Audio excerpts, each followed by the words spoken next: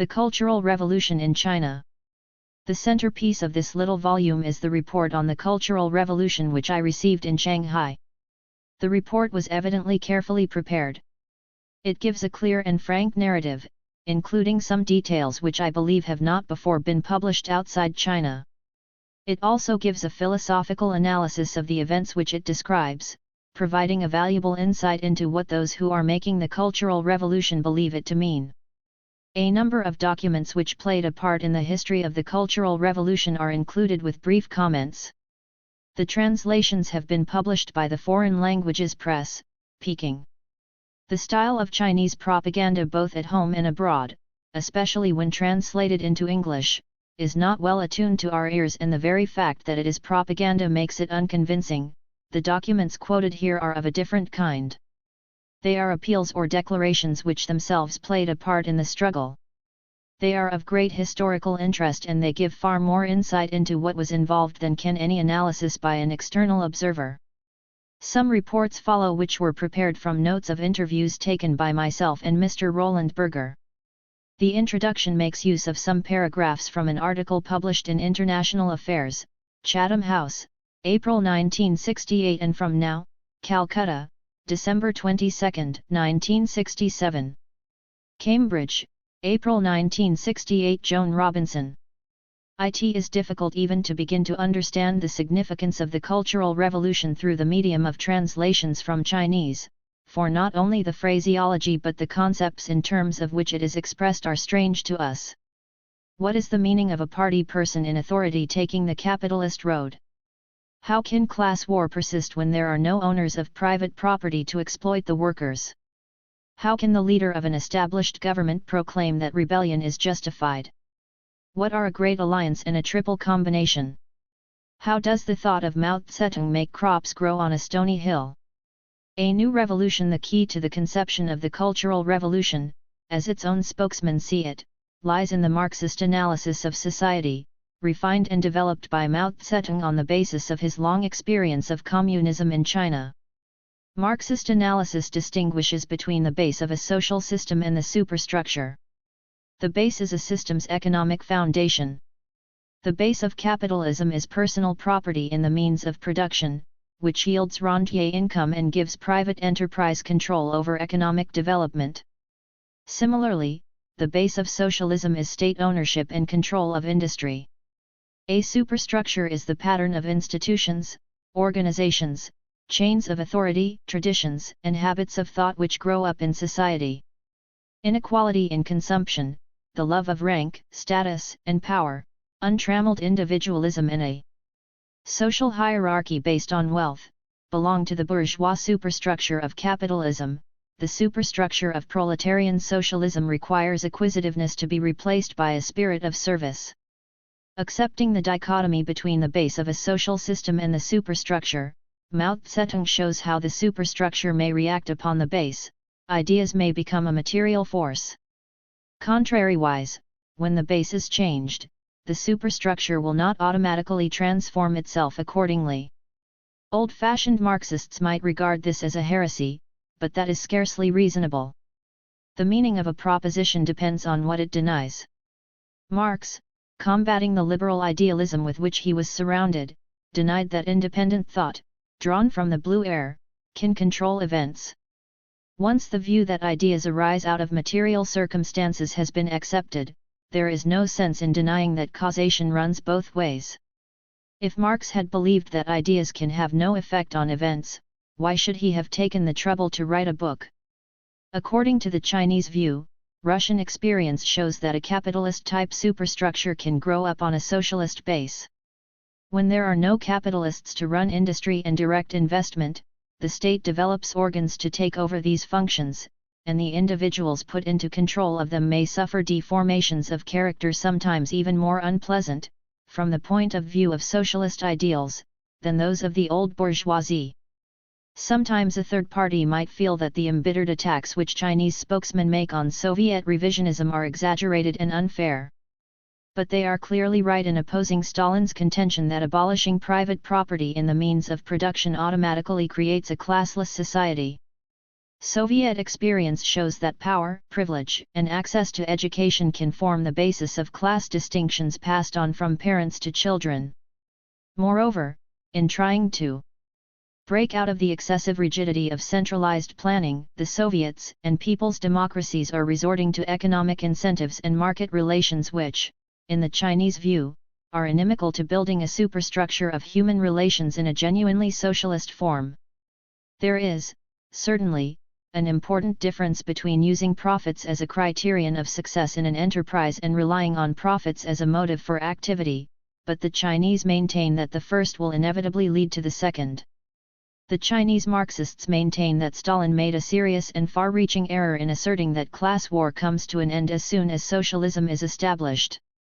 But the public is taught to revere him as a great socialist, whereas we think of him as the very archetype of the organization man. His profile, so grim to us, appears on many a hoarding, as one of the prophets of the Old Testament, with Marx, Engels, and Lenin.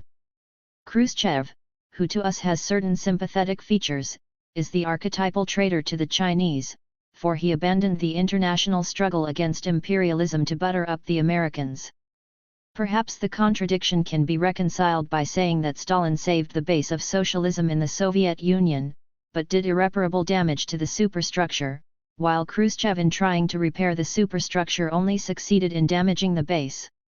There is a curious convention in Chinese politics of not naming anyone by his name until his status has been officially pronounced upon asterisk as long as he remains in limbo. Liu Xiaochi, the leading target of the Cultural Revolution, is referred to as the Chinese Khrushchev. For us this has wrong associations. Liu represented what we think of as a Stalinist element in the Communist Party. The party persons in authority taking the capitalist road, whom we may call the rightists for short, were accused of *CFP 93. Plus this expression is used in a specific sense for those who were imitating the Soviet model. They were accused of carrying out their work in an authoritarian manner, developing a superior attitude to the workers, forming gangs to protect each other, and taking advantage of their position to gain privilege and amenities for themselves. They were taking the capitalist road in the sense that they obstructed socialism in the superstructure. And if a bourgeois superstructure is not pulled down in good time, in the end it will destroy the socialist base. The aim of the Cultural Revolution is to carry socialism into the superstructure and to root out from it all remnants of bourgeois ideas and a bourgeois way of life. In the Soviet Union, the old middle class was almost completely wiped out. The new class developed afresh. In China, a great part of the middle class welcomed the victory of the communists over the miserable, corrupt regime of the Kuomintang. They were willing to work with the new government in reconstructing the country. At the same time, they were necessary to it, since the mass of peasants who had won the civil war could not provide the personnel to run the administration, develop industry and, least of all, to man the greatly extended education services that the new regime required. Many middle-class people turned over and believed that they had become socialists, but the change did not always go deep. In China the rightists in the party could find sympathy and support in the old middle class, and indeed were often of middle-class origin themselves. The Chinese conception of class is not quite easy to grasp.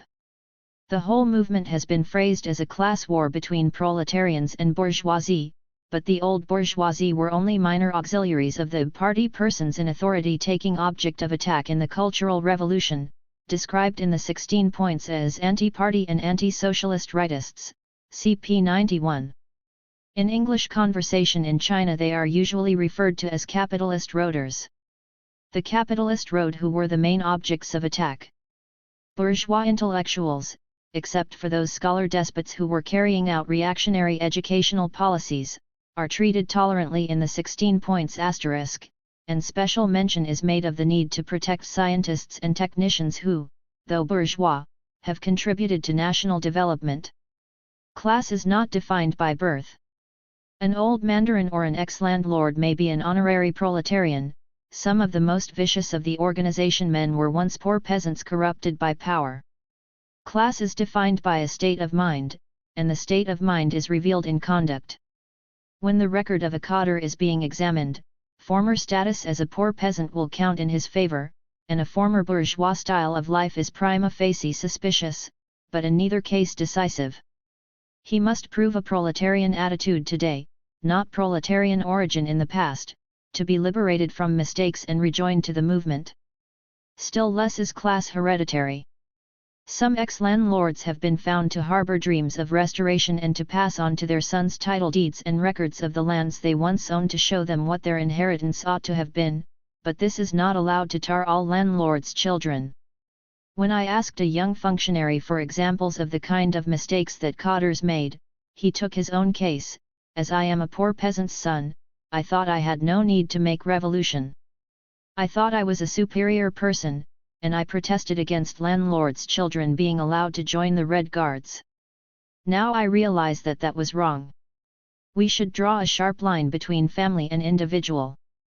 Some of the bad characters who infiltrated the Red Guards and made mischief turned out to come from highly placed party families, a well-known phenomenon in the Soviet Union. The onus of proof is on everyone to show by his attitude of mind and his behavior that he is a true proletarian. See below p. 89.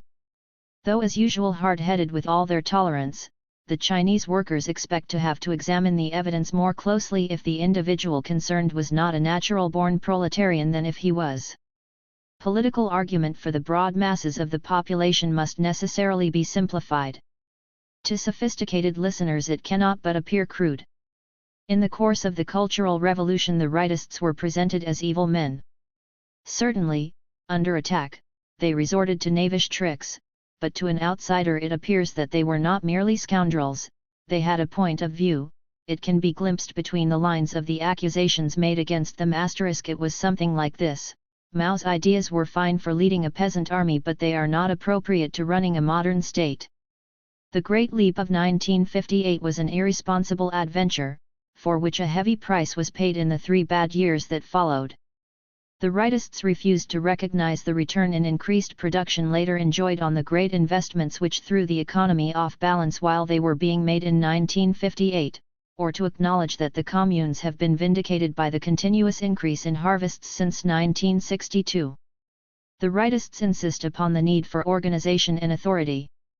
Every army and every industry in the world is run on the basis of a chain of command from the top downwards.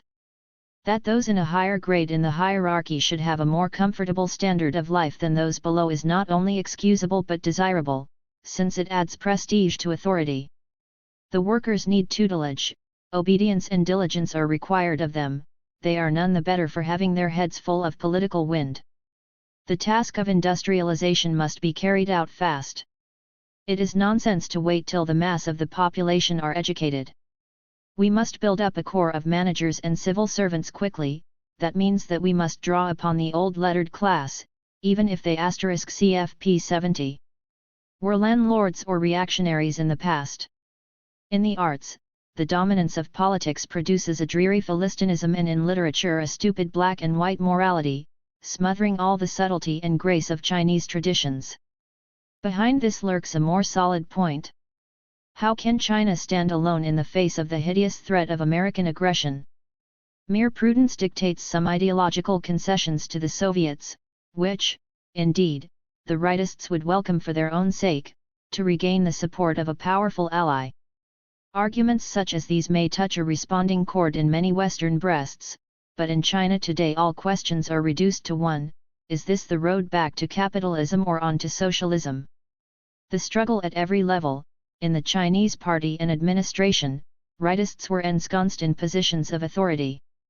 At the top was an organized group, evidently with wide ramifications, who were preparing to take power. There was no need for a coup.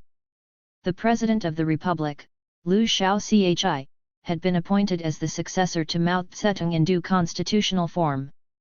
They had only to wait for the moment when they would be *free to set about running the country according to their ideas. Meanwhile, Mao was an indispensable figurehead, but the organization men could gradually get their supporters into place and gain more and more control over policy. This was particularly important in the field of education. In principle, education was being democratized, but in practice it was building up an elite. The children of the old middle class naturally had an advantage over the children of peasants and workers as long as the old styles of formal education and formal examinations were preserved. Under guise of maintaining academic standards, class stratification was being solidified. The preliminary skirmishes against the position of the rightists took the form of articles criticizing some literary works which were accused of making attacks upon the chairman in various disguises. Peng Chen, the mayor of Peking, had been leading a committee to discuss the question of socialist culture. This was the origin of the name Cultural Revolution, which now has a much wider meaning. He produced a pussyfooting report, without consulting his colleagues, which was repudiated by the Central Committee in a document published on May 16, 1966. This gave a hint to a number of people, whose suspicions had been aroused by troubles in their own work, that there was something wrong on high. The familiar method of venting individual opinions by writing posters was used for a dramatic attack upon the head of Peking University. The publication of this poster on June 2, 1966 has come to be regarded as the first shot fired in the Cultural Revolution. The movement quickly spread to other institutions, and was soon followed by an outbreak in a number of factories of criticism on leading party men in their administration. The rightists reacted sharply. Using the authority of the party, they appealed to the biddable majority and isolated the rebels. Their counterattack, picturesquely described as a white terror plus, for the most part consisted only in abusing the dissidents and confusing their minds with the argument that to attack a representative of the party is to attack the chairman himself. In some places it was pretty rough. In some, the rightists, getting rattled, only made fools of themselves. At one institute, for example, they ordered the service staff to cut off electricity and close the students' canteen. The rebels worked by candlelight and built themselves a cooking stove. In many institutions and enterprises the rebels were pressed very hard, but they evidently had allies higher up. The principle of Peck *CP 71. CP 80. $CP 142. Ing University was dismissed, and the party committee of the city was reorganized. All this while Mao Zedong was out of town. The only overt reaction he had to the situation was to swim the Yangtze so as to indicate that he had not yet got one foot in the grave. At the end of July he returned to Peking. On August 5 he put up his own poster, under the title "Bombard the Headquarters *." On August 8 the Cultural Revolution was formally adopted as party policy. The Central Committee promulgated the guidelines for it, which become known as the 16 Points. Rebels took heart. Student groups organized as Red Guards flooded into Peking and Mao Zedong put himself at their head. The movement, however, was still bubbling up from below, with little control from above. The limits set by the 16 points, which are moderate and humane, were often surpassed.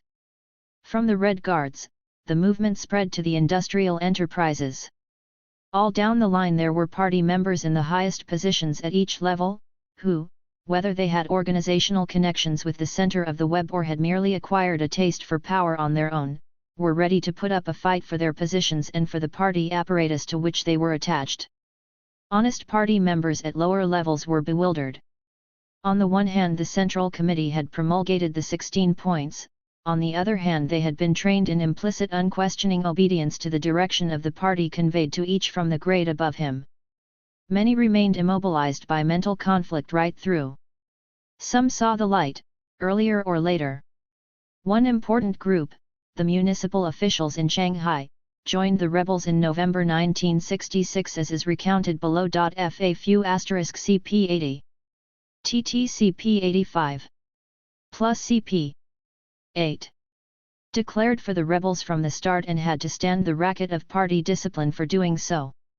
There was a long, tough struggle between the rightists and the rebel groups in the factories, rising to the level of city and provincial governments. There were serious clashes in some places where the rightists had mobilized mass support for themselves.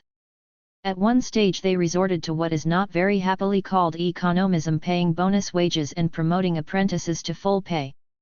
The expression is derived from the Russian term used by Lenin in What Is to Be Done.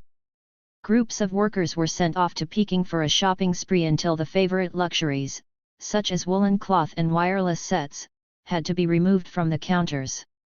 The rebels overcame this attack. Workers returned the goods and paid back the money to their enterprises. The effects of economism in Shanghai are described in Chapter 2. The fact that it cropped up at the same time in centers all over the country suggests that it was a move directed from the center of the web. The Cultural Revolution is sometimes represented as a party purge. It is true that a certain group of leaders was deprived of power, though the sanctions against them were not in the Stalinist style, but the movement was carried out in a way unknown elsewhere. The rank and file in every enterprise and institution was called upon to criticize the cadres with whom they had been working. The people were to re-educate the party and at the same time to learn that the party was necessary to them. In the 16 points there is a clear distinction between two kinds of opposition to the Cultural Revolution, the anti-socialist rightists and the remnants of bourgeois society. The attack is concentrated on the former, the rightists in the party. In the course of the movement, the bourgeoisie outside the party were to be weaned from old ideas, culture, customs, and habits, but not personally attacked except when they had committed crimes to be dealt with by the law. Bourgeois scientists and technicians were to be protected.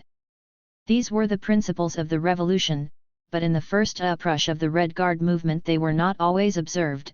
Bourgeois intellectuals who had committed no offense except to be bourgeois intellectuals were subjected to cruel humiliations.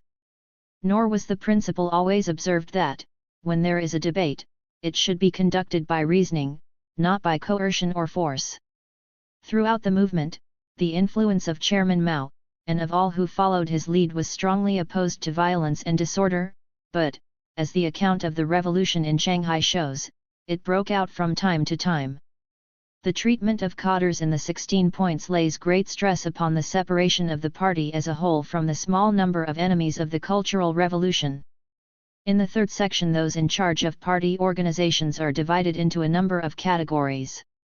Some are playing a leading part in the Cultural Revolution, some are terrified of taking a clear line. Some who are conscious of having been on the wrong side are afraid of being exposed. If they make an honest self-criticism they can redeem their position, but if they try to cover it up, they will inevitably make more mistakes. Some are actively working for the rightists. This describes the position at the time when the document was promulgated. In the fifth section it is stated that in the end less than 5% of the cadres will have to be rejected. The eighth section gives a summary of 4 categories of cadres and calls for the complete overthrow of the small number of anti-socialist rightists.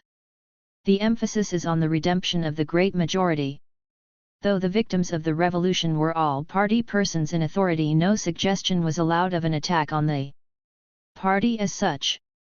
The first and most often recited of the quotations in the Little Red Book is, "The force at the core leading our cause forward is the Chinese Communist Party." Individuals who were caught on the wrong side are invited to change their thinking. The directives of the 16 points narrow the target of attack to a small handful, and even they are directed to remold themselves through productive labor. At the time of writing, the disgraced ministers seem to be living quietly in some kind of house arrest, but in factories the few incorrigible rightists are working on the very same shop floor where lately they strutted with offensive pride. After October 1, 1967, when the most turbulent period came to an end, the greatest emphasis was on liberating the cadres, reconciling the rebels with those who had at first opposed them, and developing a new kind of relationship between the people and the party, such as has not formerly been seen in any socialist country. The conception is that in the future, when the whole people have been imbued with the thought of Mao Zedong, they will not allow the cadres to depart from it. The adventure of launching the revolution and allowing the popular movement to boil up as it might was not so dangerous as it may seem, for all the while the People's Liberation Army was at hand. In case things should go wrong. In the first phase, troops intervened only occasionally to separate rival groups who had come to actual blows. The soldiers were without arms, so that they suffered more casualties than the contestants. When production or transport were disorganized, army units came in to get it going, and key installations were guarded to prevent sabotage. It was not until the end of January 1967 that the PLA was openly brought upon the scene and instructed to support the left. Intervention by the PLA is not at all like what we under *CFP 64. Stand by calling out the troops. In a typical case, described to me by a foreigner in the institute concerned, where a dispute between rival groups was interfering with production, for normally production was kept going pretty well, an argument took place after hours. 5 young men turned up with no equipment but some bedding, and held discussions and meetings for 3 days. Sometimes a reconciliation reached by these means came unstuck after they left and had to be made up again. Another chore was to get the children back to school after their heady adventures, for which the army man would use the glamour of his name and enough exercise to sweat the mischief out of them. When the leading rightists in an organization had been isolated, the main problem was to reconcile the various groups, each claiming to be the true supporters of Chairman Mao, that had formed in the course of the struggle. With October 1, 1967, the dramatic period came to an end. Posters were cleared from the hoardings, processions with drums and gongs were heard no more. Reconciliation and reconstruction were the order of the day. This marked the victory of the revolution in its revolutionary phase. At this stage, great alliances had to be formed between contending groups. The process is described in the account of the Cultural Revolution in Shanghai in Chapter 2. Alliances had to be formed not only at government level but also in every enterprise and institution. Intervention by representatives of the PLA was often called upon to bring the groups together. The next stage after the formation of an alliance was the process of liberating the cadres, that is, examining the behavior and attitudes of party members in executive positions to see who could be accepted as a supporter of the Cultural Revolution and who belonged to the tiny handful of anti-socialist rightists. When the process of sorting out the cadres had been completed in any enterprise or institution, the next stage was to call upon the cadres who had passed the test, representatives of the rebel groups, and members of the PLA to form a triple combination. In smaller establishments, the militia stood in for the army, and to set about working out a provisional organization to supervise the activities of the institution and to carry the revolution through to the next phase. It was at this stage that I visited China. The various reports in Chapter 4 date from that time, November 1967. There were many dramatic episodes in the year-long struggle up and down the country, many strange personal tales, many reversals and counter-reversals. Much is obscure even to those who lived through it, but the main line is clear enough. What took place between June 1966 and October 1967 certainly was a revolution, in the sense of an abrupt reversal of political power, carried out by a popular movement, as opposed to a coup d'état, an inter-party purge, or a general election. But it was a popular rising instigated and guided by the leader of the very regime which was established before it and which remains in being. Red Guards and rebels. The most picturesque and startling feature of the Cultural Revolution was the part played in it by school children and students. They are referred to in the 16 points in August 1966. Large numbers of revolutionary young people, previously unknown, have become courageous and daring path breakers. They are vigorous in action and intelligent. Through the media of big character posters and great debates, they argue things out, expose and criticize thoroughly, and launch resolute attacks on the open and hidden representatives of the bourgeoisie. In such a great revolutionary movement, it is hardly avoidable that they should show shortcomings of one kind or another, but their main revolutionary orientation has been correct from the beginning. This is the main current in the great proletarian cultural revolution. It is the main direction along which the great proletarian cultural revolution continues to advance. When Chairman Mao gave them his blessing, the movement spread over the whole country. At one time, it is estimated that 2 million young people from the provinces were visiting Peking.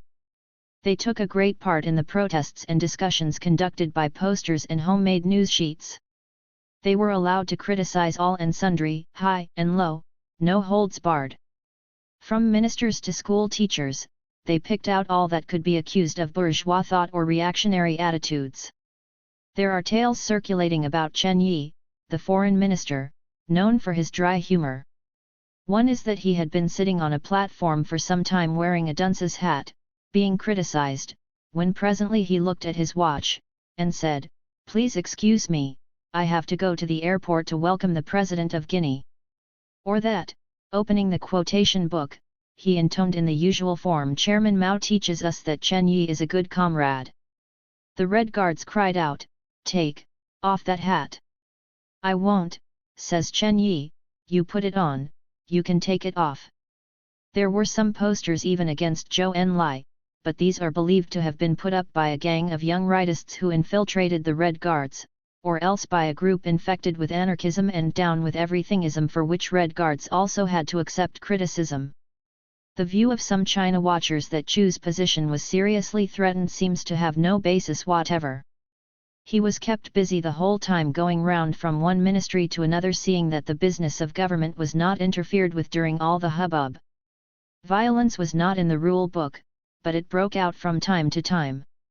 Why was the revolution conducted in this unorthodox way?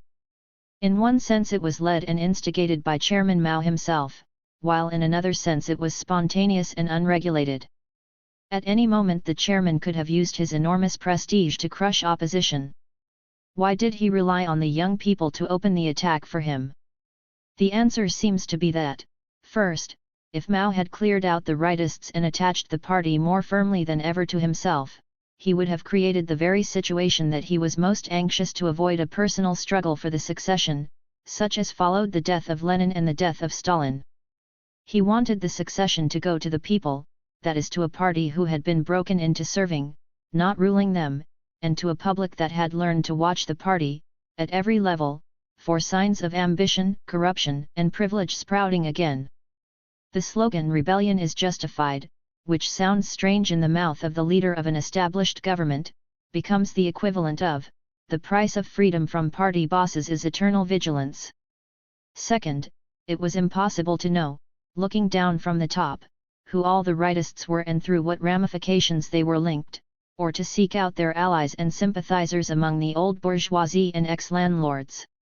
They exposed themselves by their reactions to attack, and by their demeanor under criticism or in confrontation with records of their past behavior which the student rebels dug out, as well as by cruder indications, such as stocks of arms or the title deeds of old land holdings found hidden in their houses. The famous case of the nun who was maltreated and expelled is explained in China by the allegation that Red Guards found a wireless transmitter and a wad of dollar notes in her cell. A decorous, legal procedure could never have done the job. The melodramatic and sometimes farcical aspects of the Red Guards movement have distracted attention from its importance in political strategy. By calling in the youth, Mao disguised the inter-party conflict and made it possible, by isolating a few top figures at each level while rescuing and redeeming their followers, to disintegrate the opposition without splitting the party. The rightists were used to patronize Mao, as a peasant leader, too simple-minded for the exigencies of politics in a modern state. Perhaps they are still wondering what hit them. There was another aspect of the movement. Bringing out the Red Guards was killing two birds with one stone. For some years there has been talk of the problem of the third generation, the lucky children who take new China for granted and begin to think of what they can get out of it for themselves more than of what their fathers gave to build it. Their elders had begun to fear that cynicism, sloth and self-indulgence would creep in before the economy was able to provide modest comfort for the whole people. There was some danger that trying to mold them by means of continual preaching would only produce a set of little prigs. Now another generation of teenagers and students have been plunged into the revolution and become committed to it. Running their organizations without the aid of grown UPS, and later on long marches, they learned more about politics and about their own country in a few months than they could ever have learned out of books. The education that the revolution gave to them was no less important than the political contribution that they made to it. After power had been seized, trouble broke out between rival groups thrown up in the course of the rebellion. Actual violence seems to have continued longest in Canton, though most of the foreign eyewitness reports of it would better be described as mouth witnesses. Once more the question arises, why did Mao allow it to happen? Why was the PLA allowed only to advise instead of to suppress the outbreaks by force? Once more, it was to let the people learn for themselves. The rebel groups had to realize that without the aid of the party they could not form a stable administration. After asserting the right to criticize the cadres, they had to find out that they needed their help before they were willing to accept it. The spectacle of the head of a government, which the chairman is in fact if not in form, inciting rebellion against the administration does not fit in with the constitutional notions that we are used to. This is what has most caused misunderstanding in the West and has permitted the press to represent the whole affair as mere chaos and disintegration. For the Chinese, who think of politics in terms of moral content, not legal form, it is sufficient to say that it is the great proletarian cultural revolution, led by Chairman Mao. Since it is a unique event, there are no preconceived categories in which to place it. To the historian of the future it will appear as the first example of a new kind of class war, a revolt of the new proletariat of workers in socialist enterprises and peasants turned commune members against the incipient new class of organization men in the Communist Party. The thought of Mao Zedong comfortable foreigners, however sympathetic, cannot know in their bones what it means when the young soldier, bursting with health and energy, tells them how his little sisters were sold during a famine to keep the rest of the family alive, or when the well-read party secretary tells them that his mother was a beggar. They may guess, but cannot feel the wave of gratitude, at once intimate and exalted, that goes out to all that the name of Mao Zedong stands for. The younger generation, who did not know the old China, are being steeped in the same emotion, all China is steeping in it, apart from the scattered few who refuse to be redeemed. There is an element in this of personal adoration which would be highly dangerous if its object were affected by it. But nothing could be further than Mao's style from the vanity and paranoia of Stalin's last years. The prestige of Mao is a national asset and he is using it, very coolly, to preserve unity in the face of sharp political conflict. Indeed, it is hard to see how he could have turned the trick without it. The main emphasis, however, is not upon the mortal man but on the immortal scriptures. There is pasture for subtle minds amongst the selected works, but the pieces chosen for the widest popularization are simply written to touch the hearts and confirm the resolution of peasant soldiers in the long hard wars that led to the liberation. The thought teaches us that we must serve the people wholeheartedly, without calculation of loss or gain, that we must be on guard against the sophistries of disguised self-interest. It teaches that problems can be solved. To solve a problem it is necessary to analyze it correctly, mistakes must be examined so as to draw lessons from them, failure must be met with fresh determination. Problems must be discussed with others and mutual criticism frankly accepted, whether the problem is terracing an eroded gully, setting up a political organization or rooting out false conceptions from one's own mind. The power that moves mountains does not lie in these unexceptionable precepts, but in the resolution simply and sincerely to carry them out. All this may sound idealistic or even sentimental, but it has a very practical advantage. China still has long years of toil and accumulation lying ahead before she can establish an unassailable position as a great modern nation. High morale is much more economical than incentive wages. The claims of the ideal seem much less extravagant in a socialist setting than they do to us. Of course it is not quite historically accurate to identify self-interest with capitalism. Other economic forms are not immune from it. Besides, a modicum of self-interest is indispensable in human life. Ambition and love of praise make a baby learn to walk. All the same, it is true that in a commercial society, everyone, not only the great exploiters, is under a constant pressure of competition which sharpens egoism and blunts generosity. When this is combined with a religion which preaches, love thy neighbor, and, take no thought for the morrow, public morality develops a horrible squint. Moreover, the Chinese were well prepared by their past traditions to find a morally coherent way of life. Their religion was never theological, but based upon right conduct in this world. A young Englishman who worked in China during the period of social disintegration under the Kuomintang, made these prescient comments on the generation he learned to know. One thing is certain, the collectivization of conscience which in the present anchorless state of society is China's greatest source of danger, will also prove to be her very precious heritage and a unique source of strength just as soon as new and more vigorous ways of thinking come up from the people to break the bonds of bureaucracy. The Chinese people's great flair for democracy is seen very clearly in the workings of the Paochia ** system at its lower levels, for in its practice, the old 100 names give constant proof of their amazing reasonableness, tolerance, and gift of practical coordination. An organization of groups of 10 households, through which the KMT controlled the populace. Plus the Chinese man in the street. But the real hope for democracy lies in these characteristics themselves and not in the system which, for want of a better outlet, now gives them expression. At its worst, the Pao-Chia system is almost pure fascism, and may well have served as inspiration for the system by which Hitler brought party discipline into German families. In its best and fortunately still most common form, it is no more than a democratic distribution of the class burden, a government of the people by the people for the officials. The Chinese peasant takes it because he is the Chinese peasant, and because, by nature of the society in which he lives, once he can read enough to understand what is going on, he ipso facto no longer belongs to the old 100 names, but is a member, however humble, of the privileged classes. The identification of literacy with privilege is still, after 35 years of the Republic and state education, the enemy of Chinese democracy. For it utterly precludes that most essential condition of all democracy, not, surely, the existence of wise and privileged rulers, but the existence of a self-confident, opinion-forming, idea-generating people.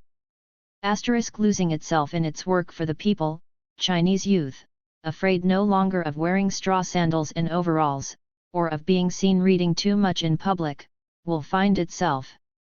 Patriotism will be based on popular national achievement instead of on half-baked upper-crust Westernism. Modern ideals of democracy and productive efficiency can be brought safely down to Chinese earth, and linked with the peasant's amazing aptitude for democratic forms of action, an aptitude now but half seen through the dark glasses of the Pao-Chia system. And who knows that a new form of collective face will not quickly emerge, under which everyone competes with his neighbor to get a reputation for unstinted social effort. It is precisely this that the Cultural Revolution aims to supply. Fruition. The Story of George Alwyn Hogg, by Rewi Ali. Caxton Press, Christchurch, New Zealand 1967. pp 107, 133-4 and 145. A People's Army. One of the main issues between Mao and the rightists, going back to the removal of Peng Dehuai from the Ministry of Defense in 1959, was the character of the army. This episode was the target of Wu Han's play, discussed in Chapter 2. The rightists supported orthodox military conceptions and dismissed Mao's ideal of a truly proletarian army as a romantic daydream inspired by nostalgia for the caves of Yan'an, holding China back from building the modern armed forces that she needs. Under Peng's influence, the Soviet model was followed and even uniforms imitated the Russian. Lin Pia reversed the trend. At one stage, commanders were required to serve in the ranks from time to time in other units, so as to learn the soldier's point of view. Now the return to the old Yan'an style has gone much further. There are no badges and no permanent ranks. The necessary hierarchy is created by appointing suitable men to the appropriate positions of leadership. All eat, sleep, and study the thought of Mao Zedong together. When men positively want to learn, military training does not take up so much time. The soldiers run farms to feed themselves and go out to help the commune members when they are short-handed. The old guerrilla tradition, that the army are fish swimming in the waters of the people, is cherished more than ever. No one has suggested that this peculiar way of doing things undermines discipline, for even the least sympathetic student of Chinese affairs has to admit that no army in the world has such perfect discipline as the PLA. Let us hope that no one is seriously thinking of testing them again as a fighting force. Like many aspects of Mao's policy which seem extravagantly idealistic, there is a practical side to the concept of a people's army. Consider recruitment. The communes offer complete economic security, at the level that each has succeeded in reaching. No one will turn to the army for the old reason, as refuge from misery. Selective service, when the boys chosen bitterly envy those that remain at home, is not good for morale. For the officer class in any country, however, the attitude is quite different. The men are taught to feel that it is natural for officers to be drawn from amongst their betters, who cannot be expected to rough it as they do. A conventional army preserves something of the traditions of feudalism. For officer cadets it promises an honorable career, with social status and a tinge of glamour. Candidates are not lacking, and a conventional army can pick and choose the most suitable. This situation exists in China for ordinary recruits. Young men in the militia in every village are eagerly equipping themselves to qualify for the honor of being chosen to serve. Thus the apparently romantic idea of a classless army is serving a very practical purpose. The concept that every kind of service is equally honorable is instilled into all ranks by the study of Mao's writings. The Book of Quotations is in daily use, and the little article "Serve the People" is a source of inspiration. Nowadays foreigners are taken to visit a unit of the PLA to learn about the study of the thought of Mao Zedong. A recent recruit recounts his case. He joined the PLA from junior high school and thought of himself as an educated man. He expected to be a tank driver, or at least to learn rifle shooting. But to his chagrin he was detailed to the piggeries. He was so much ashamed that he avoided meeting his old school fellows and he could not bring himself to tell his girlfriend what he was doing. The political officer got him to read "Serve the People" and talked it over with him. He learned to feel that there is no low or high in service. He came to love his pigs. He saved the life of one that was sick by nursing it day and night. When his girlfriend came to visit him, the first thing she asked was what work he was doing. Putting on a solemn air, he said, "My work is very onerous and very honorable. I am serving the people by minding pigs." She laughed. "Why are you so pompous? Why don't you say simply that you are working in the piggery? I don't believe that you have read "Serve the People." When the PLA men go out to help commune members with the harvest, they show them by example and precept how to carry the thought of Mao Zedong into daily life. The economy, as the next chapter will show, there were moments during the turmoil of the struggle against the rightists when production was disrupted in some places, and after the rightists had been dismissed, bickering between rebel groups caused fresh trouble. On the whole, however, work was kept going in a remarkable way. The great release of energy, the determination of the rebels to show that they were fulfilling Mao's demand to grasp revolution and stimulate production, and the possibilities of cutting out red tape and reducing the ratio of administrative personnel to productive workers, led to such high rates of output that many enterprises overtook arrears and fulfilled their planned assignments for the year 2 or 3 months ahead of schedule. Our China experts, of course, will deny that this is possible, but let any British factory manager ask himself what would happen to output if his operatives actually wanted to increase productivity, without demarcation problems or fear of redundancy, and would freely exchange ideas with his engineers about how it could be done. In the countryside, far from impeding production, the Cultural Revolution helped to make the harvest of 1967 the greatest in the recorded history of China. There has been a succession of ever-improving harvests since 1962, and in 1967, though the weather was favorable, there is no doubt that high spirits contributed something extra. Imports of wheat, which save transport in feeding the great coastal cities, are offset by exports of rice. No doubt natural disasters will come again, but every year the area of land in which water is under control is extended bit by bit, stocks of grain are being built up all over the country and technical methods improved, so that the old helpless dependence on the weather grows less. The old tale that the agricultural communes collapsed after the Great Leap dies hard. The communes were formed by linking neighboring cooperative farms all over the country in 1958, in a rush of enthusiasm. They were invaluable during the 3 years of disaster which followed, for they formed an administrative network which could deal with rescue operations and control relief where harvests failed. But they had been formed very hastily, the necessary psychological preparation had not everywhere been made, and some extreme ideas, such as abolishing private plots and distributing food according to needs rather than on work points, proved to be far ahead of the times. During the bad years, reorganization took place. The extremist policies were abandoned. The team, a small group of 20 or 30 families, became the accounting unit for the distribution of income and the control of manpower, local fairs were organized to encourage private household trade. The direction of national investment was changed to favor agriculture, and supplies of consumer goods were made available so as to induce the peasants to want to earn money. This might be regarded as a kind of new economic policy, but Lenin intended the NEP as a temporary device in face of difficulties, which was to be reversed as soon as they were overcome. The rightists in China advocated these measures as permanent and wanted to push them further. Recovery, starting from 1962, and the fruits of the huge effort of investment made in 1958, began to show that the Great Leap was not a failure after all, but the rightists were reluctant to admit it. In 1964 the campaign for clean UPS, in respect of political, ideological, organizational, and economic aspects of life and work in the communes, was a kind of dress rehearsal for the Cultural Revolution.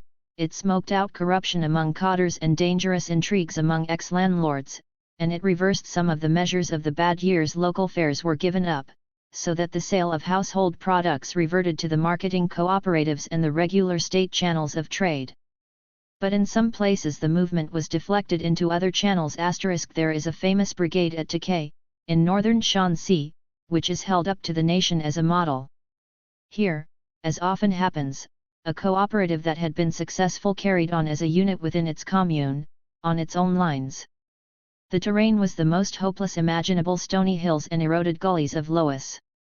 The brigade set about creating cultivable land for themselves by the laborious process of building walled terraces on the hillside and filling them with soil. In 1963 they were struck by a deluge which washed away most of their work and completely wrecked their village. Refusing state aid to which they were entitled, they rebuilt both fields and village and then extended the work, so that now they have ample land to support themselves and to contribute to feeding the nation. The rightists in the province found all the song about these achievements gall and wormwood. They took advantage of the clean UPS to challenge the figures of crop yields put out by Takai, saying that they had understated the area of their land and overstated their harvest. The villagers, saying, "Is this 4 cleans or 4 dirties?" stuck to their statements. Joan heard of the affair, and declared that national honor was involved. The matter must be cleared up. A huge team was *CFP 82 sent in to measure every plot and count every grain. The brigade was vindicated. They are now advancing towards some of the conceptions which were premature in 1958. They have simplified the work point system and have one grand day of settlement every year, instead of nagging over them every evening. Other communes, following the light of their example, have got down to once a month. Private plots were given up after the flood. This autumn, grain was distributed by asking everyone how much he would need for the following year. Only money income went according to work points. Needless to say, these achievements were due to personal leadership. The party secretary was a local peasant of heroic mind. But the example can be reduced to a system once it has been pioneered. There is another aspect of the Takai story. There are very great differences in the level of income per head obtainable in different communes for reasons of economic geography. This gives rise to socialist rent. Moreover, it sets up a cumulative movement.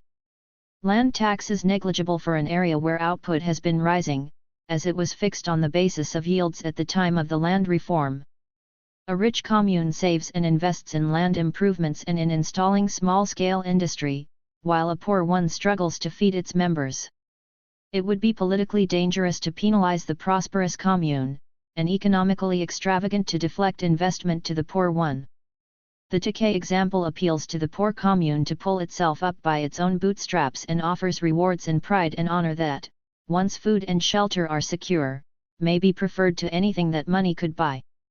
Thus apparently starry-eyed idealism is found once more to be based on solid Chinese common sense. The old socialist slogan "production for use and not for profit" is not at all easy to implement when it comes to the point.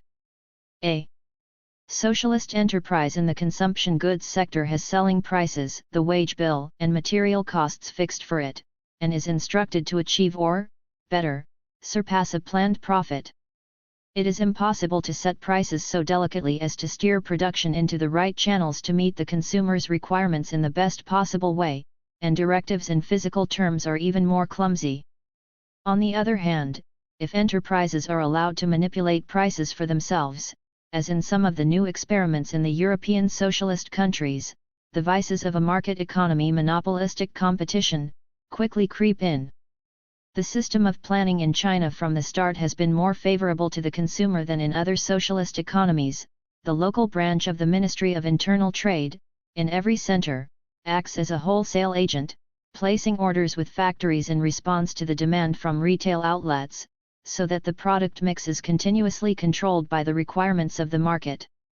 Consumers' sovereignty does not always have a good effect upon design, for, alas, in China as much as anywhere else, the natural good taste of the peasant collapses at the first sight of industrial products. Only the national minorities still keep up some resistance and insist on traditional patterns. Even so, control cannot be perfect. Under the policy favored by Liu Shaoxi, the profit criterion was dominant and sometimes conflicted with human needs. For instance, in a knitting factory, children's socks carried a smaller profit margin than larger sizes, so that under the Liu policy the shops were starved of them. To remedy this by raising the factory price of children's sizes and then subsidizing them would be the correct solution according to market principles, but it is much simpler for the workers to decide to produce them because they are wanted. To take another example, shops in the cities cannot yet afford to run delivery services, but the girls serving in the vegetable markets make it their business to find out if there are lonely old people in the district who have no one to shop for them, and carry them supplies without extra charge. The commune cooperative shops send out to remote uplands when workers are too busy in the fields to come into the village. In such ways the neighborless spirit of country life is carried into commerce. The aim of Chinese socialism is to make use of all the technical achievements of modern industry without the dreary boredom and dehumanization of personal relationships that accompany it everywhere else. There is no point in arguing a priori about whether it is possible. They have got some way already and they do not mean to turn back. The arts devotees of Chinese history and art must hibernate for a while. Among the quotations in the Little Red Book we find, works of art which lack artistic quality have no force, however progressive they are politically. Therefore we oppose both works of art with a wrong political viewpoint and the tendency towards the poster and slogan style. But for the time being the latter point is not observed.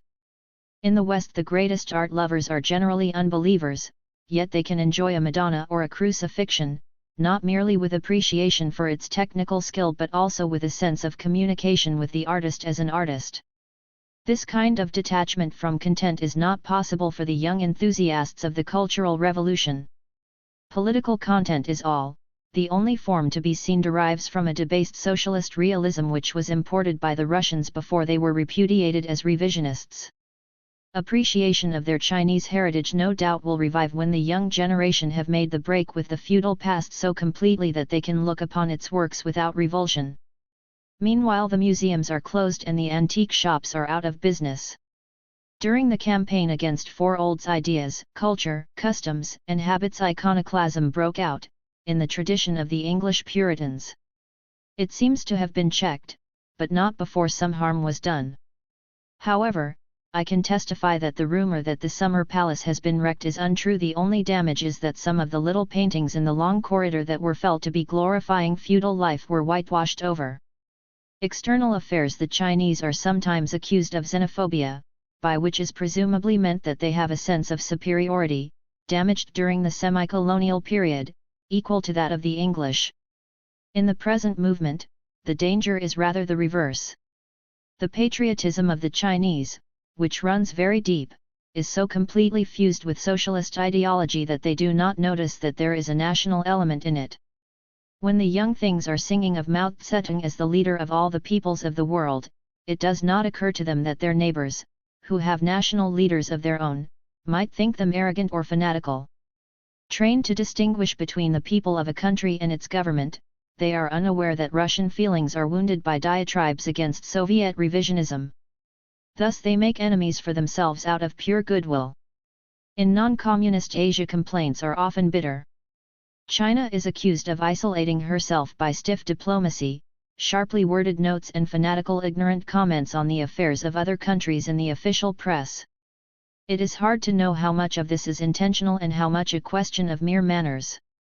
During the period that they were on good terms with the Russians, they took over the heavy, offensive style of controversy among Western Marxists. It is to be hoped that in the present campaign against revisionism it will be recognized and corrected. We must keep a sense of proportion, however. Those very newspaper readers in Asia who are most indignant about Chinese pronouncements, learn that the CIA is corrupting their students and arranging to murder their statesmen with amused detachment.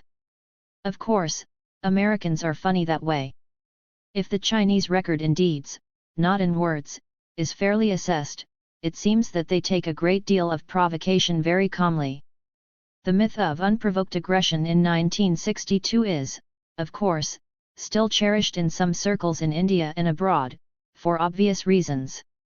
As for the diplomatic gaffes of the Red Guards, it is easy to see that the enthusiasm of youth, fed on a strong diet of anti-imperialism and anti-revisionism, would inevitably overflow the bounds of correct behavior between sovereign states. Episodes such as the burning of the British Chancellery in Peking were certainly not in the program outlined in the 16 points. The authorities were evidently in a dilemma. Correct diplomatic etiquette demanded that the Red Guards should be checked even if it meant using armed police. The conduct of the Cultural Revolution demanded that they should be free to make mistakes and that they should not be confused by any contradiction of the simple doctrine that imperialists and revisionists are representatives of an evil thing. The solution was to let them shout in public and give them a dressing down in private for violating the strict injunctions against violence in the 16 points. So far as the campaign against imperialism is concerned, the Chinese leaders are calling more emphatically than ever for worldwide revolt, but they are also insisting more emphatically than ever that each nation must liberate itself by its own efforts. At the same time they have declared that if they are attacked, frontiers would have no more meaning. Who is willing to stand as a hostage for the USA? Meanwhile, China continues in her policy of refraining from all but verbal protests under provocations that grow more and more blatant. She has everything to gain by keeping out of trouble. No regime in the world is less in need of foreign distractions. There is certainly a military element in the Cultural Revolution, but it concerns defense in the literal sense, not in the double-talk sense that we are used to. The PLA, for all its civilian work, is kept at constant combat readiness, to train a militia, to build up stocks of grain in every village, to inculcate self-reliance, so that local units can carry on when the center is disrupted. These are preparations to frustrate an attack on their own soil. The H-bomb is a warning not to attempt it.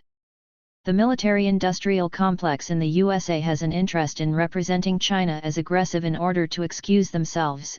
It is not easy to make their case sound plausible. The Chinese authorities are building up the economy of a huge country, still poor but well equipped with natural resources, and now they have committed themselves to doing so without taking any shortcuts, in a genuinely democratic manner. The Cultural Revolution makes the accusation of aggressiveness less plausible than ever. The way ahead to overthrow and discredit the rightists and form new organs of power was only the first round of the Cultural Revolution. It was removing a blockage to the socialist road that now is to be followed. The first necessity, adumbrated already in the 16 points *, is to reconstruct the educational system, so as to cut at *CP 93. The root of class privilege and to prepare the young generation to serve the people with knowledge and skill as well as political enthusiasm. It is easy enough to denounce what was wrong with the old Mandarin style, it is not so easy to establish the system of selection, methods of teaching, the syllabuses, and the tests of qualification that suit the new society. All this is in the melting pot with pupils and teachers experimenting together *. At the same time, the new relations between the party and the people at every level have to be accepted on both sides, consolidated and formalized. The eternal conflict between the needs of organization and the claims of democracy cannot be settled at one blow. To develop a modern industrial state, especially under threat from a powerful enemy, needs planning, coordination, and unified command. A government hierarchy working through a bureaucratic apparatus cannot be dispensed with. However much the leaders may be dedicated to revolutionary principles, authority breeds love of power and bureaucrats become bureaucratic. The Cultural Revolution has swung the balance violently against organization towards popular spontaneity. How can it be kept from gradually creeping back? The conception which underlies the Cultural Revolution is that the reconciliation of democracy with good order can be made by imbuing the whole nation with the ideology expressed in the phrase "serve the people." Ideology is necessary in any administration. It is impossible for every detail to be covered by a book of rules. There must be an accepted attitude which makes everyone know which is the proper way to decide individual cases. The overpowering emphasis on the thought of Mao Zedong in education, propaganda, entertainment, and art is intended to develop an attitude of mind and habit of work that will put, as it were, a ratchet behind the achievements *CFP 143 of the Cultural Revolution and prevent them slipping away. Mao himself is realistic, however, and cheerfully remarks that it may well be necessary to have another cultural revolution after 15 or 20 years. In the winter of 1967 the movement had turned inwards. The directive was we must combat self-interest and eradicate revisionism in our own minds. None of the great religions has succeeded in producing a satisfactory society. The purpose of the thought of Mao Zedong is to create a setting in which the claims of the ideal are not at variance with the necessities of daily life. The following account of the Cultural Revolution was given to me in November 1967 by a member of the committee then forming the temporary organ of power in control of the municipality of Shanghai. Reflections and comments of my own are in parenthesis. I have shortened some of the standard phrases, such as the top party person in authority taking the capitalist road, and the Great Proletarian Cultural Revolution. The cross-headings are mine. Introduction: All political struggle is a struggle for power. There have been 3 milestones on the road to socialist revolution. The first was the Paris Commune. It failed, but through it the proletariat gained valuable experience. The October Revolution was the first successful proletarian revolution. The Cultural Revolution is the first case of a revolution taking place under an already established dictatorship of the proletariat. Why was it necessary to carry through another revolution after power had been seized, and why should the Chinese Communist Party and the Chinese proletariat initiate such a revolution? The reason lies in the objective law of class struggle. Every revolution should be consolidated sometime after its initial success. The class enemy will not be reconciled to his fate. After being dispossessed, the bourgeoisie struggles for restoration. It is to be observed that the Communist Party is given credit for initiating the Cultural Revolution and the enemy is identified with the old bourgeoisie, while at the same time it is stated that the revolution was essentially concerned with seizing power from party persons in authority taking the capitalist road. In this there is a certain tendency to give propaganda a color that will protect the party as such from being held up to obliquity, but it arises mainly, I think, from the Chinese way of thinking in moral rather than legal categories. Proletarians are not only workers, but also all who have a proletarian point of view, ex-poor, and ex-lower middle peasants on the communes, and all good and loyal followers of Mao Zedong's thought from whatever social stratum. The bourgeoisie includes feudal elements, ex-landlords, and cadres who have taken a wrong turn, as well as the old literati and ex-capitalists. The bourgeois revolution leaves property intact. The proletarian revolution seizes property. The propertied class attempts a restoration. Many times in history a revolution has been succeeded by a restoration. In the Soviet Union, counter-revolution was defeated, private property had been transferred to the state, but they failed to make a cultural revolution. Bourgeois ideology was not remolded and proletarian power was corrupted by it. A kind of restoration of capitalism was made by Khrushchev in 1956. Here again history is colored by Chinese experience. The chief crime of Khrushchev was in the sphere of foreign policy. All the blame for revisionism at home is heaped upon his head. The notion that it was Stalin who made Khrushchev inevitable is not enlarged upon. The sad lesson of revisionism in the Soviet Union gives us warning that removing property is not enough. The revolution must be carried into the superstructure of the economic system. In China, also, after the success of the revolution in 1949, class struggle persisted and reactionary forces were attempting restoration. In the 18 years since the liberation, the bourgeoisie have made three main attacks. In 1951–2 they made use of the economic power still in their hands to try to deflect the dictatorship of the proletariat. In this context, the bourgeoisie has its normal meaning of the old class of capitalists and functionaries who had been dispossessed. The Communist Party defended the revolution by counter-attacking with campaigns against the three evils, and the five evils. In 1957 rightists made an attack in the field of politics and ideology. They made use of the remnants of political power that they had been allowed to keep, and of the prestige of intellectuals, who were still irreplaceable in the administration and the educational system. The anti-rightist movement of 1957 was a defense against this attack. In the 3 bitter years of harvest failures and the withdrawal of Soviet aid, 1959, 1960 and 1961, the bourgeoisie launched an unprecedented great attack. This time party persons in authority were responsible rather than the old bourgeoisie. They attacked in the field of ideology. They used the radio and the press to make propaganda for restoration. Here restoration means revisionism on the Khrushchev model, the use of economic incentives, encouragement of private trade and so forth. They proposed many political ideas which had the tendency of restoring capitalism, and many of their schemes were wholly or partially carried into effect. During this time the influence of certain party persons in authority who were taking the capitalist road came to a high tide. In some the three evils, san fan, were vices amongst government officials: corruption, waste, and bureaucracy. The five evils, wu fan, were vices of the capitalist businessmen who, at that time, were not yet absorbed into the socialist system: bribery of government personnel, tax evasion, theft of state property, cheating on government contracts and stealing economic information. Enterprise's power was usurped by them. It was for this reason that the Cultural Revolution was necessary. It is a struggle for political power, that is, for the seizure of power from these party persons in authority. Chairman Mao's pronouncement, "To rebel is justified," means, in this case, to seize power from the top party person. Marxism teaches that the proletariat must seize power from the bourgeois state. This is the first stage of the establishment of socialism. Under the leadership of Lenin and Stalin, the proletarian revolution was successful against the bourgeoisie. This was the second stage.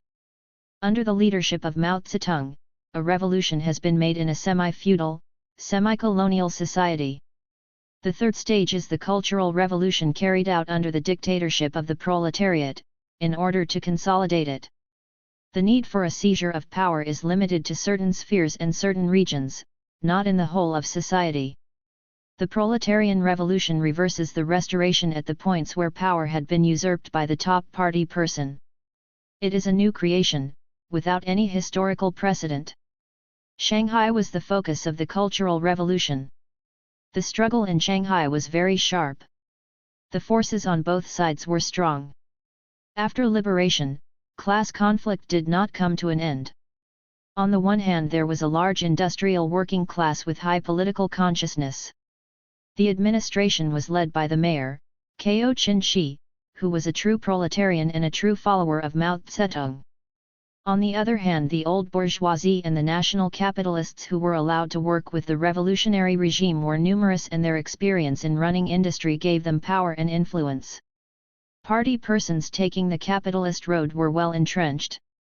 Chow Tai-chu, who succeeded Ko as mayor after his death in April 1965, and Chen Pei-shian, who then moved up from second to first secretary of the City Party Committee, turned out to be strong and bitter adversaries of Chairman Mao's policies. In Shanghai, the Cultural Revolution was the final great battle between these opposing forces. The battle was fought out in three stages. Skirmishes in the field of culture. As Chairman Mao has pointed out, a political movement must begin with the formation of public opinion. This is just as much true for the counter-revolutionaries as it is for the proletariat. In 1963, bourgeois ideology was being attacked by the transformation of Peking opera, in which Chang Qing, the chairman's wife, played a leading part.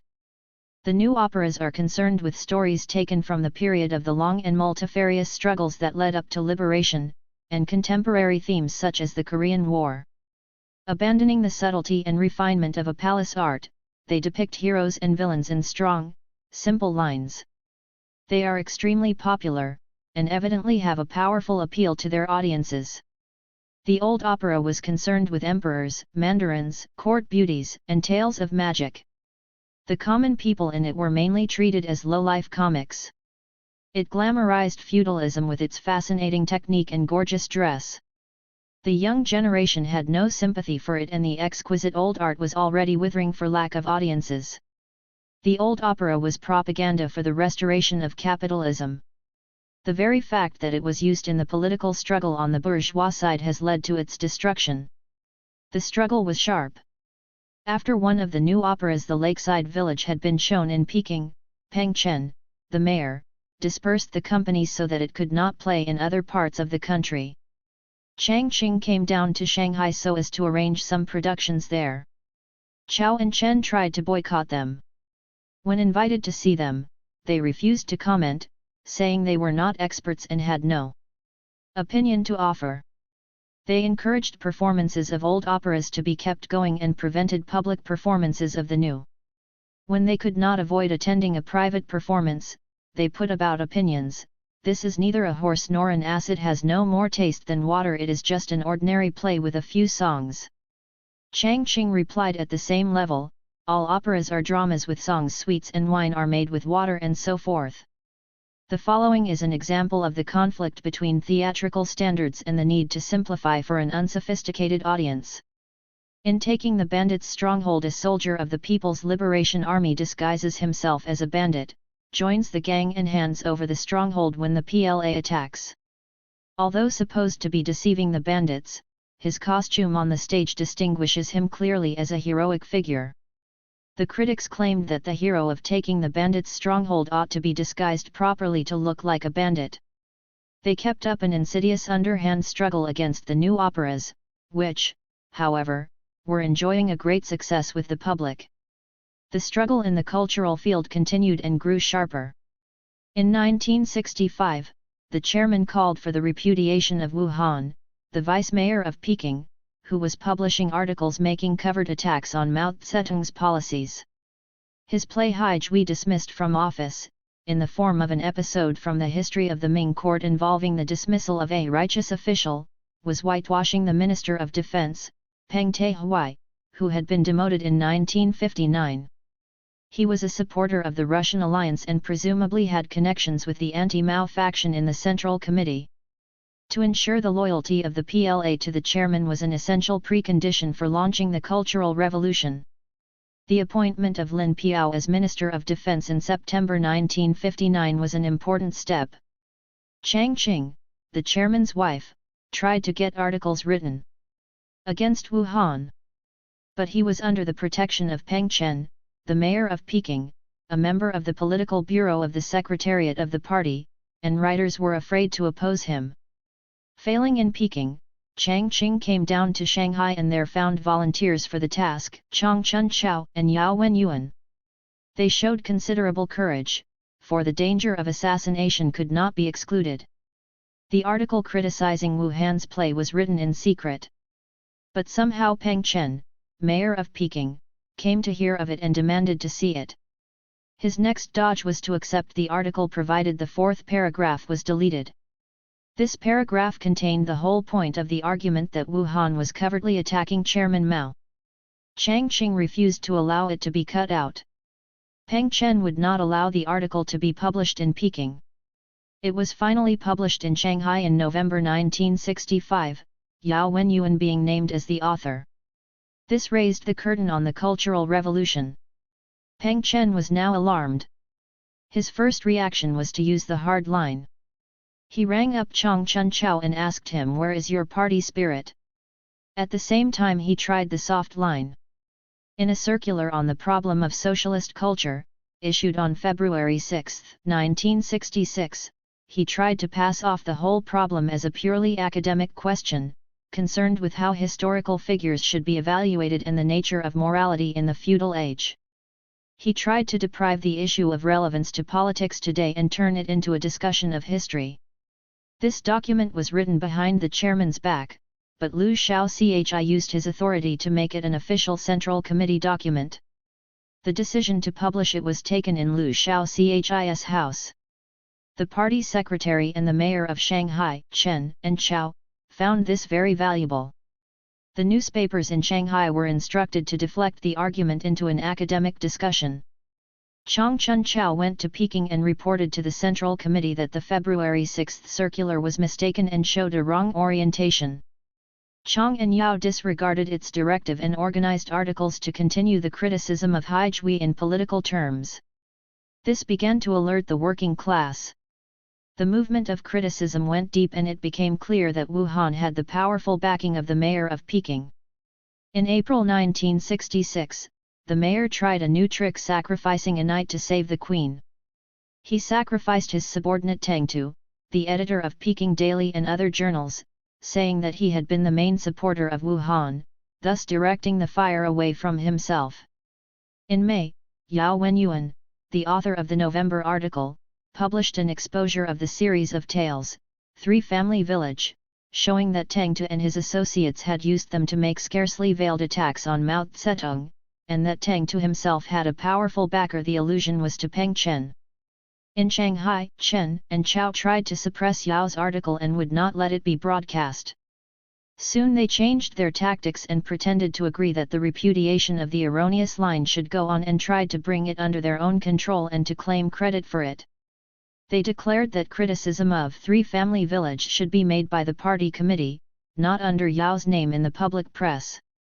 In April 1965, the beloved mayor of Shanghai, Ko Qin-shi, had died. He had been out of action through illness for some time, and Chao became mayor. Chen Peixian moved up into his place as first secretary of the party committee. They now had the government of Shanghai in their pocket. They tried to gild themselves with the success and the popularity of the old mayor, but they were being to a certain extent exposed by their own actions and the masses began to be mobilized against them. This was the end of the first stage of the Cultural Revolution. The struggle now reached the level of party organization. The struggle begins. The second stage of the Cultural Revolution, the active struggle, can be divided into three parts. On May 16 the Central Committee issued a circular repudiating Peng Chen's report of 6 February. This circular was drafted and approved by Chairman Mao himself. It refers to those like Khrushchev who nestle beside us. At this stage, party members generally took this to be aimed no higher than Peng Chen, the mayor of Peking. In reality it pointed to the top party person, Liu Shaochi, as the leader of the revisionists. The May 16 circular alerted many cadres to what was going on, and the conflict became widespread. The famous big character poster against Liu Ping, the principal of Peking University, was published on June 2, 1966. Mao Zedong had left Peking, ostensibly, for one of his usual tours of inspection. He commented that this was the first Marxist-Leninist big character poster, because it raised the question of taking power in an organization. It had the spirit of the Paris Commune. He instructed that it should be published in the press. It was broadcast all over the country. The great debate was now opened. In the streets of Shanghai 5,000 or 6,000 posters appeared. The revisionists were now thoroughly alarmed. Liu Shaochi, the president, and Tang Xiaoping, the first secretary of the party, usually referred to as the other top party person taking the capitalist road, tried 1,000 ways to dodge and counterattack. While Mao was out of Peking, they were in power. They decreed that posters should distinguish between intra-party and extra-party matters, and that party affairs should not be discussed in public. This would have *CP 71. Smothered the debate, for if the Cultural Revolution could not expose the top party persons, it could not do anything. They sent work teams into institutions where rebels were active and used the party committees in the universities to try to curb them. All over the country they used the authority of party committees to suppress the rebel movement. They took advantage of minor mistakes that rebels made to treat them as anti-party, anti-socialist and so forth. They argued that if you oppose the authority of the head of a work team, you are opposing the party, and if you oppose the party, you oppose Chairman Mao. Rebels were branded as counter-revolutionaries. In Shanghai, Chao and Chen, in the same way, were fighting on the reactionary line with all the authority they could command. They claimed that the leadership of the Shanghai Party Committee cannot be incorrect and must be followed. They had two resources. First, they could draw upon the capital of goodwill that had been built up by progress under the old mayor, for which they claimed credit. Secondly, they could pretend that it was they who had initiated the Cultural Revolution in Shanghai and it was they who were the followers of Chairman Mao's line.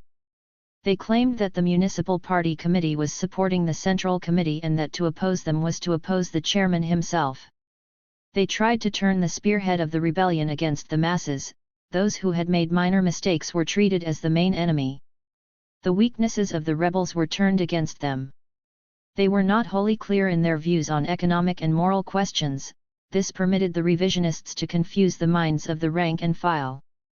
In some enterprises, 50% of the workers rallied to the party leaders, in some as many as 80%. The struggle raged through June and July. This was the first part of the second stage of the Cultural Revolution. Chairman Mao intervenes at the end of July. Chairman Mao returned to Peking. He found that the Cultural Revolution had been partially smothered. It was clear that Liu Shaochi was taking the bourgeois reactionary line. This cannot have been news to the chairman. The masses were being attacked, and Liu was relying on the party to fight on his side. They attacked the many in order to protect the few. The chairman immediately called a meeting of the Central Committee. The 11th plenary session of the 8th Party Committee, on August 8, promulgated its decision concerning the Great Proletarian Cultural Revolution, popularly known as the 16 Points *. No account has yet leaked out of what was Liu's demeanor at this meeting. Mao Zedong put up his own poster "Bombard the Headquarters." Without naming names, this made it clear that Liu was the leader of the reactionaries. Mao Zedong's line was to have faith in the masses, to respect their initiative, and to accept the risk of disturbances without timidity. The high tide of debate and rebellion rose again. The flame, which had been almost stamped out, was rekindled. On August 18 at a mass rally of Red Guards, Mao Zedong put their red band on his own arm. The movement spread all over the country. The Red Guards were everywhere attacking the Four Olds ideas, culture, customs, and habits.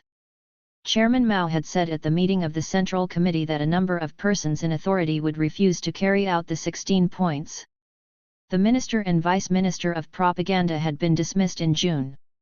Tao Chu who was appointed in their place took up a pose on the ultra-left. He turned out to be no less reactionary than those who had been dismissed, which caused great confusion for a certain *CP84 plus CP80. Time. Liu and Teng had been obliged to stand aside, but Tao carried on until he was dismissed at the beginning of January 1967. In Shanghai, Chao and others maintained their links with him and kept up the fight for the bourgeois reactionary line. Chao was at the 11th plenary.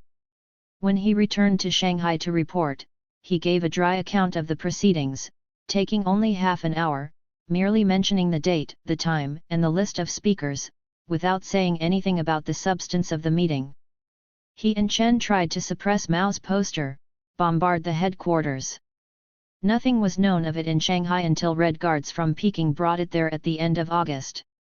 They then put about a rumor that it was a forgery.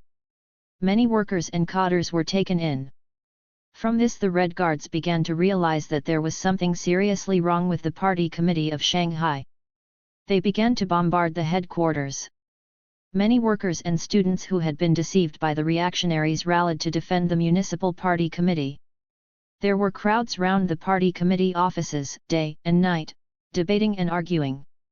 Chao and Chen, the mayor and first secretary, backed up by their following of cadres, accused the students from Peking of being of bad origin, landlords' children, who were the real reactionaries. They egged on the workers to fight the Red Guards. This was too much. More and more workers began to realize that there must be something wrong and turned over to the students' side. At the end of August, a revolutionary student group was formed in Shanghai *. In Chinese history, students have always been in the vanguard of revolution. From August to October the struggle raged.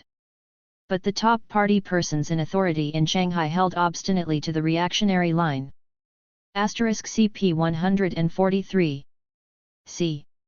The struggle goes on. The end of the second part of Stage 2 of the Cultural Revolution was marked by a meeting of the Central Committee called by Chairman Mao in October. At this meeting there were important speeches by Lin Piao, the Vice Premier and Minister of Defense, who was being built up in the popular mind as Mao's closest supporter and heir presumptive, and by Chen Po-ta, the editor of the party journal Red Flag. Lin Piao appealed for struggle against the bourgeois line and for support for the rebels. Lu Enteng had to make a self-criticism, but it was not accepted as being sincere. The speeches by Lin Piao and by Chen Po-ta were given out to the Red Guards so as to frustrate the boycott which had been successful last time. Chen and Chao in Shanghai once more attempted to suppress the speeches, but finally they got out to the masses. The struggle raged even more fiercely through December. After the meeting of the Central Committee, the workers realized how they had been deceived. At the beginning of November a headquarters was set up to coordinate the various rebel groups. The industrial working class is the main force in a revolutionary movement. As soon as the workers were roused, the situation changed rapidly. The reactionaries were now thoroughly alarmed. They preached to the workers that they must not waste time on politics. They quoted Mao's directive in the 16 points, promote production, but left out the first half of it, grasp revolution. The Municipal Party Committee would have nothing to do with the rebel workers' headquarters. They would not even recognize it, let alone support it. The Central Committee sent Chong Chun Chao, who had supported the Cultural Revolution from the beginning, to Shanghai to settle the question of the relation of the workers' headquarters to the party committee. He asked Chen and Chao to hold a meeting. They succeeded in encircling him and no good came of it. Meanwhile, however, the rebels were gaining strength. At the beginning of November, the rebel headquarters had less than 10,000 members, by the end of the month, 500,000. The balance of forces was changing drastically. Consequently, cadres in the municipality were taking courage to defy the party leadership and stand up with the workers. The cadres in a number of offices of the municipality declared for the rebels at this time. This was an explosion in the backyard of the enemy. My informant belonged to this group. His eyes were opened by the October meeting of the Central Committee. Cadres could play a particular role in the revolution that workers could not undertake. Students had been in the vanguard, but they did not know the Municipal Party Committee from the inside. Workers know something of the party committee and they can transform public opinion, but only the cadres of the municipality know the detail of what is going on and understand the problems of organization. The adherence of the municipal cadres to the revolution made a great change in public opinion.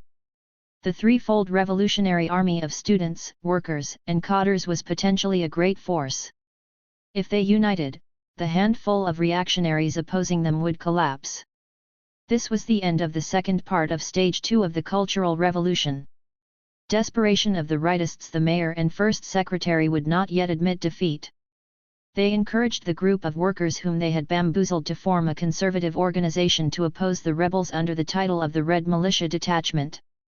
No one, obviously, would consciously form a white organization. In December violent incidents broke out under the instigation of Chen and Chao.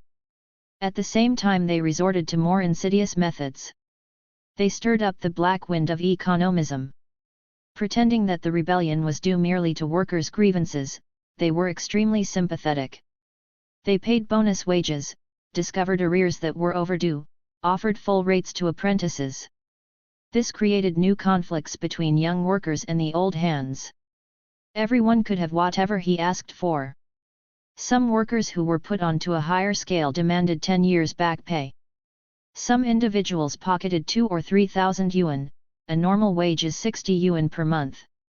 The reactionaries encouraged groups of workers to go off to Peking to join the revolution. They quoted Mao's grasp revolution and forgot promote production. They paid travel allowances for the trip. Their slogan was now hold tight on politics but relax on economics. Workers roamed around buying up goods and creating scarcities in the market.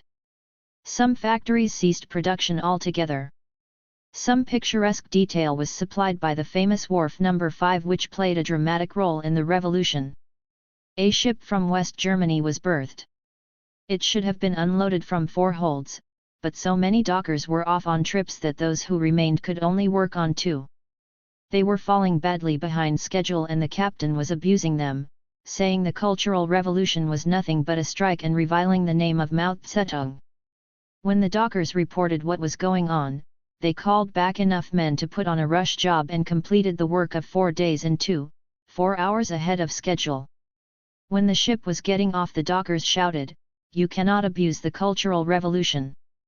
The captain cried in English, "Yes, yes, the Chinese workers are glorious under the leadership of Chairman Mao." One young docker bought a watch with his economism money and proudly showed it to his father.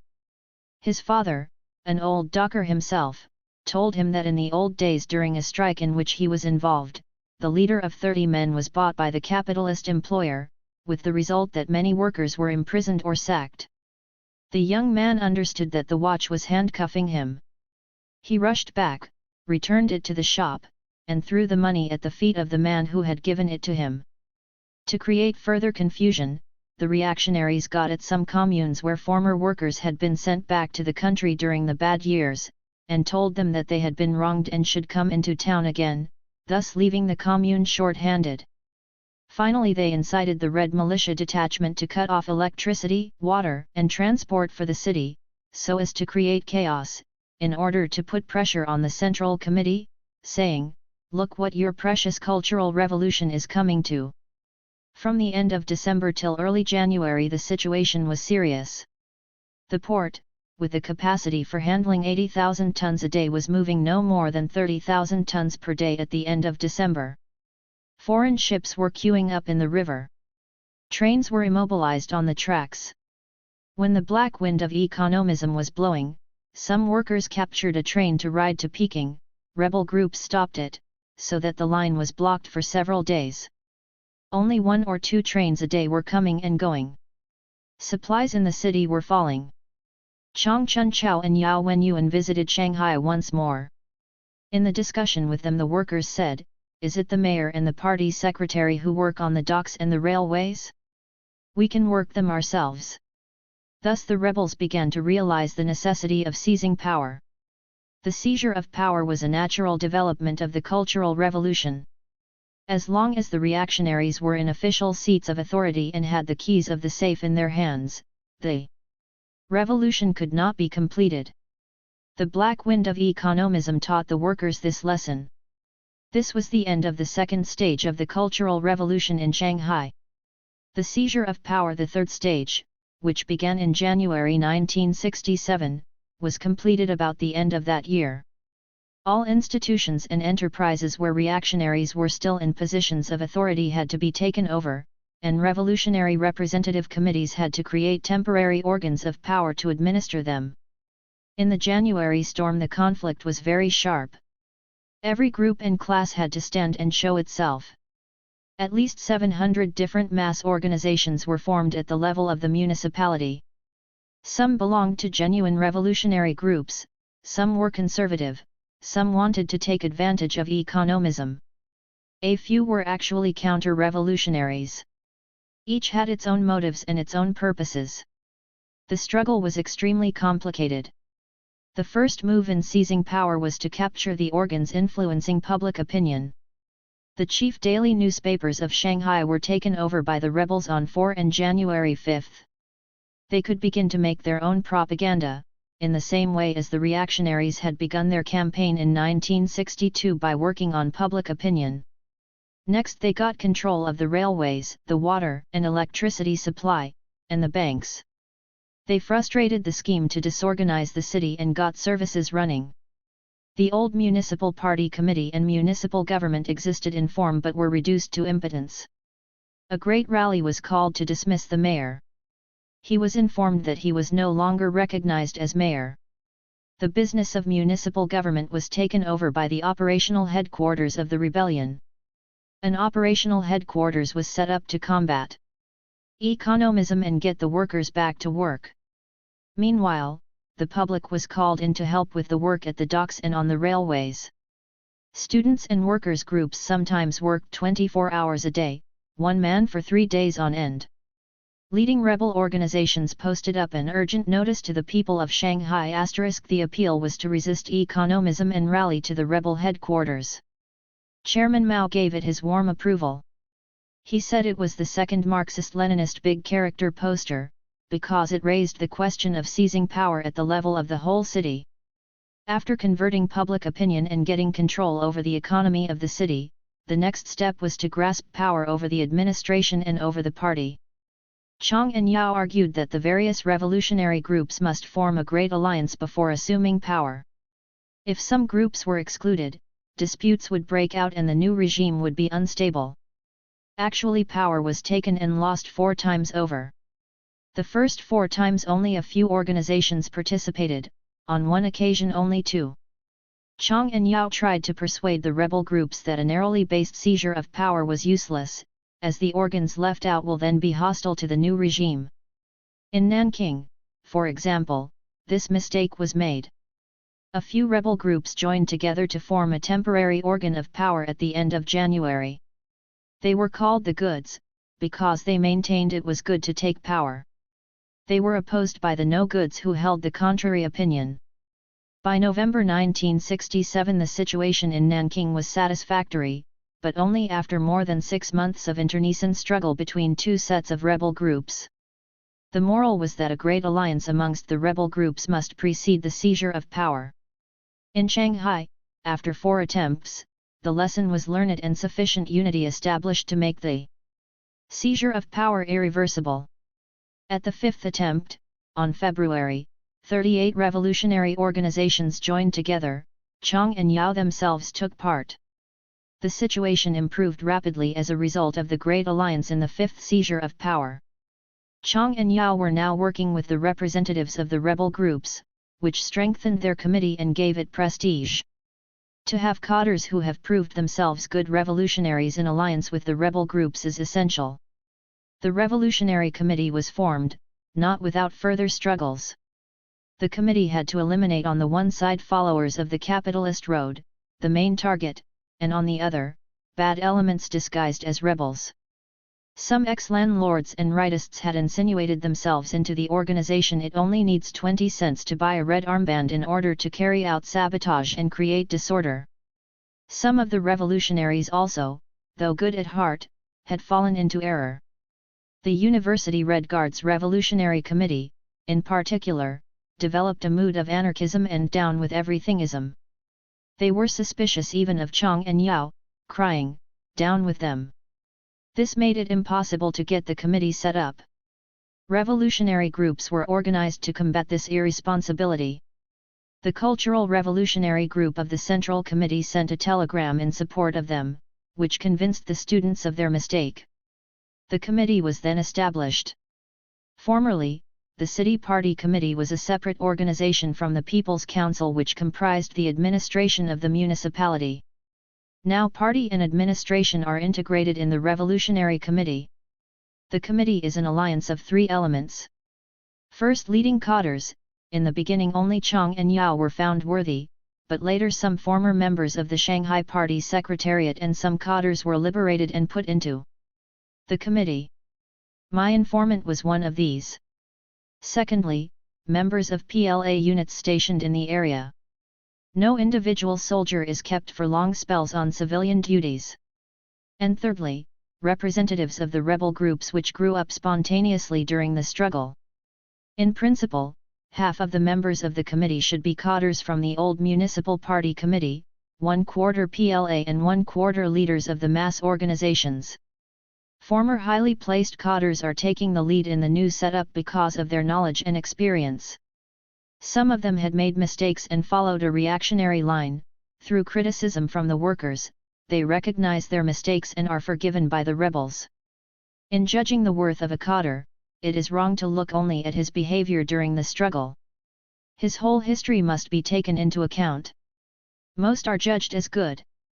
Their working style has been much improved, bossiness and secretiveness have been eliminated. Contact with the PLA has made a great change for the better. The leaders of the rebel organizations brought to the rest a fine fighting spirit. The committee is different indeed from the old party committee and municipal government. The attitude of the public too has changed. They are guided by the thought of Mao Zedong, which teaches them to judge for themselves, not to follow authority blindly as they had in the past. If the committee departs from Mao's line, the masses will rise against them. The discarded reactionaries, who themselves operated bureaucratically, abuse them as bureaucrats.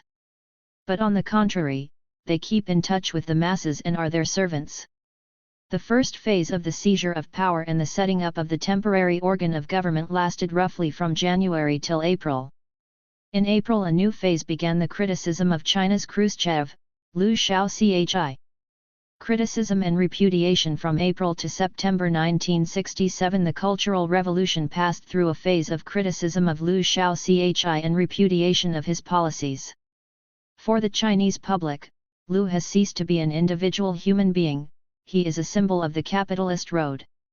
If he were thought of as a person, there would be an unpleasant streak of spitefulness in the caricatures of him and his wife that appear on many posters, but he is not, he is an effigy like Guy Fawkes.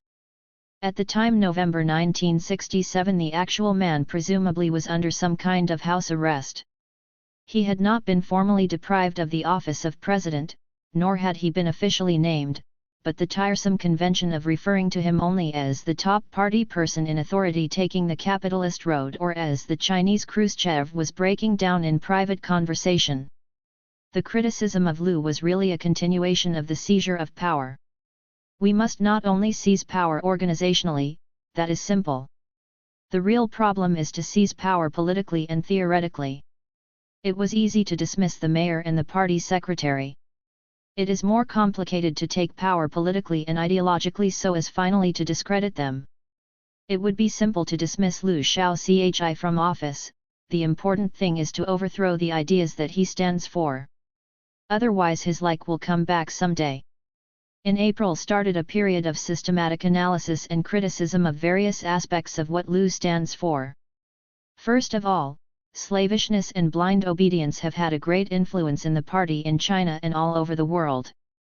Party members were taught to follow their leader blindly without asking if a particular policy was correct or not. Some party members in other countries are nowadays criticizing slavishness. A debate was still going on over the seizure of power. There was conflict over the question of the right and wrong way to take power. Can violence be avoided? The debate itself broke out into violence. In July and August 1967 there was actual fighting in Shanghai, at first with fists and then with guns. Transportation was disrupted by violence, and there was damage to production. There is nothing strange about an outbreak of violence in a revolutionary situation. First, the party persons taking the capitalist road succeeded in setting groups of workers against each other. There were examples of this in Shanghai. Secondly, some organizations which pretended to be on the side of the rebels were actually under the influence of ex-landlords, old rightists who had been thrown out in 1957, and so forth, who merely wanted to revenge themselves by making trouble. One of these groups had the insolence to propose their own list of candidates for the Revolutionary Committee and plotted to get themselves into power. Thirdly, there are still some wrong attitudes among the masses, such as factionalism and anarchism. Some wanted to seize power only for their own small group. In clashes between groups there was a loss of production and some disorder. The committee opposes violence. If it is correctly handled, violence may be a bad thing turned into a good thing through violence. Bad elements expose themselves, and the masses learn from their mistakes. Chairman Mao teaches us, we are not afraid of violence or disturbances. The greater the disturbance, the more contradictions can be exposed and the more easily can problems be solved. In August 1967, in Shanghai, there were several incidents of violence. Class lines became clearer. In September Chairman Mao, who visited Shanghai in secret on his tour of inspection, preparing for October 1, called on the rebel groups to make a great alliance. He proclaimed, there is no fundamental clash of interests within the working class. Under the dictatorship of the proletariat, there is no reason whatsoever for the working class to split into two big irreconcilable organizations. In November, in the high tide of the Great Alliance, in places where disturbances were the greatest, the alliance is firmest. In Jiangxi, for instance, where there was fighting with guns, the situation is now excellent, in some ways even better than in Shanghai. In the coal mines of Huainan, there was serious violence in July and August. Some mining installations were damaged. In September a great alliance was formed. Production had begun to recover. The mines were recently shown, at the chairman's suggestion, to a distinguished visitor, the Prime Minister of the Congo, B. During the worst period, July and August, Chairman Mao was not in Peking, he was visiting places where violence had broken out. His guards were very anxious for his safety, some begged him to stay in Peking, some tried to persuade him at least to travel by air, but he said that you see more from a train. Economic consequences. How was production in Shanghai affected? From January to April, after the Great Storm, it was increasing sharply. In May and June there were disturbances, the overall production remained at the level that had been reached in April. From January to June 1967 overall production was 3% or higher than Indiana the same months in 1966. Throughout the disturbances of July and August, production was reduced in some enterprises. The worst difficulty was the shortage of coal due to the damage at the mines and the interference with transport. With the formation of the Great Alliance in September, industrial production rose. When the problem of coal has been settled, there will be a great upward bound in manufacturing. Already in many factories output is rising fast. The problem now to be considered is how to make the best use of greatly increased supplies.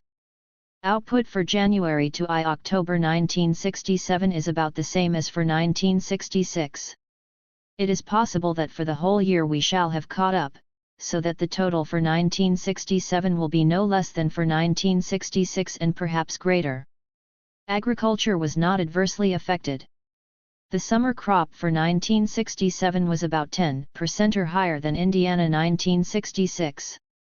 The autumn crop was not yet all in November, it is estimated to be 10 to 20% or higher than Indiana 1966. Warehouses for the storage of autumn crops are being built. The next phase from October 1, 1967, a new situation developed. Following the directive to combat self-interest and eradicate revisionism from our own minds, the Cultural Revolution goes deeper. Everyone must accept a new orientation and remold his way of thinking to eliminate self-interest. The Cultural Revolution cannot be consolidated without the remolding of the ideology of all the people. If the seed of egoism is not eliminated, capitalism and revisionism may sprout again. At present, in November 1967, the situation of the Cultural Revolution is not merely satisfactory but excellent. It is a rousing of the masses and participation by them in state affairs such as has never been seen in history before. The debate goes on. Every family reunion falls into discussion of the Cultural Revolution. In every family there are differences of opinion to talk over. In one, the husband may be on one side, the wife on another and the mother-in-law on a third. In the country, every family is continuously holding a meeting. The daughter may be the chairman, father and mother take part in the argument. This was never known before in China. Although we have an H-bomb, we believe that bombs are paper tigers, it is people who count. Tasks ahead. Many cadres have been criticized to great or less degree. The Cultural Revolution was primarily a movement to check up on cadres. The majority turned out to be in the first two categories outlined in the 16 points, that is, good or fairly good. Many who made mistakes have turned back to Chairman Mao's line. There is a very small number who are incorrigible. Even Chen and Chao could find a way out if they would correct their mistakes. There are still bourgeois elements with whom we can work, provided that they correct their attitude. Amongst the bourgeois intellectuals, only a handful of scholar tyrants have to be thrown out. The general run of intellectuals will accept criticism from the masses. Even if they are bourgeois, they are not necessarily reactionaries. Chairman Mao's policy, "Unite with those who can be united with," is the rule that we follow. We expect that the seizure of power in all units in Shanghai will be completed by the end of 1967. Today, that is, in the middle of November 1967, there is already a great alliance in 90% of Shanghai factories, and revolutionary committees in 60 to 70% of them. Great tasks remain to be undertaken. In particular, education must be reorganized from top to bottom so that the next generation will not be a new set of bourgeois intellectuals but will be trained to serve the people and to keep in touch with the masses. 1. The circular of May 16, 1966. In the course of the struggle, the Cultural Revolution came to have a wide meaning, affecting every aspect of life. In the early months of 1966 it had the restricted sense of an argument concerning the nature of art and literature in a socialist society. The Group of Five, appointed by the Central Committee to report on the issue, produced a document in February, which was repudiated by the Central Committee in the following circular issued on May 16. The circular brought into the open a sharp political division within the party. It allowed the public to know that the views and policies of Chairman Mao were being flouted by individuals in positions of the highest authority, and, in effect, it called upon the people to support him against them. As we were told in Shanghai, it was much later that the public in general realized that the top party person, Liu Shaochi, the President of the Republic, was involved. At this stage, it was assumed that Peng Chen was the leader of Mao's opponents. This was quite sufficiently shocking, for he was known to be an influential member of the political bureau and he was mayor of Peking. The clear and forceful language of the circular alerted Mao's supporters and encouraged an outburst of criticism, led by the famous poster protesting against the policies of the principal of Peking University. It also, no doubt, alerted the rightists to the fact that skirmishes in the field of culture were leading to a serious political conflict. Some of the arguments attributed to bourgeois intellectuals, such as, "everyone is equal before the truth," still no doubt appeal to bourgeois intellectuals here.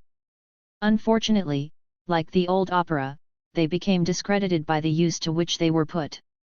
Circular of the Central Committee of the Chinese Communist Party, May 16, 1966, to all regional bureaus of the Central Committee, all provincial, municipal and autonomous region party committees, all departments and commissions under the Central Committee, all leading party members' groups and party committees in government departments and people's organizations, and the General Political Department of the People's Liberation Army, the Central Committee has decided to revoke the outline report.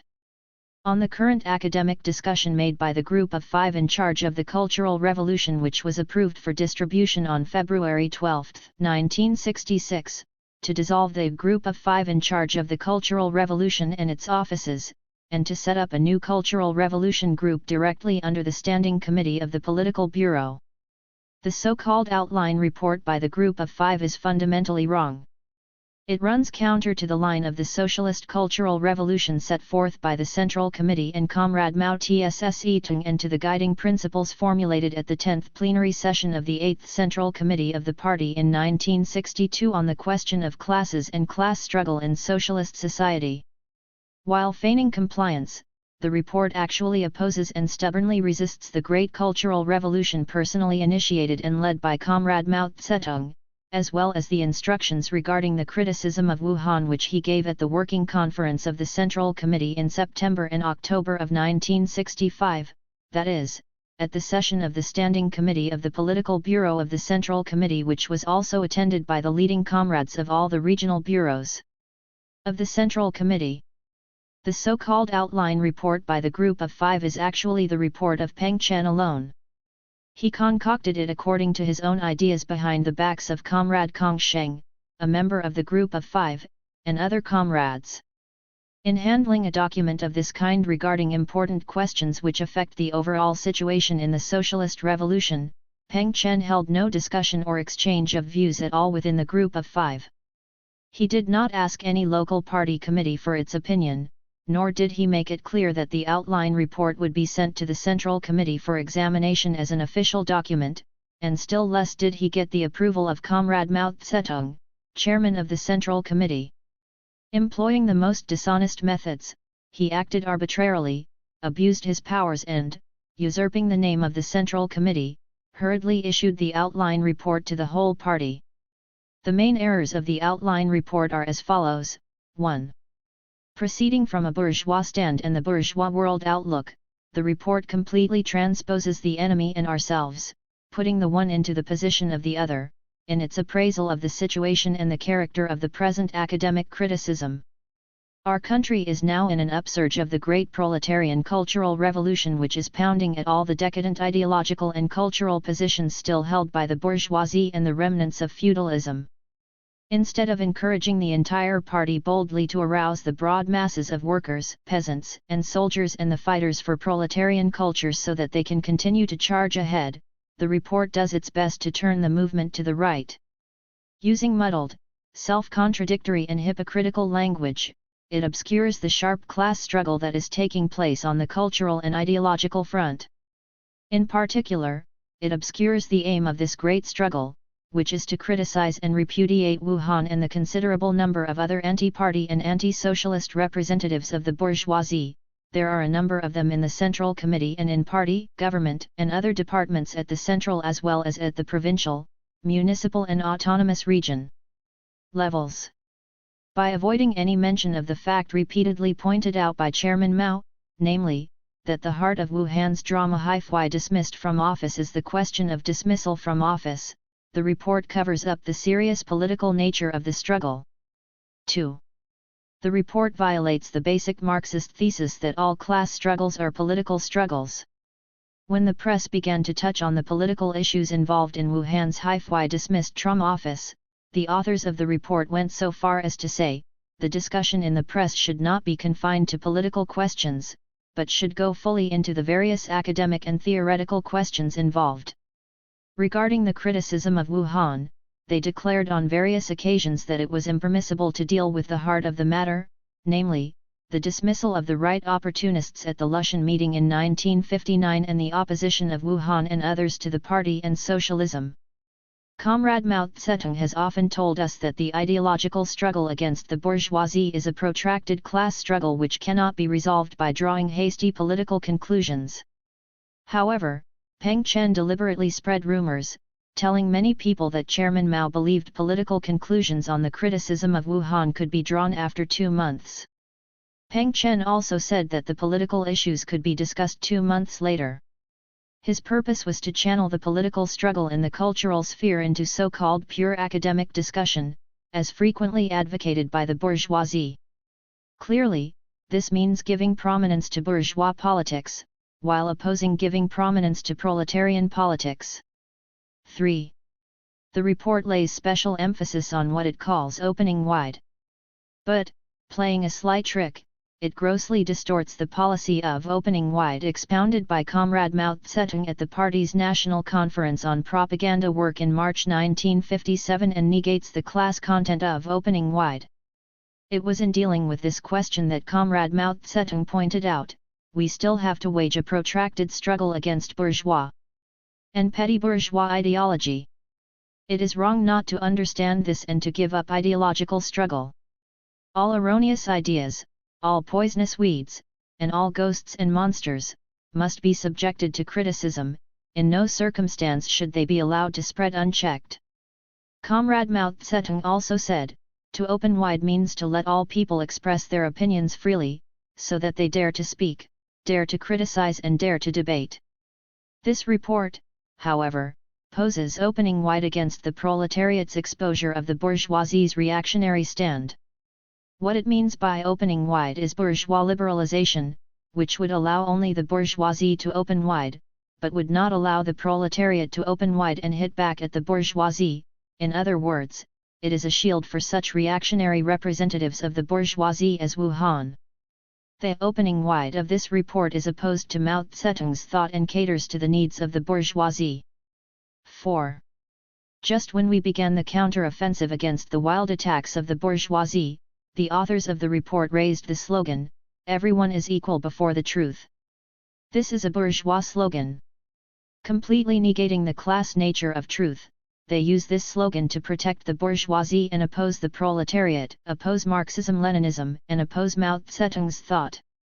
In the struggle between the proletariat and the bourgeoisie, between the truth of Marxism and the fallacies of the bourgeoisie and all other exploiting classes, either the east wind prevails over the west wind or the west wind prevails over the east wind, and there is absolutely no such thing as equality. Can equality be permitted on such basic questions as the struggle of the proletariat against the bourgeoisie, the dictatorship of the proletariat over the bourgeoisie, the dictatorship of the proletariat in the superstructure, including all the various spheres of culture, and the continued efforts of the proletariat to weed out those representatives of the bourgeoisie who have sneaked into the Communist Party and who wave red flags to oppose the red flag? For decades the old-line Social Democrats, and for over 10 years the modern revisionists, have never allowed the proletariat ity with the bourgeoisie. They completely deny that the several thousand years of human history are a history of class struggle. They completely deny the class struggle of the proletariat against the bourgeoisie, the proletarian revolution against the bourgeoisie and the dictatorship of the proletariat over the bourgeoisie.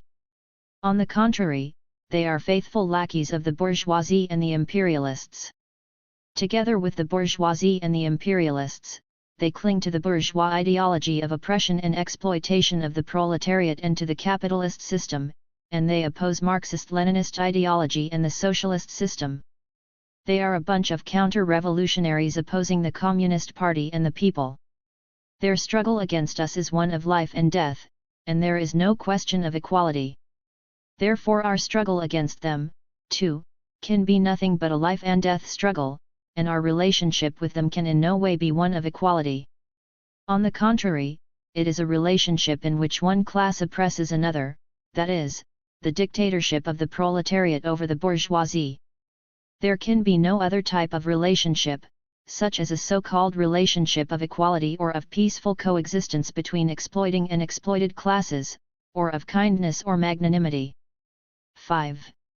The report states, it is necessary not only to beat the other side politically, but also truly to surpass and beat it by a wide margin by academic and professional standards. This concept, which makes no class distinction on academic matters, is also very wrong. The truth on academic questions, the truth of Marxism-Leninism, of Mao Zedong's thought which the proletariat has grasped, has already far surpassed and beaten the bourgeoisie. The formulation in the report shows that its authors laud the bourgeois academic so-called authorities and try to boost their prestige, and that they hate and repress the militant new forces representative of the proletariat in academic circles. 6. Chairman Mao often says that there is no construction without destruction. Destruction means criticism and repudiation, it means revolution. It involves reasoning things out, which is construction. Put destruction first, and in the process you have construction. Marxism-Leninism, Mao Zedong's thought, was founded and has constantly developed in the course of the struggle to destroy bourgeois ideology. But this report emphasizes that without construction, there can be no real and thorough destruction. This amounts to prohibiting the destruction of bourgeois ideology and prohibiting the construction of proletarian ideology. It is diametrically opposed to Chairman Mao's thought. It runs counter to the revolutionary struggle we have been waging on the cultural front for the large-scale destruction of bourgeois ideology. And it amounts to prohibiting the proletariat from making any revolution. 7. The report states that we must not behave like scholar tyrants who always act arbitrarily and try to overwhelm people with their power, and that we should guard against any tendency by academic workers of the left to take the road of bourgeois experts and scholar tyrants. What is really meant by scholar tyrants? Who are the scholar tyrants? Should the proletariat not exercise dictatorship and overwhelm the bourgeoisie? Should the academic work of the proletariat not overwhelm and eradicate that of the bourgeoisie? And if proletarian academic work overwhelms and eradicates bourgeois academic work, can this be regarded as an act of scholar tyrants?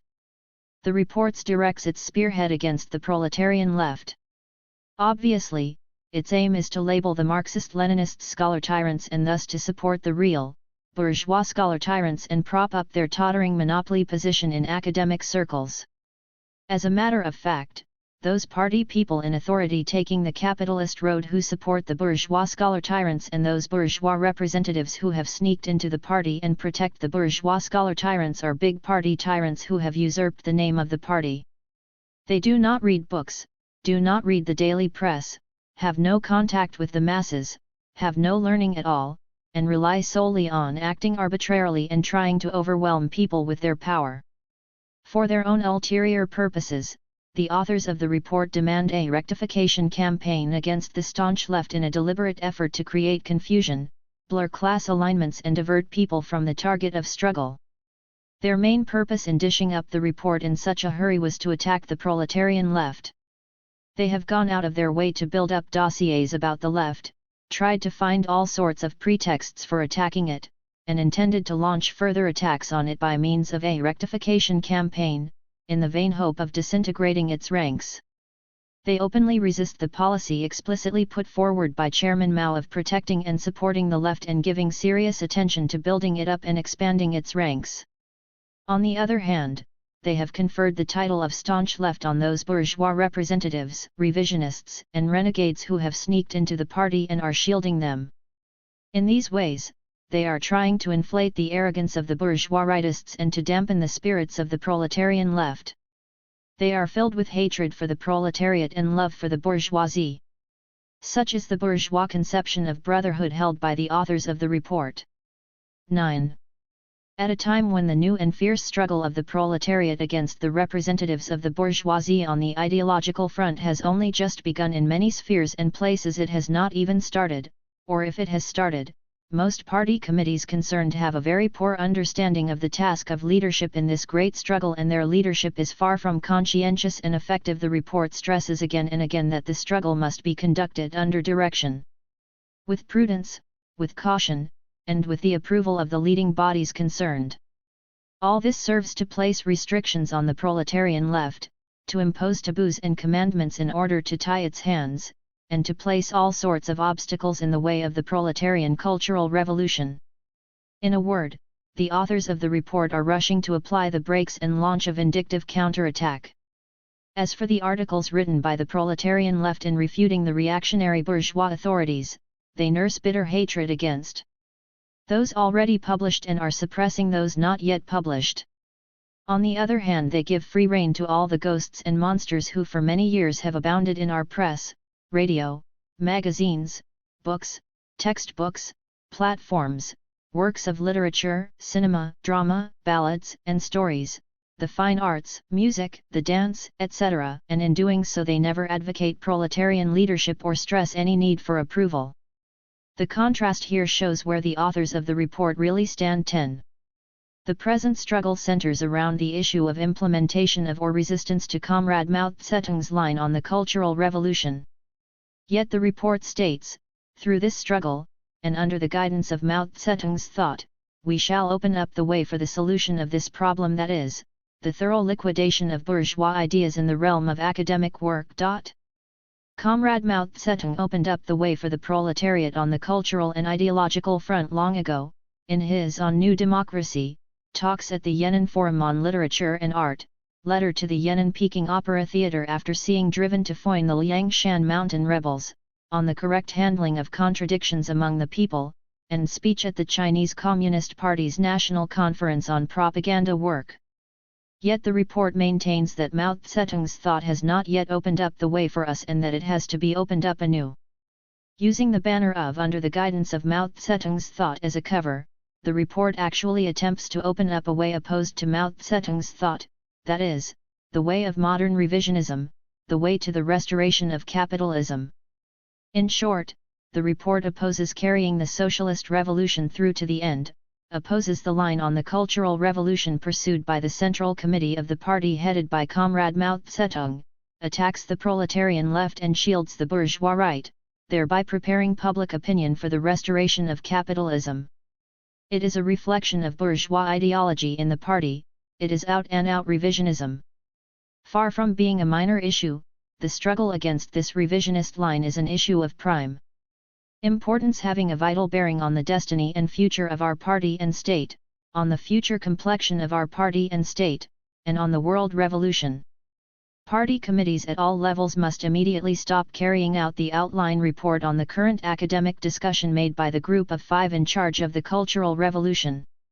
The whole party must follow Comrade Mao Zedong's instructions, hold high the great banner of the proletarian Cultural Revolution, thoroughly expose the reactionary bourgeois stand of those so-called academic authorities who oppose the party and socialism, thoroughly criticize and repudiate reactionary bourgeois ideas in the sphere of academic work, education, journalism, literature, and art and publishing, and seize the leadership in these cultural spheres.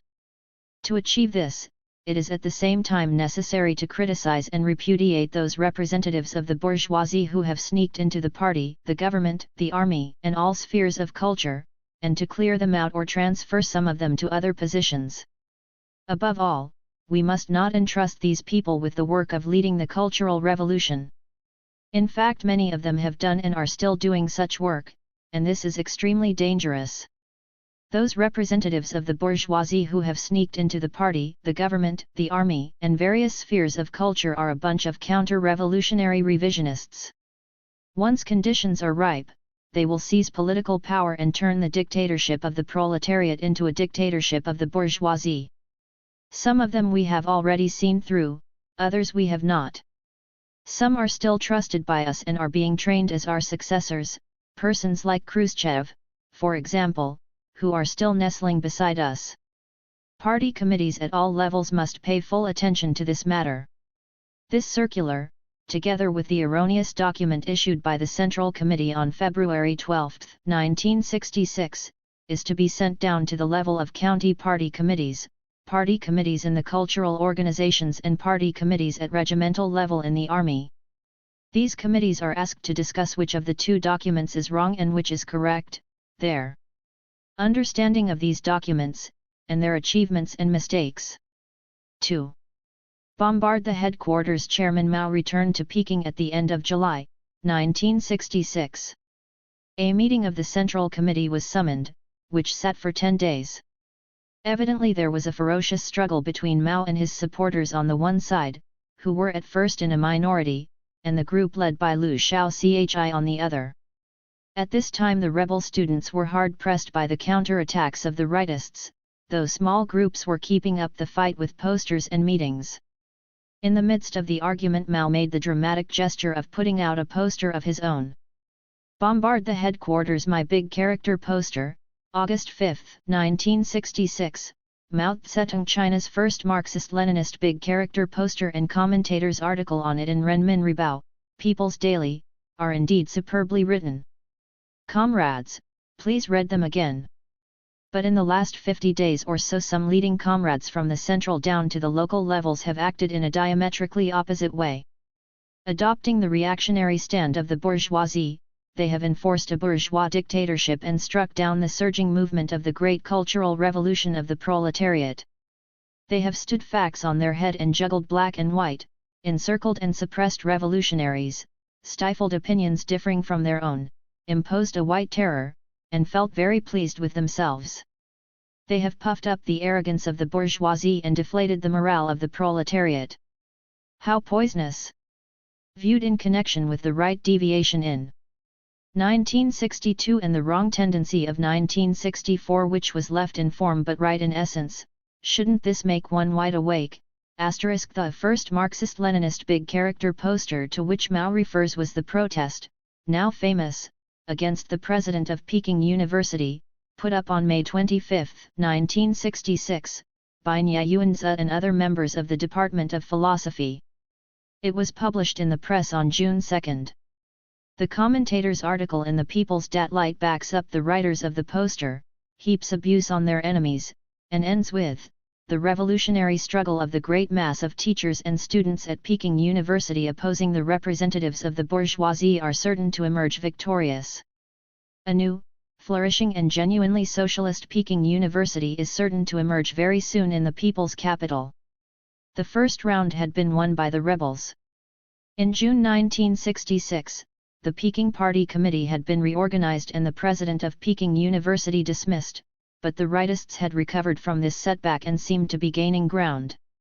By putting up his poster, Mao was using the magic of his name to rally the students and the people against them. The right deviation in 1962 refers to the period when the 3 bad years of harvest failures were over, but Liu Shaochi was taking advantage of that experience to press for the economic ideas that he believed in, particularly the development of individualistic monetary incentives in agricultural production at the expense of the principles of cooperation and collective responsibility that Mao upheld. Liu advocated the extension of plots for private use, the extension of the rural fairs at which individual households could sell their products in conditions of a free market, the increase in the number of small enterprises in the villages run on the principle of private profit, and the fixing of output quotas in the annual production plan on the basis of households instead of on the basis of teams or brigades. The Socialist Education Campaign of 1963 and 1964 was launched to clean up the 4 questions of politics, ideology, organization, and the economy. Cadres were sent into the countryside to get acquainted with local problems, smell out defects in party work and combat the spontaneous development of capitalism, which is a chronic temptation in a peasant community. The wrong tendency of 1964, which was left in form but right in essence in the poster, is an allusion to the fact that in some places the movement of For Clean UPS was captured by rightists. In this Liu's wife played an important part, so that, under cover of Mao's phrases, the capitalist road was being advocated, plus an episode such as the publication of Chairman Mao's own poster has no analogue in parliamentary terms. Mao Zedong in one sense represented the opposition at this time, and Liu the government. He had evidently been in a weak position during the bad years that followed the Great Leap of 1958. It was officially admitted that the disastrous harvest failures were not only due to the formidable weather conditions of those years but were partly due to mistakes in the party's work, political mistakes, such as forcing the pace in setting up the communes, and technical mistakes such as the indiscriminate application of rules, for instance, deep ploughing and close planting, without considering the variations in local *. See Peking Review, 1967, No. 49, p. 15. Tibet p. 17. Conditions. Mao's adversaries played up the mistakes. At this time the rightists came to their high tide. From 1962 onwards harvests improved, the shock of the withdrawal of the Soviet technicians was being overcome. In 1964 it was being called a bad thing turned into a good thing because it had stimulated Chinese technicians to crack the problems left unsolved, and their methods were better adapted to China's needs. It may be supposed that the chairman's position in the councils of the party was growing stronger. The campaign for the For Clean UPS was in some places deflected to the purposes of the rightists. In January 1965 Chairman Mao tried to get it back onto his line by issuing the directives known as the 23-article document. In this he stated that the main target of the present movement is the party persons in authority who are taking the capitalist road. In September 1965 at a meeting of the Standing Committee of the Political Bureau of the Central Committee he threw out the challenge, "What are you going to do if revisionism appears in the Central Committee? This is highly likely. This is the greatest danger." At that time, the conflict within the Central Committee, which came into the open with the publication of the May 16 circular in 1966, was growing sharper. No doubt it dates back to 1960, or perhaps to the 20th Congress in the Soviet Union in 1956. It has something in common with an attack by a parliamentary opposition upon the government in power. But the analogy is not close. To the people at large Mao was the government, although he had formally yielded the position of president to Liu Shaochi and was nominally only chairman of the Central Committee of the Communist Party of China. Moreover, Mao, ever since Lin Piao was installed as Minister of Defense in 1959, had been building up his influence in the PLA. His position cannot be equated to that of the leader of the opposition in the House of Commons. Perhaps a better analogy would be the appeal of President Roosevelt to the American public in the period of the New Deal, over the heads of a recalcitrant Congress. But no analogy goes very far. In any case, this kind of formalistic approach to politics is alien to the Chinese tradition, which has always put justice above law. 3. The 16 points laid down the main lines that the Cultural Revolution was to follow, leaving, however, a great deal of play to spontaneous movement from below. The document operates on a triple time span. It is concerned with the immediate situation, with developments over the next year or so, and with long vistas of future improvement. The first 4 sections and the 7th deal mainly with the situation when the document was first issued. At that time the rebels had to be encouraged and defended from the counterattacks of the rightists. Other portions, such as sections 5, 8, 9, 14, and 16, deal with more general principles and give guidance for the development of the movement. Section 10, on educational reform, deals with a long-term program which will take years to complete. Section 1:1 accounts for the habit of referring to Liu Shaochi, the president, in all official pronouncements, as the Chinese Khrushchev, or the top party person in authority taking the capitalist road, and Tang Xiaoping, the first secretary of the party, as the other top party person, etc., while ministers such as Po Ipo and Tao Chu, who have been dismissed from their posts, are freely named by their names. Section 13 deals with the movement generally known as the 4 Clean UPS. The directive of January 1965 was intended to get it back onto the rails where it had been deflected by the rightists, and it was now to be merged with the Cultural Revolution. Decision of the Central Committee of the Chinese Communist Party concerning the Great Proletarian Cultural Revolution, adopted August 8, 1966, 1. A new stage in the socialist revolution. The Great Proletarian Cultural Revolution now unfolding is a great revolution that touches people to their very souls and constitutes a new stage in the development of the socialist revolution in our country, a stage which is both broader and deeper. At the 10th plenary session of the 8th Central Committee of the party, Comrade Mao Zedong said, "To overthrow a political power, it is always necessary first of all to create public opinion, to do work in the ideological sphere." This is true for the revolutionary class as well as for the counter-revolutionary class. This thesis of Comrade Mao Zedong's has been proved entirely correct in practice. Although the bourgeoisie has been overthrown, it is still trying to use the old ideas, culture, customs, and habits of the exploiting classes to corrupt the masses, capture their minds and endeavor to stage a comeback. The proletariat must do the exact opposite. It must meet head-on every challenge of the bourgeoisie in the ideological field and use the new ideas, culture, customs, and habits of the proletariat to change the mental outlook of the whole of society. At present, our objective is to struggle against and overthrow those persons in authority who are taking the *C above P82 capitalist road, to criticize and repudiate the reactionary bourgeois academic authorities and the ideology of the bourgeoisie and all other exploiting classes, and to transform education, literature, and art and all other parts of the superstructure not in correspondence with the socialist economic base, so as to facilitate the consolidation and development of the socialist system. 2. The main current and the twists and turns. The masses of the workers, peasants, soldiers, revolutionary intellectuals, and revolutionary cadres form the main force in this great cultural revolution. Large numbers of revolutionary young people, previously unknown, have become courageous and daring path breakers. They are vigorous in action and intelligent. Through the media of big character posters and great debates, they argue things out, expose and criticize thoroughly, and launch resolute attacks on the open and hidden representatives of the bourgeoisie. In such a great revolutionary movement, it is hardly avoidable that they should show shortcomings of one kind or another. However, their general revolutionary orientation has been correct from the beginning. This is the main current in the great proletarian cultural revolution. It is the general direction along which this revolution continues to advance. Since the cultural revolution is a revolution, it inevitably meets with resistance. This resistance comes chiefly from those in authority who have wormed their way into the party and are taking the capitalist road. It also comes from the force of habits from the old society. At present, this resistance is still fairly strong and stubborn. But after all, the great proletarian cultural revolution is an irresistible general trend.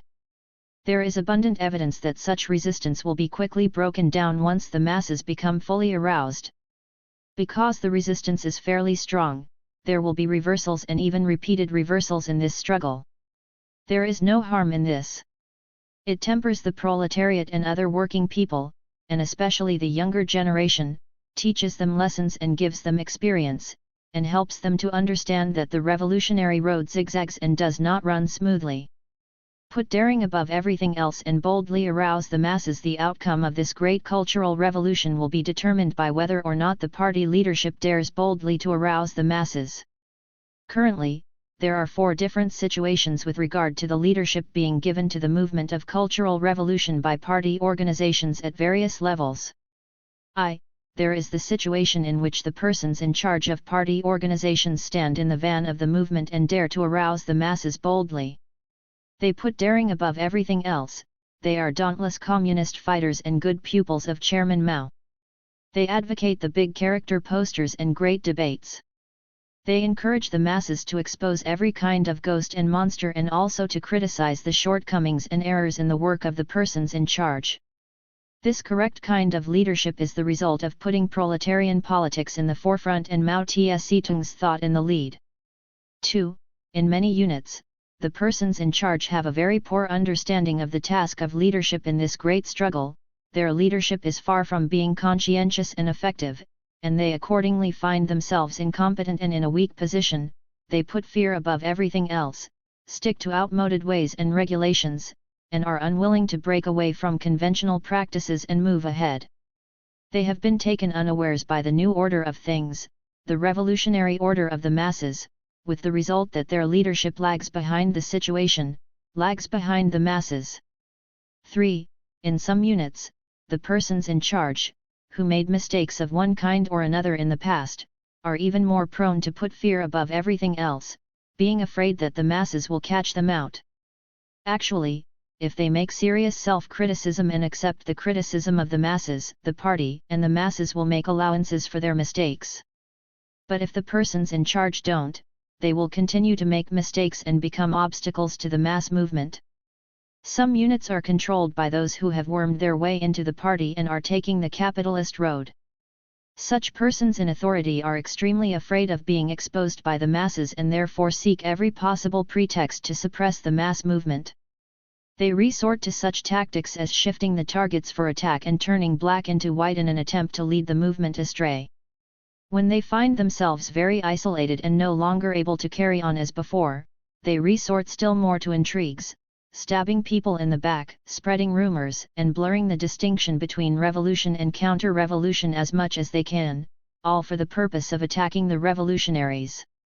What the Central Committee of the party demands of the party committees at all levels is that they persevere in giving correct leadership, put daring above everything else, boldly arouse the masses, change the state of weakness and incompetence where it exists, encourage those comrades who have made mistakes but are willing to correct them to cast off their mental burdens and join in the struggle, and dismiss from their leading posts all those in authority who are taking the capitalist road and so make possible the recapture of the leadership for the proletarian revolutionaries. 4. Let the masses educate themselves in the movement in the great proletarian cultural revolution. The only method is for the masses to liberate themselves, and any method of doing things in their stead must not be used. Trust the masses, rely on them and respect their initiative. Cast out fear. Don't be afraid of disturbances. Chairman Mao has often told us that revolution cannot be so very refined, so gentle, so temperate, kind, courteous, restrained and magnanimous. Let the masses educate themselves in this great revolutionary movement and learn to distinguish between right and wrong and between correct and incorrect ways of doing things.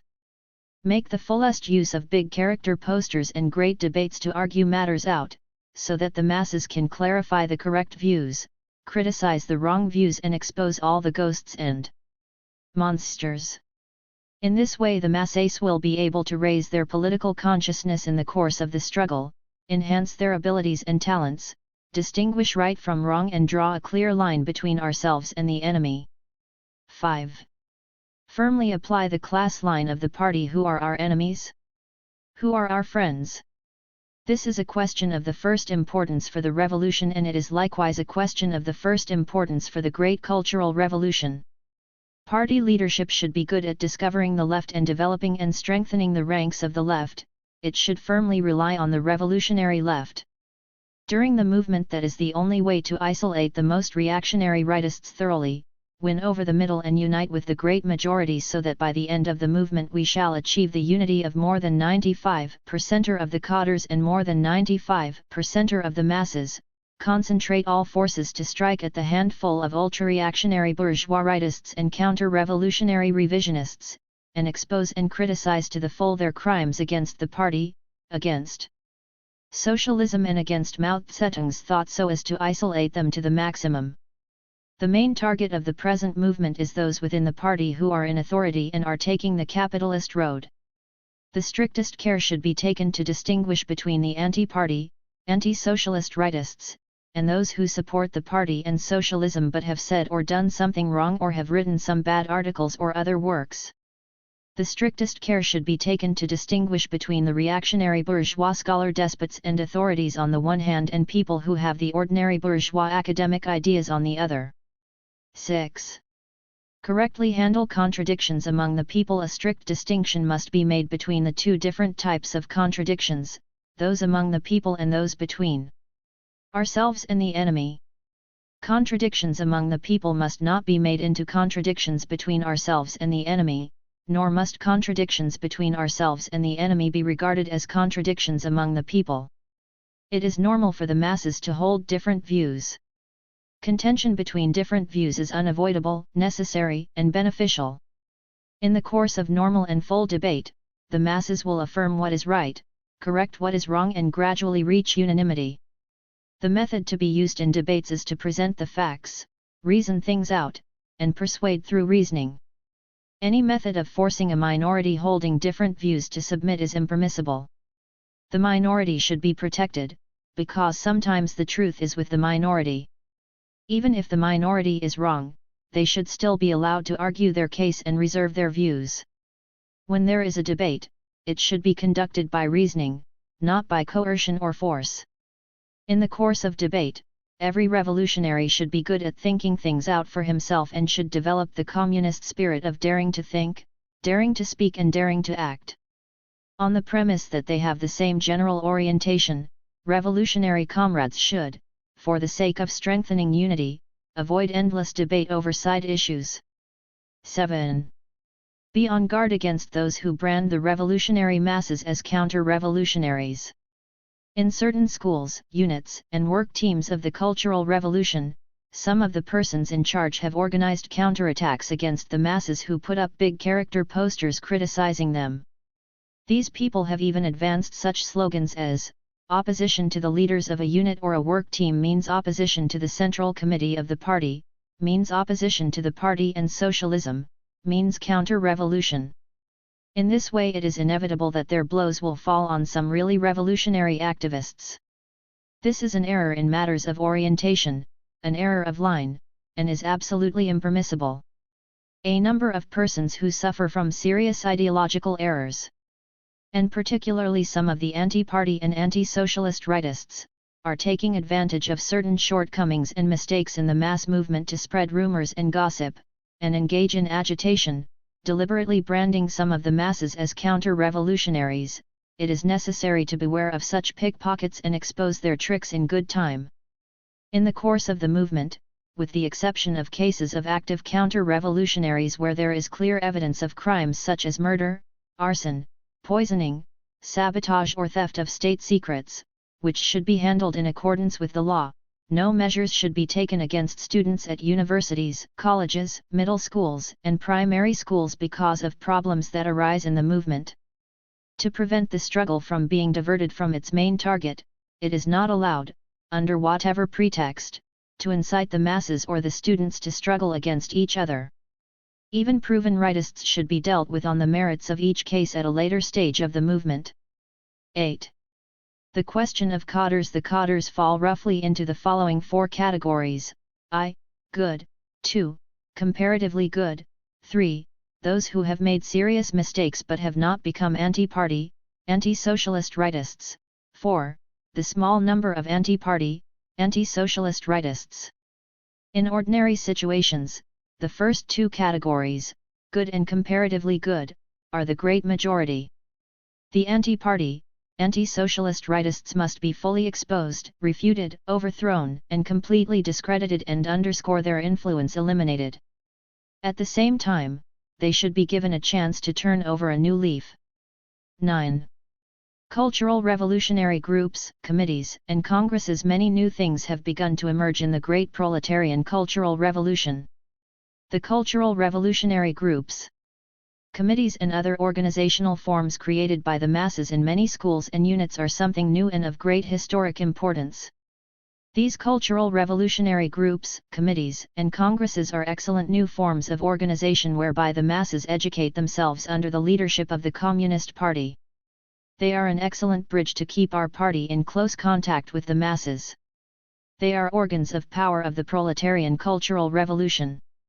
The struggle of the proletariat against the old ideas, culture, customs, and habits left over by all the exploiting classes over thousands of years will necessarily take a very, very long time. Therefore, the cultural revolutionary groups, committees, and congresses should not be temporary organizations but permanent, standing mass organizations. They are suitable not only for colleges, schools, and government and other organizations, but generally also for factories, mines, other enterprises, urban districts, and villages. It is necessary to institute a system of general elections, like that of the Paris Commune, for electing members to the cultural revolutionary congresses. The lists of candidates should be put forward by the revolutionary masses after full discussion, and the elections should be held after the masses have discussed the lists over and over again. The masses are entitled at any time to criticize members of the cultural revolutionary groups and committees and delegates elected to the cultural revolutionary congresses. If these members or delegates prove incompetent, they can be replaced through election or recalled by the masses after discussion. The cultural revolutionary groups, committees, and congresses in colleges and schools should consist mainly of representatives of the revolutionary students. At the same time, they should have a certain number of representatives of the revolutionary teaching and administrative staff and workers. 10. Educational reform in the great proletarian cultural revolution. A most important task is to transform the old educational system and the old principles and methods of teaching. In this great cultural revolution, the phenomenon of our schools being dominated by bourgeois intellectuals must be completely changed. In every kind of school we must apply thoroughly the policy advanced by Comrade Mao Zedong of education serving proletarian politics and education being combined with productive labor, so as to enable those receiving an education to develop morally, intellectually, and physically and to become laborers with socialist consciousness and culture. The period of schooling should be shortened. Courses should be fewer and better. The teaching material should be thoroughly transformed, in some cases beginning with simplifying complicated material. While their main task is to study, students should also learn other things. That is to say, in addition to their studies they should also learn industrial work, farming, and military affairs, and take part in the struggles of the cultural revolution to criticize the bourgeoisie as these struggles occur. 11. The question of criticizing by name in the press. In the course of the mass movement of the cultural revolution, the criticism of bourgeois and feudal ideology should be well combined with the dissemination of the proletarian world outlook and of Marxism-Leninism, Mao Zedong's thought. Criticism should be organized of typical bourgeois representatives who have wormed their way into the party and typical reactionary bourgeois academic authorities, and this should include criticism of various kinds of reactionary views in philosophy, history, political economy, and education, in works and theories of literature and art, in theories of natural science, and in other fields. Criticism of anyone by name in the press should be decided after discussion by the party committee at the same level, and in some cases submitted to the party committee at a higher level for approval. Policy towards scientists, technicians, and ordinary members of working staffs. As regards scientists, technicians and ordinary members of working staffs, as long as they are patriotic, work energetically, are not against the party and socialism, and maintain no illicit relations with any foreign country, we should in the present movement continue to apply the policy of unity, criticism, unity. Special care should be taken of those scientists and scientific and technical personnel who have made contributions. Efforts should be made to help them gradually transform their world outlook and their style of work. 13. The question of arrangements for integration with the socialist education movement in city and countryside. The cultural and educational units and leading organs of the party and government in the large and medium cities are the points of concentration of the present proletarian cultural revolution. The Great Cultural Revolution has enriched the socialist education movement in both city and countryside and raised it to a higher level. Efforts should be made to conduct these two movements in close combination. Arrangements to this effect may be made by various regions and departments in the light of the specific conditions. The socialist education movement now going on in the countryside and in enterprises in the cities should not be upset where the original arrangements are appropriate and the movement is going well, but should continue in accordance with the original arrangements. However, the questions that are arising in the present great proletarian cultural revolution should be put to the masses for discussion at the proper time, so as to further foster vigorously proletarian ideology and eradicate bourgeois ideology. In some places, the great proletarian cultural revolution is being used as the focus in order to add momentum to the socialist education movement and clean things up in the fields of politics, ideology, organization, and economy. This may be done where the local party committee thinks it appropriate. 14. Take firm hold of the revolution and stimulate production. The aim of the great proletarian cultural revolution is to revolutionize people's ideology and as a consequence to achieve greater, faster, better and more economical results in all fields of work. If the masses are fully aroused and proper arrangements are made, it is possible to carry on both the cultural revolution and production without one hampering the other, while guaranteeing high quality in all our work. The great proletarian cultural revolution is a powerful motive force for the development of the social productive forces in our country. Any idea of counterposing the great cultural revolution to the development of production is incorrect. 15. The armed forces. In the armed forces, the cultural revolution and the socialist education movement should be carried out in accordance with the instructions of the Military Commission of the Central Committee of the Party and the General Political Department of the People's Liberation Army. 16. Mao Zedong's thought is the guide to action in the Great Proletarian Cultural Revolution. In the Great Proletarian Cultural Revolution, it is imperative to hold aloft the great red banner of Mao Zedong's thought and put proletarian politics in command. The movement for the creative study and application of Chairman Mao Zedong's works should be carried forward among the masses of the workers, peasants, and soldiers, the cadres and the intellectuals, and Mao Zedong's thought should be taken as the guide to action in the cultural revolution. In this complex great cultural revolution, party committees at all levels must study and apply Chairman Mao's works all the more conscientiously and in a creative way. In particular, they must study over and over again Chairman Mao's writings on the cultural revolution and on the party's methods of leadership, such as on New Democracy, talks at the Yan'an Forum on Literature and Art, on the correct handling of contradictions among the people, speech at the Chinese Communist Party's National Conference on Propaganda Work, some questions concerning methods of leadership and methods of work of party committees. Party committees at all levels must abide by the directions given by Chairman Mao over the years, namely that they should thoroughly apply the mass line of from the masses, to the masses and that they should be pupils before they become teachers. They should try to avoid being one-sided or narrow. They should foster materialist dialectics and oppose metaphysics and scholasticism. The great proletarian cultural revolution is bound to achieve brilliant victory under the leadership of the Central Committee of the Party headed by Comrade Mao Zedong. 4. The January storm in Shanghai. The following documents illustrate the narrative of the capture of power in Shanghai. The newspaper offices were seized by the rebel headquarters on 4 and January 5. The following message to the people of Shanghai was immediately put out. On January 9 followed the famous urgent notice. On January 11 this declaration was endorsed by a telegram from the Central Committee.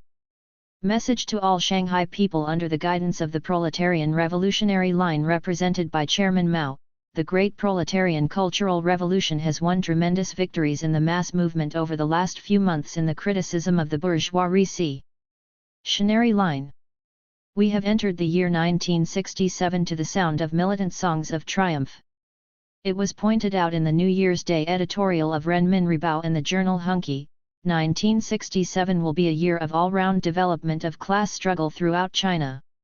It will be a year in which the proletariat, united with other sections of the revolutionary masses, will launch a general attack on the handful of party persons in authority who are taking the capitalist road, and on the ghosts and monsters in society.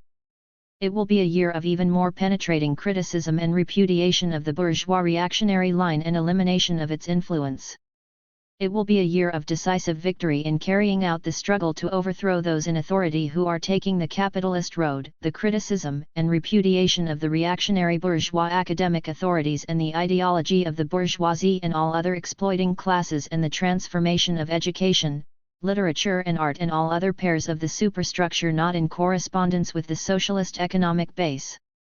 In other words, it will be a year in which the bourgeois reactionary line will totally collapse and disintegrate completely, a year in which the great proletarian cultural revolution will win a great, decisive victory. The broad revolutionary masses of Shanghai have also won an initial victory in the struggle to criticize and repudiate the bourgeois reactionary line implemented by a handful of people within the party in Shanghai area, and have carried the struggle to a deeper and broader new stage. The mass movement of the great proletarian cultural revolution in our Shanghai factories is surging forward vigorously, smashing through all resistance with the might of an avalanche and the force of a thunderbolt. We, workers of the revolutionary rebel groups, follow Chairman Mao's teachings most closely and resolutely carried out the policy of taking firm hold of the revolution and promoting production advanced by Chairman Mao himself. Chairman Mao teaches us, political work is the lifeblood of all economic work. We of the quotation from the introductory note to A Serious Lesson, The Socialist Upsurge in China's Countryside. TPD. Revolutionary rebel groups clearly understand that if the great proletarian cultural revolution is not carried out well, we will lose our orientation in production and slide back in the direction of capitalism. What we ourselves have experienced in the course of the great proletarian cultural revolution has increasingly proved to us that only if the great proletarian cultural revolution is carried out well, will production develop on a still greater scale. Any idea of counterposing the great cultural revolution to the development of production is erroneous. However, a handful of party persons in authority who are taking the capitalist road and those who obstinately adhere to the bourgeois reactionary line have a bitter hatred for the great proletarian cultural revolution. They have been trying by every means to resist the policy of taking firm hold of the revolution and promoting production put forward by Chairman Mao. Their schemes and devices may be summarized in the following ways. At the beginning of the movement, they used the pretext of taking firm hold of production to repress the revolution and oppose taking firm hold of the revolution. When we workers of the revolutionary rebel groups wanted to rise up in revolution and criticize and repudiate the bourgeois reactionary line, they used the tasks of production to bring pressure to bear on the workers and tagged us with the label of sabotaging production. Did they really want to take firm hold of production? No, they wanted to defend their own positions and attempted to obstruct our revolution. We exposed their schemes and rose up bravely in rebellion. Then they resorted to another trick, that is, they played with high-sounding revolutionary words, giving the appearance of being exceedingly left in order to incite large numbers of members of the workers' red militia detachments whom they have hoodwinked to undermine production and sabotage transport and communications under the pretext of going north to lodge complaints. They did this to attain their aim of undermining the great proletarian revolution and the dictatorship of the proletariat.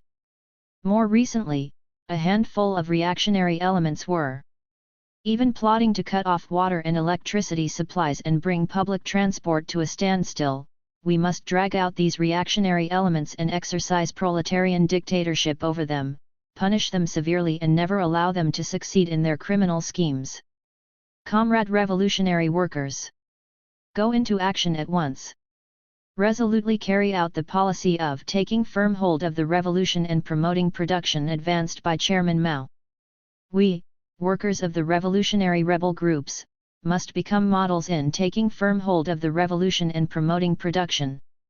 We must serve as the vanguards and the backbone not only in taking firm hold of the revolution, but also in promoting production. Our city of Shanghai, China's biggest industrial producer, plays an extremely important role in the overall economic life of the country. But lately, in many factories and plants, it has occurred that some or even the majority of the members of the workers' Red militia detachments have suspended production and deserted their posts in production. This runs directly counter to the stipulation by the party's Central Committee on taking firm hold of the revolution and promoting production, and directly affects the people's livelihood and the development of national economic construction. Our revolutionary rebel workers, bearing in mind the teachings of Chairman Mao, have stood our ground in the face of this adverse current, have given proof of our high sense of revolutionary responsibility and, under extremely difficult conditions, have shouldered all the production tasks of our factories and plants, thus dealing a telling blow against the handful of party persons in authority who are taking the capitalist road, and smashing their big plot by which they attempted to thwart the revolution through sabotaging production. The actions of these workers are correct and splendid. All of us comrades of the revolutionary rebel groups should learn from them. Chairman Mao teaches us, we should support whatever the enemy opposes and oppose whatever the enemy supports. Groups have the lofty aspiration, the determination, and the strength to do still better in both revolution and production, and to carry out Chairman Mao's great call for taking firm hold of the revolution and promoting production. The broad sections of our class brothers of the workers' Red militia detachments who want to make revolution. Taking firm hold of the revolution and promoting production is a policy put forward by Chairman Mao, a policy stressed time and again by the party's Central Committee, an important policy which guarantees the carrying through to the end of the great proletarian cultural revolution. To support or not to support, to carry out or not to carry out this policy is itself a matter of principle, a cardinal issue of right and wrong. In allowing yourselves to be incited by those people party persons in authority who are taking the capitalist road and by deserting your posts in production, whose interests are you serving? By acting in this way, whose hearts, after all, are you gladdening and whose are you saddening?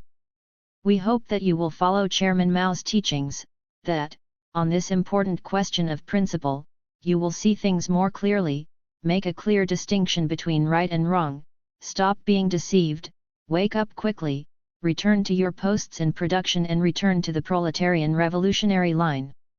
We, comrades of the revolutionary rebel groups, will certainly warmly welcome you back to make revolution along with us and improve production with us. We will certainly not blame you, because we are all close class brothers, and because the overwhelming majority of you are victims of the bourgeois reactionary line, are revolutionary masses who have been hoodwinked by those within the party who are in authority and taking the capitalist road, and by those who are stubbornly following the bourgeois reactionary line. All revolutionary students and revolutionary government cadres of the city. Let us closely unite with the masses of revolutionary workers, and in order to carry out resolutely the policy of taking firm hold of the revolution and promoting production, put forward by Chairman Mao, let us undertake widespread propaganda work and struggle, open fire fiercely and with still greater resolve at the bourgeois reactionary line, crush all new counterattacks by the bourgeois reactionary line, and launch a pew upsurge in the great proletarian cultural revolution in the factories and plants. In the boundless brilliance of the great thought of Mao Zedong, we look towards the future and see the magnificent prospect of the revolution. We, the working class, poor and lower middle peasants, and all working people must unite with the revolutionary students, intellectuals, and cadres, must make a common effort, fight shoulder to shoulder and continue our victorious advances so as to carry the great proletarian cultural revolution through to the end. Long live the great proletarian cultural revolution! Long live the red sun in our hearts, the greatest leader Chairman Mao, and long life to him. January 4 – The Shanghai Workers' Revolutionary Rebel 1967 General Headquarters and 10 other revolutionary mass organizations * urgent notice at present, when the great proletarian cultural revolution in Shanghai is entering the moment of decisive battle between the two lines, when the Shanghai Municipal Party Committee, which stubbornly clings to the bourgeois reactionary line, is being overthrown, the handful of party persons in authority who are taking the capitalist road are once again hatching new plots, colluding with the capitalist forces in society, they are making use of the problems concerning economic benefits to divert the general orientation of the struggle and to incite one group of people against another, causing breakdowns in factory production and railway and road traffic. They have even incited dockers to stop work, causing difficulties in running the port and damaging the international prestige of China. They are freely squandering the wealth of the state, arbitrarily increasing wages and material benefits, and granting all kinds of allowances and subsidies without limit, stirring people up to take over public buildings by force. These are the latest forms by which the Shanghai Municipal Party Committee persists in carrying out the bourgeois reactionary line. In resorting to such base and treacherous means, the handful of party persons in authority who are taking the capitalist road aim at none other than 1. Setting themselves against Chairman Mao and the party's Central Committee, and putting pressure on the Cultural Revolution Group under the party's Central Committee by sabotaging production, interrupting communications, and jeopardizing the national economy and the livelihood of the people, to attain their purpose of undermining the great proletarian cultural revolution. 2. Making use of economic benefits to divert the general orientation of the struggle in an attempt to shift the serious political struggle onto the wrong road of economic struggle, and at the same time to corrupt the revolutionary will of the masses by material gains, and to promote peaceful evolution and allow bourgeois ideas to run riot. We hereby solemnly warn the Shanghai Municipal Party Committee that no plots will ever succeed that are aimed at diverting people's attention from the struggle through the disruption of production, interruption of communications and the increasing of wages and material benefits. The revolutionary rebels who are armed with Mao Zedong's thought firmly expose this conspiracy and resolutely repulse the attacks by the bourgeois reactionary trend of thought. We must firmly implement the policy of taking firm hold of the revolution and promoting production put forward by Chairman Mao and, on the one hand, take an active part in the great proletarian cultural revolution while on the other hand remain fast at our posts of production and construction, persist in the 8-hour workday, strive to fulfill and overfulfill production plans, and do our best to tur out high-quality products. We believe that the masses of revolutionary workers have a high sense of political responsibility towards their great socialist motherland. They will certainly be able to put public interest to the fore, and, proceeding from the overall interests of the state, correctly handle the questions mentioned above and seize a double victory in the cultural revolution and in production. In order swiftly to retrieve the grave situation in social production created by the Shanghai Municipal Party Committee, we appeal to comrades in arms of the revolutionary rebel groups of the whole city. 1.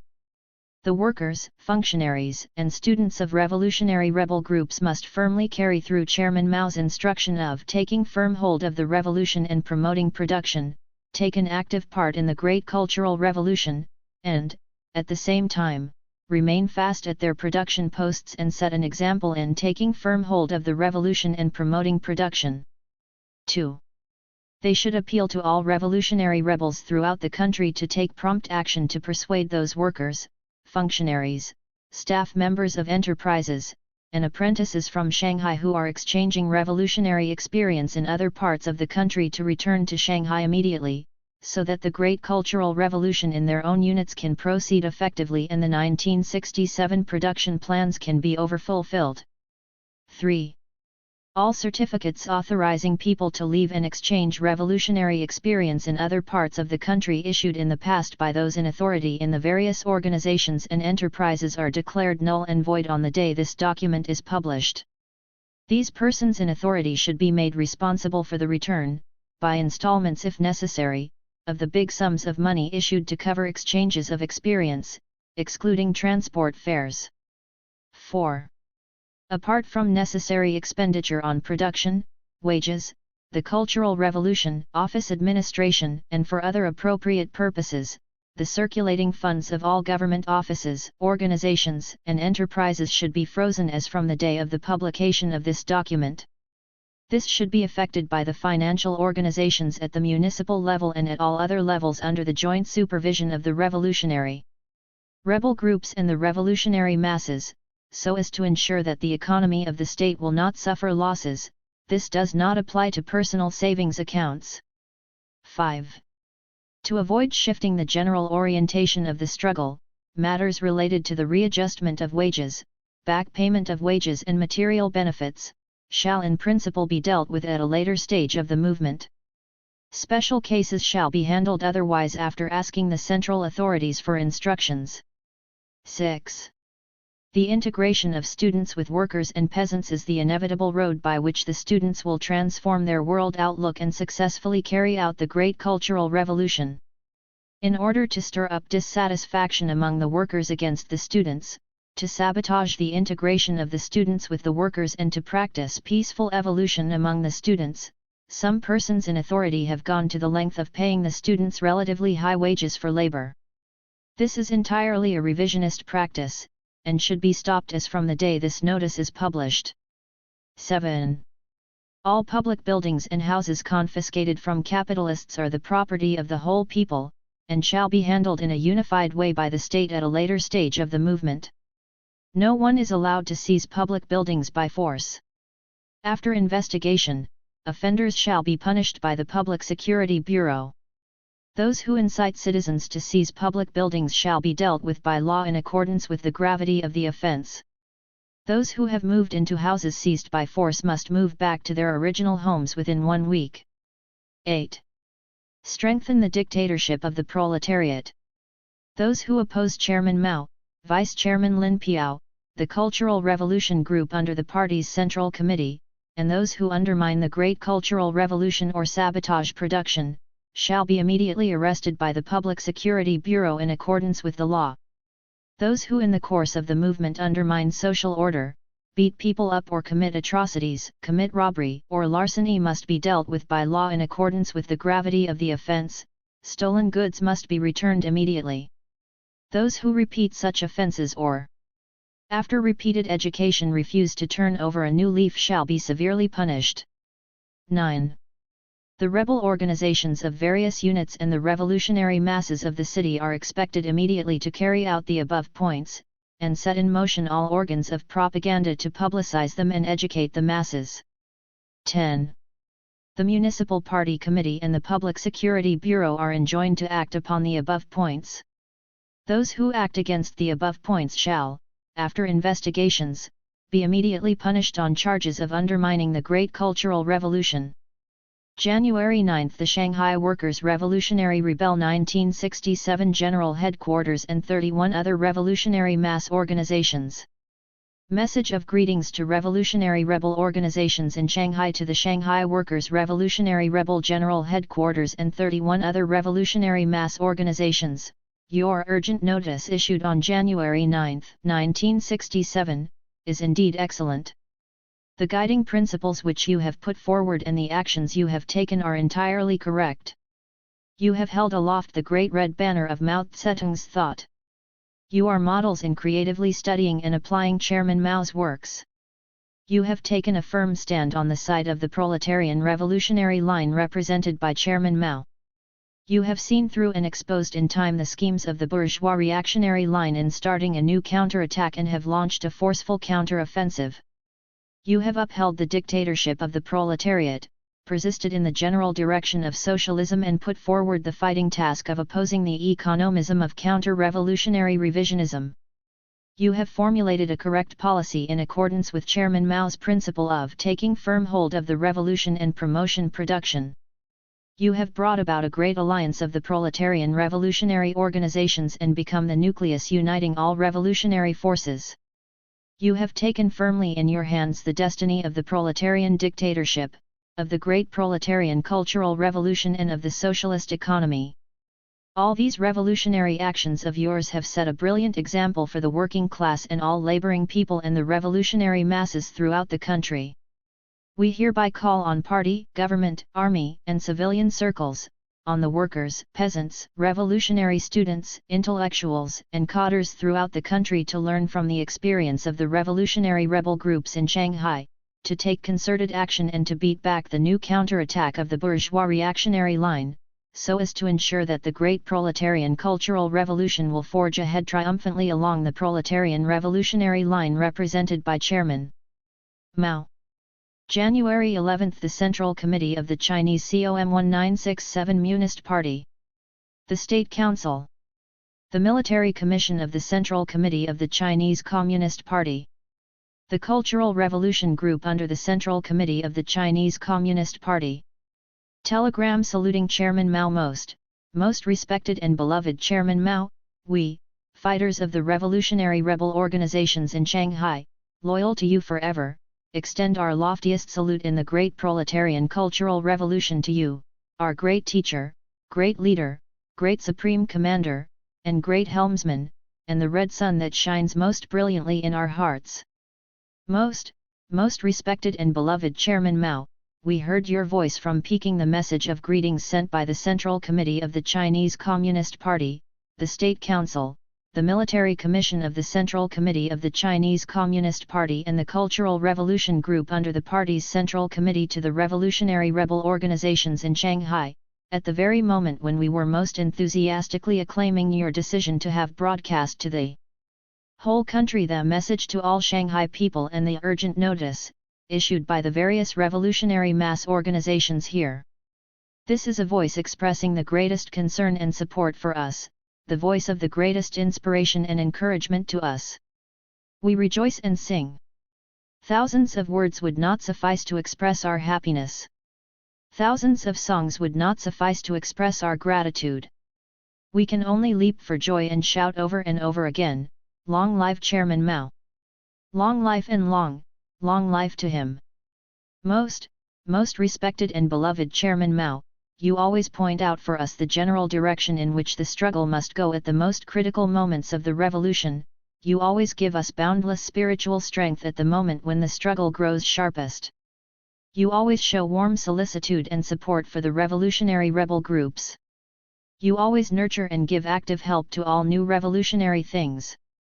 At the present time, when we, the revolutionary rebel groups, are waging a fierce battle to deal severe blows at the new counterattack of the bourgeois reactionary line, you have approved our general orientation, confirmed our fighting task and supported us in bringing about a great alliance of the proletarian revolutionary organizations and uniting all the revolutionary forces, so as to take firmly into our hands the destiny of the proletarian dictatorship, of the great proletarian cultural revolution and of the socialist economy. Your great and wise decision will quickly kindle the fierce flame spreading the all-encompassing class struggle throughout the country. All such things as counter-revolutionary economism, the new counterattack organized by the representatives of the bourgeois reactionary line and the stub-born citadel of the bourgeois reactionary line will be utterly discredited and reduced to ashes in this raging fire. You, most respected and beloved Chairman Mao, have repeatedly taught us that the enemy will not perish of himself nor will he step down from the stage of history of his own accord. The facts show this precisely. The counter-revolutionary scheme of economism concocted by the handful of persons in authority who are taking the capitalist road and the extremely small number of diehards who cling to the bourgeois reactionary line within the Shanghai Municipal Committee of the Chinese Communist Party has been exposed. They have been surrounded by the revolutionary masses ring upon ring and have begun to collapse along the whole front, but they are still struggling frantically and are trying by every means possible to break up the great alliance of our revolutionary groups in Shanghai in a vain attempt to create splits and stir up disputes among our revolutionary rebel organizations. In this way, they hope to slip through, get an opportunity to catch their breath and stage a comeback. We must not allow this scheme to succeed. We must follow your instructions. With power and to spare we must pursue the tottering foe and not ape Xiongnu the conqueror seeking idle fame. Take concerted action and vigorously pursue and fiercely beat the dogs in the water and utterly defeat them, so that they can never rise again. We must firmly carry out the correct policy of taking firm hold of the revolution and promoting production advanced by you and thoroughly sweep away the bad influence of counter-revolutionary economism.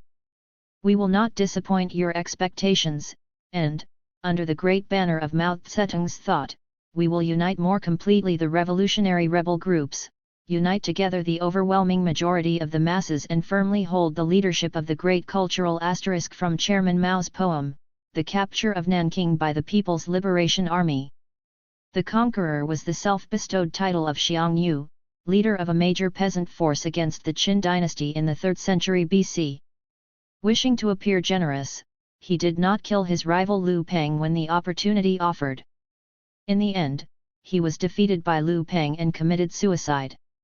Revolution and production in Shanghai, so as to ensure that the great proletarian cultural revolution in the Shanghai area will forge ahead triumphantly along the proletarian revolutionary line represented by you. Wishing our most respected and beloved great leader Chairman Mao long life. January 12th rally held by the Revolutionary Rebel Organization 1967 Chans of Shanghai and the Shanghai Liaison Centers of Revolutionary Rebel Organizations of other places to celebrate the message of greetings of the central authorities and completely smash the new counter-attack by the bourgeois revolutionary line. Oppose economism and smash the latest counter-attack by the bourgeois reactionary line. Editorial of Renmin Ribao, People's Daily, and Hunky, Red Flag, January 12, 1967, the decision taken personally by our great leader, Chairman Mao to broadcast to the whole country the message to all Shanghai people and the urgent notice issued by revolutionary mass organizations in Shanghai is an event of great historic importance. It marks the beginning of a new stage in our country's great proletarian cultural revolution. The salient features of this new stage are: the proletarian revolutionary line represented by Chairman Mao is being grasped to an ever greater extent by the broad masses. The citadels in which the bourgeois reactionary line has entrenched itself are being captured one by one. The revolutionary movements of the workers, peasants, and students and the revolutionary mass movement in the different fields of culture and in party and government institutions are uniting into a mighty, irresistible revolutionary torrent. They are launching an all-out general offensive against the bourgeois reactionary line. The forces of the revolutionary rebel groups of the proletariat are growing in scale and strength. They are arming themselves more fully with Mao Zedong's thought in the course of the struggle, adhering firmly to the general orientation of the struggle, constantly improving the art of struggle and becoming the backbone force of the great proletarian cultural revolution. The majority of the masses are becoming united, with the proletarian revolutionary rebel groups as their core.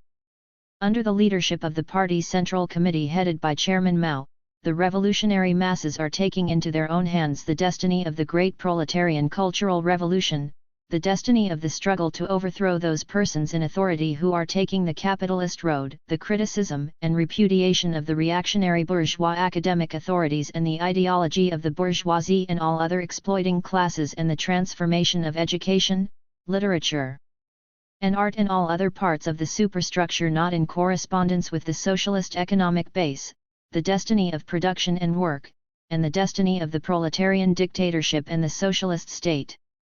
Under the impact of this mighty, irresistible revolutionary torrent, the handful of party persons in authority who are taking the capitalist road and an extremely small number of diehards stubbornly pursuing the bourgeois reactionary line are being forced to retreat from one position to another. Their ferocious, counter-revolutionary features have been or are being exposed. Heavily besieged by the revolutionary masses, they have begun to collapse all along the line. However, will these reactionary elements lay down their arms and surrender of their own accord? Will they step down from the stage of history of their own accord? No. They will never do so. Like all other reactionaries in the past, they will never lay down their arms and surrender or step down from the stage of history of their own accord. As Chairman Mao has taught us, the enemy will not perish of himself. Neither the Chinese reactionaries nor the aggressive forces of U.S. imperialism in China will step down from the stage of history of their own accord. Everything reactionary is the same, if you don't hit it, it won't fall. This is also like sweeping the floor, as a rule, where the broom does not reach, the dust will not vanish of itself. Plus the reality of the development of China's great proletarian cultural revolution is a further proof of this brilliant thesis of Chairman Mao's. In capturing each fortress, the revolutionary fighters will meet frenzied resistance from the class enemy. At every step forward taken by the revolution, the enemy will play new tricks and resort to whatever schemes they can devise. When one way fails, they fall back on another. When tough tactics do not work, they try kid-glove ones. When force fails, they use nonviolent methods. They also mix tough with kid-glove tactics and combine force with nonviolence. Their speciality is to wave red flags to oppose the red flag and to instigate one section of the masses to fight against another. More often than not, they cunningly take over the revolutionary slogans raised by the party's Central Committee and Chairman Mao and distort them to serve their counter-revolutionary political purposes. They are now appearing to be ultra-left and pretending to hoist the flag of opposition to the bourgeois reactionary line in order to hoodwink and deceive part of the masses. They call white-black and divert the struggle in the wrong direction by turning its spearhead against the proletarian revolutionary line, the proletarian revolutionary headquarters and the revolutionary masses, by which means they seek to protect themselves and the bourgeois reactionary line and to preserve the old capitalist and revisionist order. At the present time, the handful of party persons in authority who are taking the capitalist road and the extremely small number of diehards stubbornly pursuing the bourgeois reactionary line are colluding with bourgeois elements, speculators, landlords, rich peasants, counter-revolutionaries, bad elements, and rightists in society and using economism to deceive the masses and incite them to undermine production, disrupt financial work and sabotage the great proletarian Kultura revolution and to wage a struggle against the great, glorious, and correct Chinese Communist Party and against our socialist state of the proletarian dictatorship. The urgent notice issued by the Shanghai Workers' Revolutionary Rebel General Headquarters and the other revolutionary mass organizations in Shanghai has vividly and penetratingly revealed the big conspiracy of the reactionary elements in the Shanghai area, the conspiracy of using the sugar-coated bullets of economic benefits to lure a part of the masses. The reactionary elements freely squander the wealth of the state, arbitrarily increase wages and benefits, wantonly distribute all kinds of funds and materials and stir up the masses to take over public buildings by force and occupy them as their own private property. They instigate acts of violence, create incidents, incite a number of workers to desert their posts in production, thus bringing some factories to a standstill and disrupting railway and road traffic. They even incite harbor personnel to stop work. Some lading members of the railway departments use similar means to disrupt rail transport in a vain attempt to sabotage the great proletarian cultural revolution. The reactionary elements think they are clever, but in fact they are lifting a rock only to drop it on their own feet. The more actively they operate, the more revealed are their counter-revolutionary revisionist features. In this way they are creating the conditions for their own total collapse. The game of economism that these people are playing has provided the revolutionary masses with very good teaching material by negative example. It has enabled them to recognize the real nature of economism and the need to expose and attack it until it is utterly crushed. What kind of stuff is economism? It is a form of bribery that caters to the psychology of a few backward people among the masses, corrupts the masses' revolutionary will and leads their political struggle onto the wrong road of economism, luring them to seek only personal and short-term interests in disregard of the interests of the state and the collective and the long-term interests. Its aim is to strangle the great proletarian cultural revolution, to disintegrate the dictatorship of the proletariat and the socialist system. Economism disrupts social production, the national economy and socialist ownership. It promotes the tendency towards the spontaneous development of capitalism and encourages revisionist material incentives in a vain attempt to destroy the economic basis of socialism. Economism is opposed to Marxism-Leninism, Mao Zedong's thought. It is out-and-out counter-revolutionary revisionist stuff. It is garbage picked up from the rubbish dump of old-time and modern revisionism. Under the capitalist system, economism is an instrument for preserving the reactionary rule of capitalism and opposing the proletarian revolution. Under the socialist system, it has an even more reactionary nature and is an instrument for counter-revolutionary capitalist restoration. In a word, economism substitutes bourgeois spontaneity for proletarian revolutionary consciousness, substitutes bourgeois ultrademocracy for proletarian democratic centralism and proletarian sense of organization and discipline, substitutes bourgeois reactionary illegalities for proletarian dictatorship and its extensive democracy, and substitutes capitalist ownership for socialist ownership. Economism is a new form in which the bourgeois reactionary line launches a big counterattack against the proletarian revolutionary line. All revolutionary people and all revolutionary organizations must heighten their vigilance 100-fold, see through the class enemies' schemes of economism, completely smash the latest counterattack by the bourgeois reactionary line and carry the great proletarian cultural revolution through to the end.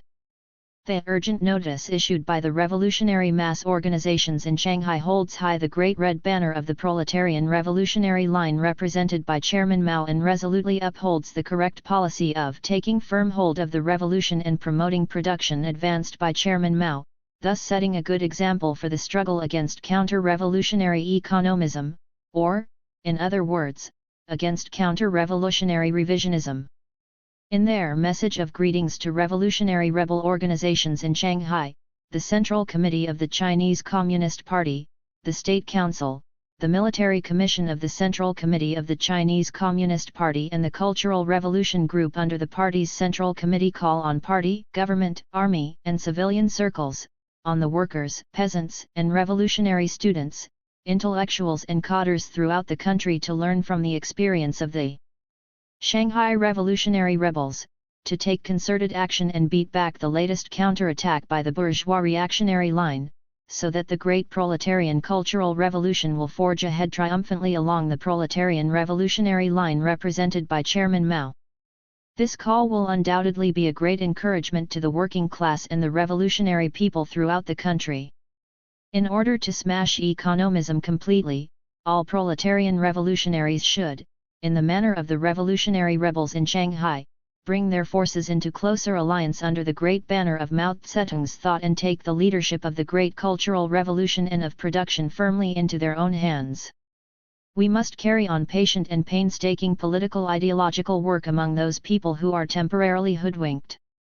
We must have the conviction that the overwhelming majority of them want to make revolution.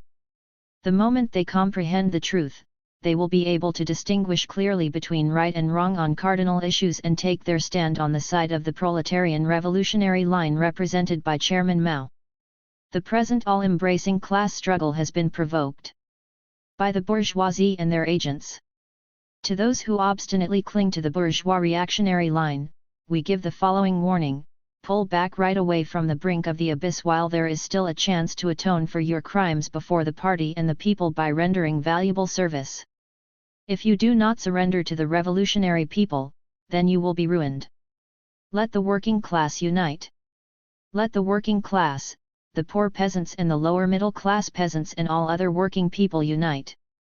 Let all working people unite with the revolutionary students, revolutionary intellectuals, and revolutionary cadres. People of all nationalities, unite. Unfold the all-embracing class struggle on a nationwide scale. Totally smash the latest counterattack by the bourgeois reactionary line. Carry the great proletarian cultural revolution through to the end. Long live Chairman Mao, the great teacher, great leader, great supreme commander and great helmsman. * Proletarian Revolutionaries, Unite, by commentator, Hungy, No. 2, 1967. The golden monkey wrathfully swung his massive cudgel, and the jade-like firmament was cleared of dust. Guided by the proletarian revolutionary line represented by Chairman Mao Zedong, the glorious Shanghai working class has formed a million-strong, mighty army of revolutionary rebels. In alliance with other revolutionary organizations, they have been meeting head-on the new counterattacks by the bourgeois reactionary line, seizing power from the handful of party persons in authority who are taking the capitalist road, and establishing the new order of the great proletarian cultural revolution. With an irresistible, sweeping force, they are following up this victory and brushing aside the rubbish that stands in the way of the wheel of history. This revolutionary action of the working class and other revolutionary masses and revolutionary cadres in Shanghai marks a new turning point in our country's great proletarian cultural revolution and the beginning of a new stage in this revolution. This is a great new victory for Mao Zedong's thought. The revolutionary principle adopted, and the revolutionary actions taken, by the working class and other revolutionary masses and the revolutionary cadres in Shanghai have set an example for the whole country and provided invaluable new experience for the great proletarian cultural revolution. Their experience is many-sided. It boils down to one point, that proletarian revolutionaries, forming an alliance, have seized power from the handful of party persons who were in authority and took the capitalist road, and held the political, economic, and cultural power of the Shanghai municipality firmly in their own hands. Marxism-Leninism, Mao Zedong's thought, teaches us that the basic question of a revolution is that of political power. The central task of the great proletarian cultural revolution, in the last analysis, is the struggle by which the proletariat seizes power from the handful of party persons in authority who are taking the capitalist road. This is the focal point of the class struggle in our country at the present stage, a concentrated expression of the struggle between the socialist and capitalist roads. On June 1, 1966, our great leader Chairman Mao personally decided to have the text broadcast of a big character poster from Peking University, the first Marxist-Leninist poster in the country. This was in support of the struggle of the proletarian revolutionaries of Peking University to seize power from the Liu Ping anti-party clique in the university. It was a great strategic move which kindled the flames of the great proletarian cultural revolution now raging throughout the country. Now our great leader Chairman Mao himself has decided to give publicity over the radio to the message to all Shanghai people and the urgent notice issued by Shanghai's revolutionary mass organizations.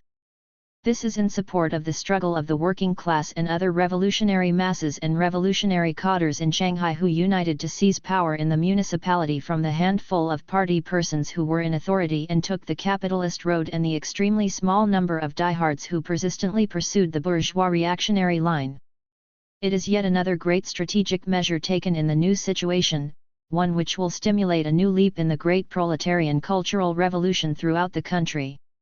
Those party persons in authority who are taking the capitalist road are just a handful, but in varying degrees they still hold party, political and financial power in the localities and units where they are entrenched.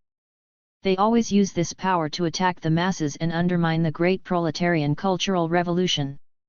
How do they use their power to undermine the great proletarian cultural revolution? They use the party power in their hands to deceive, hoodwink, and repress a number of cadres and party and youth league members. They attempt to break down our party's extremely strict proletarian discipline which is based on Mao Zedong's thought, that discipline which is essential for the proletariat to defeat the bourgeoisie. They distort our party's discipline into bourgeois discipline, into discipline to oppose the party, socialism, and Mao Zedong's thought, into discipline to resist the proletarian revolutionary line represented by Chairman Mao, turning it into a charm for repressing the masses and opposing the revolution. They condemn whoever opposes them as an anti-party element. Making use of the political power they exercise in those departments and localities under their control, this handful of persons practice bourgeois dictatorship to suppress the revolutionary masses wherever they can. They brand as a counter-revolutionary anyone who rises up and rebels against them, and even dismiss or imprison him. They incite the masses to struggle against each other. They use the slogan "Defend the proletarian dictatorship," in a distorted way to deceive certain people into establishing under their control such organizations as the Army of Defenders of Red State Power to protect themselves. This handful of persons use the financial power in their hands to get certain befuddled people to protect them. They use money to buy over people so as to corrupt the revolutionary masses. They make use of economic measures of all kinds in an attempt to lead some people onto the evil road of economism, of pursuing purely immediate individual interests. They want not only to restore but even to extend some erroneous measures adopted in the past in regard to wage and welfare systems. They issue checks and materials freely, in an effort to win the hearts of the people by liberally giving away what belongs to the state. In doing so, they attempt to sabotage production, finances, and communications and transport. With malicious intentions they pass on the contradictions to their superiors. These are the current manifestations of the deathbed struggle of the handful of party persons in authority who are taking the capitalist road. It represents a counterattack in a new form by the bourgeois reactionary line at the present time. These people protect every old vestige of capitalism and revisionism. In the final analysis, they are protecting their own power. In the face of pressure from the revolutionary masses, they may make this or that false concession. But whatever they do is aimed at attacking our dictatorship of the proletariat and preserving their power to suppress the masses. On the question of power, they struggle for every bit of it and never make any concession. They attempt to take all possible measures to disrupt our socialist national economic life so as to achieve their goal of preserving their own power. The most fundamental thing in our struggle against this handful of persons is to wrest power from them. Only when their power is seized and dictatorship is exercised over them will they be completely refuted, overthrown, and utterly discredited. Chairman Mao teaches us that to wrest power from these persons means the revolution of one class to overthrow another class under the conditions of the dictatorship of the proletariat, i.e., a revolution of the proletariat to liquidate the bourgeoisie. The struggle between the proletarian revolutionaries and the handful of party persons in authority who are taking the capitalist road is acute, complicated, and tortuous. The strongholds in which the counter-revolutionary revisionists are entrenched must be seized, one by one. The positions recovered by the proletariat must also be consolidated, one by one. We must heighten our vigilance against cunning enemies. Hypocritically, they have raised the flag of revolution to wrest power from the proletariat. They are accustomed to fabricating rumors, sowing discord, transposing black and white, confusing right and wrong, and instigating the masses so as to divert the struggle in the wrong direction and turn the spearhead of attack against revolutionaries, the dictatorship of the proletariat and the revolutionary headquarters of the proletariat. All revolutionary comrades must follow Chairman Mao's teachings, keep their eyes open, and distinguish between the enemy and ourselves, and between right and wrong on vital questions. Those bad elements who behind our backs stir up the winds of evil and turn the spearhead against the dictatorship of the proletariat and the proletarian revolutionary headquarters must be firmly exposed and overthrown, one by one. The great contribution of the Shanghai working class and other revolutionary masses and revolutionary cadres is that they have taken a firm stand on the side of the proletarian revolutionary line represented by Chairman Mao, fearlessly launched an extensive counter-attack against the new counter-offensive of the bourgeois reactionary line, provided experience in seizing power equals under the conditions of the dictatorship of the proletariat from the handful of party persons in authority who are taking the capitalist road, and advanced correct principles and policies, correct forms of organization and correct methods of struggle.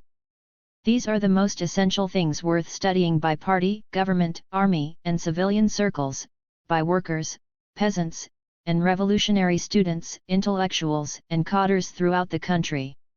The Great Revolution in Shanghai is an embodiment of the leading role and the initiative of the working class, their sense of revolutionary organization and discipline, and it has developed extensive democracy under the dictatorship of the proletariat.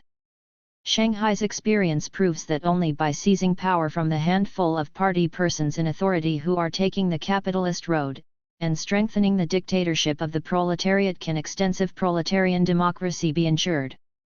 Shanghai's experience proves that extensive democracy under the dictatorship of the proletariat is by no means ultra-democracy or small group mentality considering only the interests of a small group and ignoring the overall interest Only by giving effect to democratic centralism and the great alliance of proletarian revolutionaries under the banner of Mao Tse-tung's thought can there be extensive democracy under the dictatorship of the proletariat.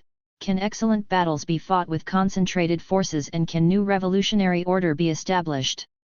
Shanghai's experience proves that the principle of taking firm hold of the revolution and promoting production advanced by the party's Central Committee represented by Chairman Mao must be firmly grasped, that resolute and uncompromising struggles must be waged against all sorts of bourgeois revisionist economism, anarchism, liberalization, etc., and that the general orientation of socialism must be maintained and socialist ownership must be upheld. Only this can be called extensive democracy under the dictatorship of the proletariat. The aim of Shanghai's revolutionary masses in practicing extensive democracy under the dictatorship of the proletariat is very clear. It is to arouse the masses to topple the handful of party persons in authority who are taking the capitalist road, and the ghosts and monsters in society, and uphold and develop the politics, economy, and culture of socialism. The message of greetings to the revolutionary rebel organizations in Shanghai from the Central Committee of the Chinese Communist Party, the State Council, the Military Commission of the Party Central Committee and the Cultural Revolution Group under the Party Central Committee states: You have brought about a great alliance of the proletarian revolutionary organizations and become the nucleus uniting all Revolutionary forces.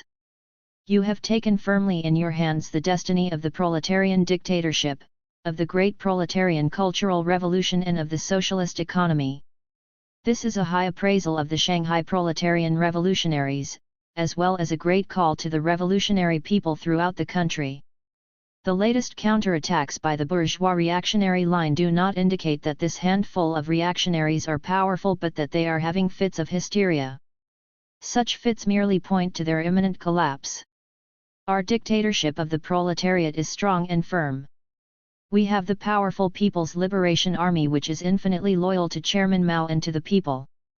We have hundreds of millions of people armed with Mao Zedong's thought. This is the greatest force capable of vanquishing all enemies. We must bear in mind this teaching of Chairman Mao's: all views that overestimate the strength of the enemy and underestimate the strength of the people are wrong. We are facing an excellent situation, a situation full of brightness. We must grasp the essential fact that the enemy is nearing extinction while they, the revolutionaries themselves, are approaching victory. Like the revolutionary masses in Shanghai, we must courageously beat back the challenges of the handful of agents of the bourgeoisie. We must dare to struggle and be good at struggle, dare to win victory and be good at winning victory. Proletarian revolutionaries, unite and rally with the broad masses, and, led by the great Supreme Commander Chairman Mao, carry on an all-round class struggle throughout the country. Resolutely carry out the principle of taking firm hold of the Mao Zedong, the present situation and our tasks. Selected works, English ed., Foreign Languages Press, Peking, 1961, Vol. 4, p. 173. Plus Mao Zedong, The Turning Point in World War II, Selected Works, English ed., Foreign Languages Press, Peking, 1965, Vol. 3, p. 103. Revolution and Promoting Production advanced by Chairman Mao. Crush the latest counterattacks of the bourgeois reactionary line. Crush bourgeois economism. Resolutely seize power from the handful of party persons in authority who are taking the capitalist road. Long live the dictatorship of the proletariat! Long live the ever-victorious thought of Mao Zedong! 5. The Great Strategic Plan. This directive was issued on March 7, 1967. The reopening of schools at that time was only partially effective. The work of the PLA in the educational field was renewed in the autumn. A directive from Chairman Mao concerning the Great Strategic Plan for the Great Proletarian Cultural Revolution * Comrades Lin Piao, En Lai, and the Comrades of the Cultural Revolution Group. This document could be distributed to the whole country to be acted upon accordingly. The army should give military and political training in the universities, middle schools, and the higher classes of primary schools, stage by stage and group by group. It should help in reopening school classes, strengthening organization, setting up the leading bodies on the principle of the 3-in-1 combination, and carrying out the task of struggle, criticism, transformation. It should first make experiments at selected points and acquire experience and then popularize it step by step.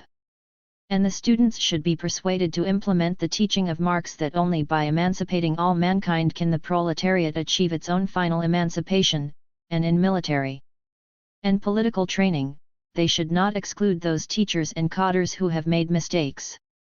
Apart from the aged and the sick, these people should be allowed to take part so as to facilitate their remolding. Provided all this is done conscientiously, it is not difficult to solve the problems. March 7. The atmosphere at a visit to a factory or an institute has changed since the Cultural Revolution began. Formerly the foreign visitors were shown into a special room, often furnished with upholstered chairs with lace antimacassars. Cups of tea were served and cigarettes offered. Several representatives of the enterprise were present, but only one speaker, the director or secretary of the party committee, gave the prepared report and answered questions. The rest sat silent, taking time, presumably, from other duties.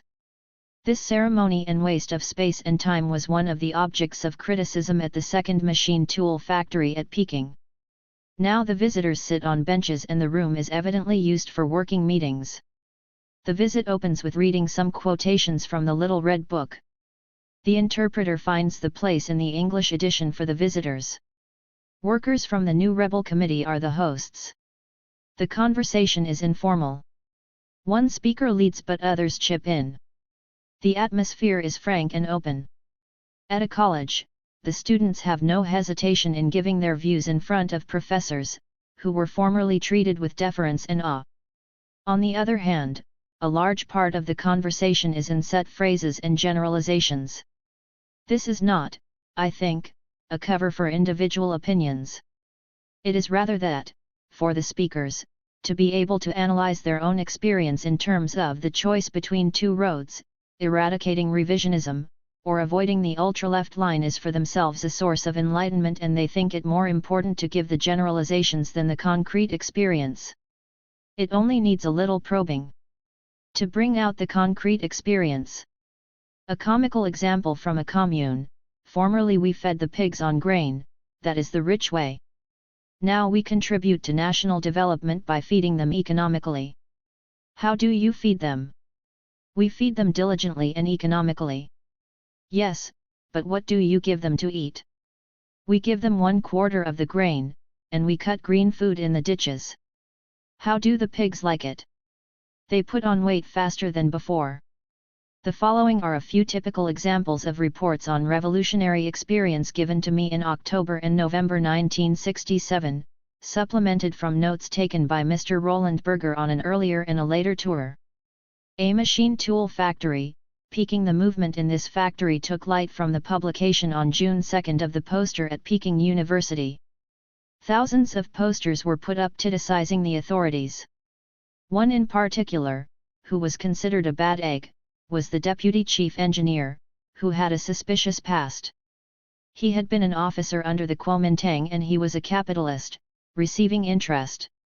Under the state-private system which was introduced in 1956, many capitalists received interest on the value of assets in the factories which they formerly owned, and many were employed in executive jobs. There does not seem to have been any decree winding up this system, but it seems to have generally melted in the fire of the Cultural Revolution. The authorities were criticized for their personal attitude. They made themselves superior and lived in a bourgeois style. There was an accident when a worker was drowned in trying to save a boy who fell into the river, while one of the cotters who was having a swim nearby gave no help and behaved in a heartless manner. One of them used his office car to go fishing on Sunday. He arranged for his wife to have an administrative job for which she was in no way qualified.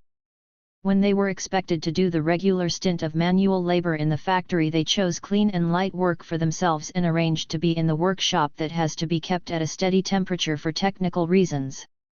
They were accused of an undemocratic style of management, which was inherited from the Soviets, relying on experts and giving orders without explanation to the workers. They were accused of misusing the factory funds, spending money on repairing the swimming pool and prettifying the office, not caring for production. The mildness of the degree of corruption which raised so much indignation is typical of the high level of probity generally established in China. The outburst of criticism led to a work team being sent in by the Peking Municipal Party Committee, on June 8. This is an old established method in the Chinese Communist Party.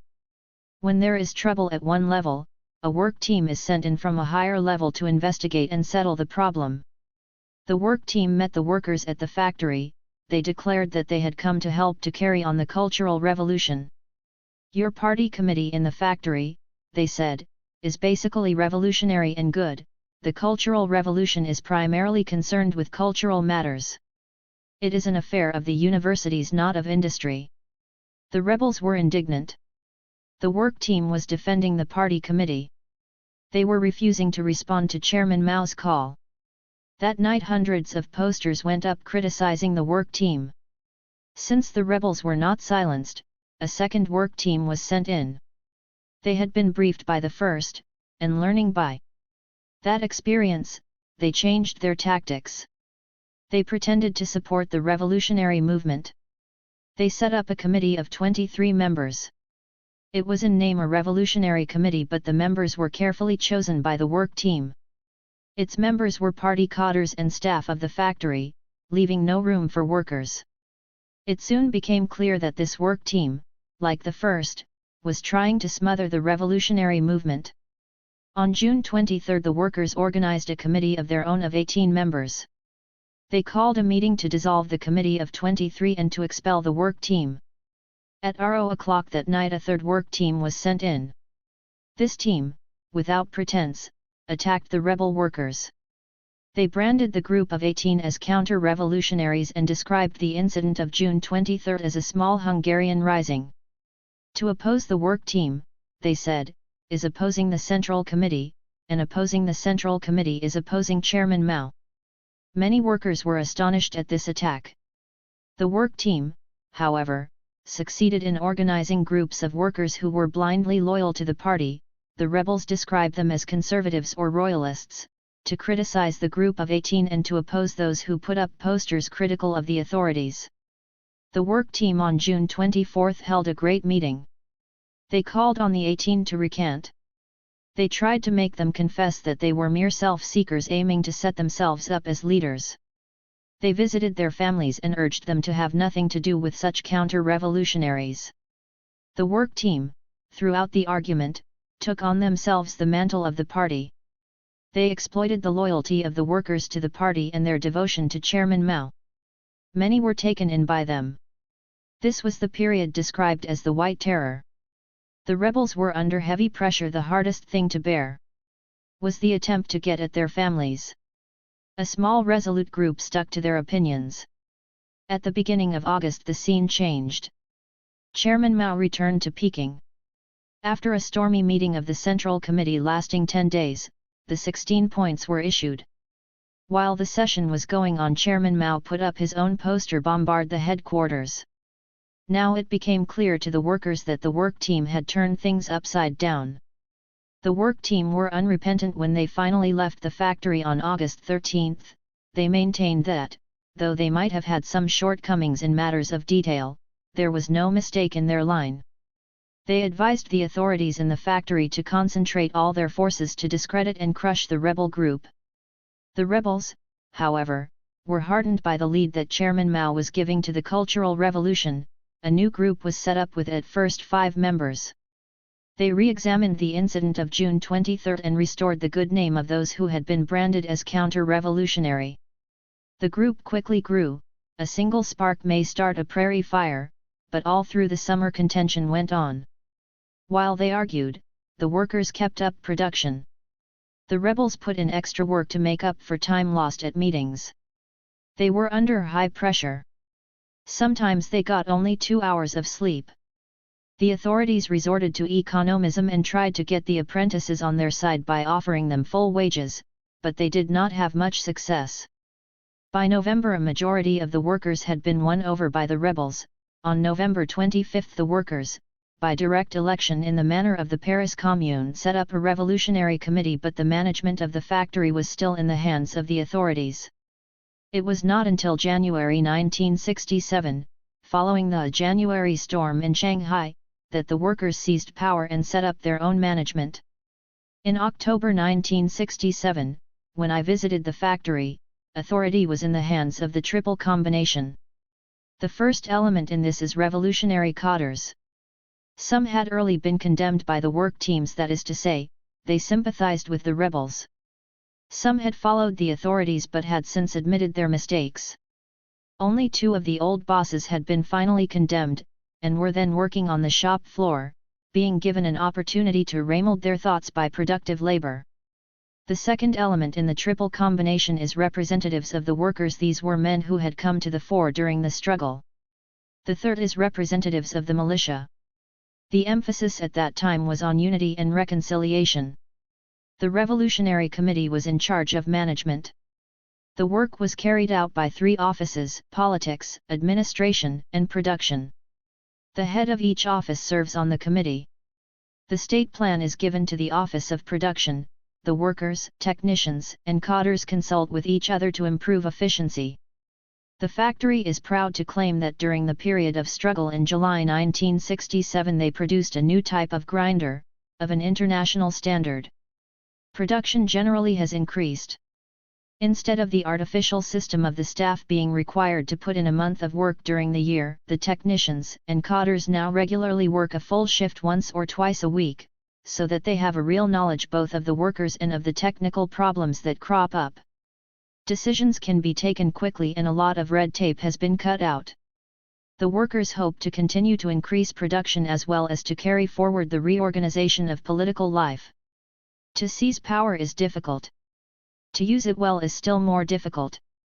A sweet factory, Shanghai at the other extreme of the industrial spectrum, is a small sweet factory in Shanghai employing 250 workers. It belonged to a capitalist and was taken into the state-private system in 1956. In September 1966 it was taken over completely.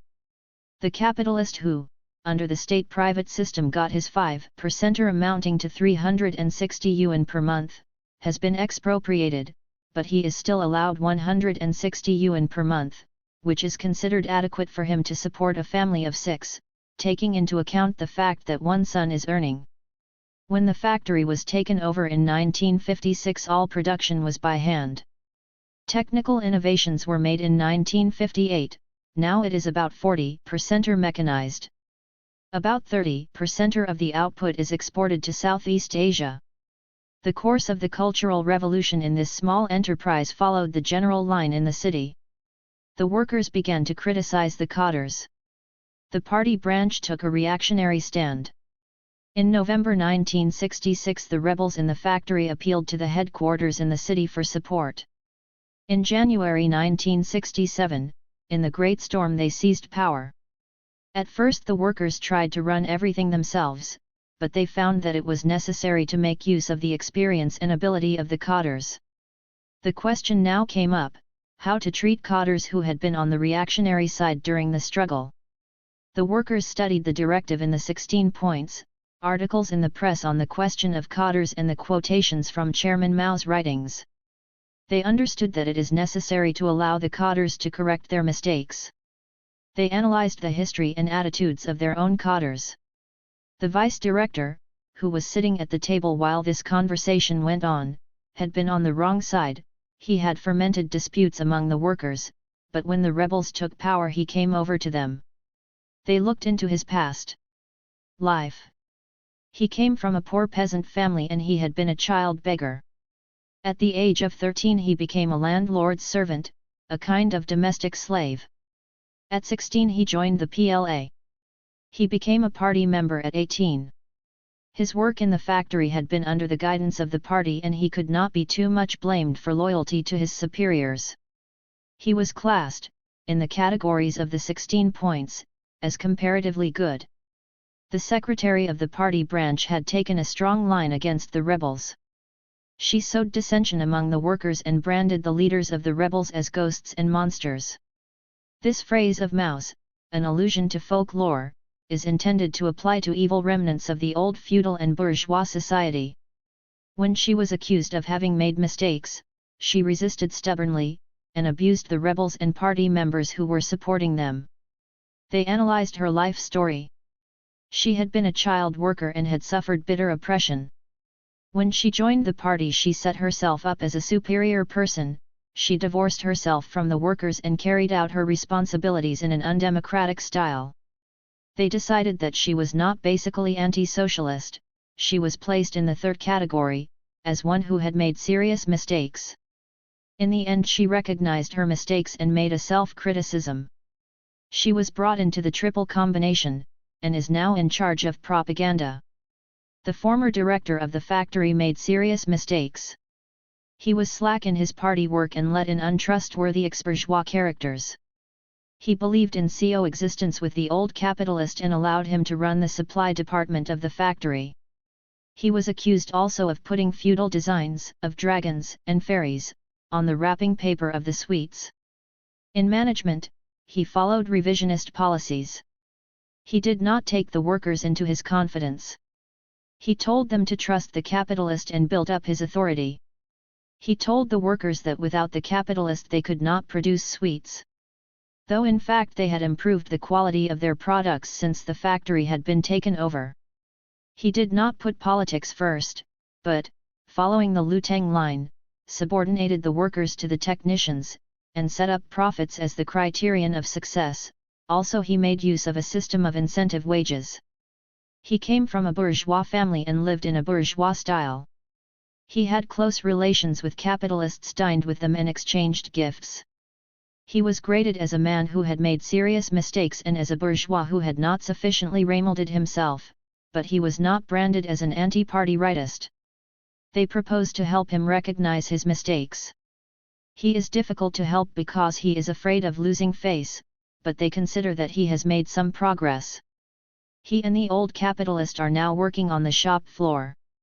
The system of management has been simplified and the number of cadres reduced by 42%. Each team of workers has a leader who looks after production. Unnecessary rules have been abolished. Both quality and quantity of output have been markedly improved. The annual plan of output was being overfulfilled. Even in the hectic month of January 1967, output was above the planned level. The wage system has not yet been altered.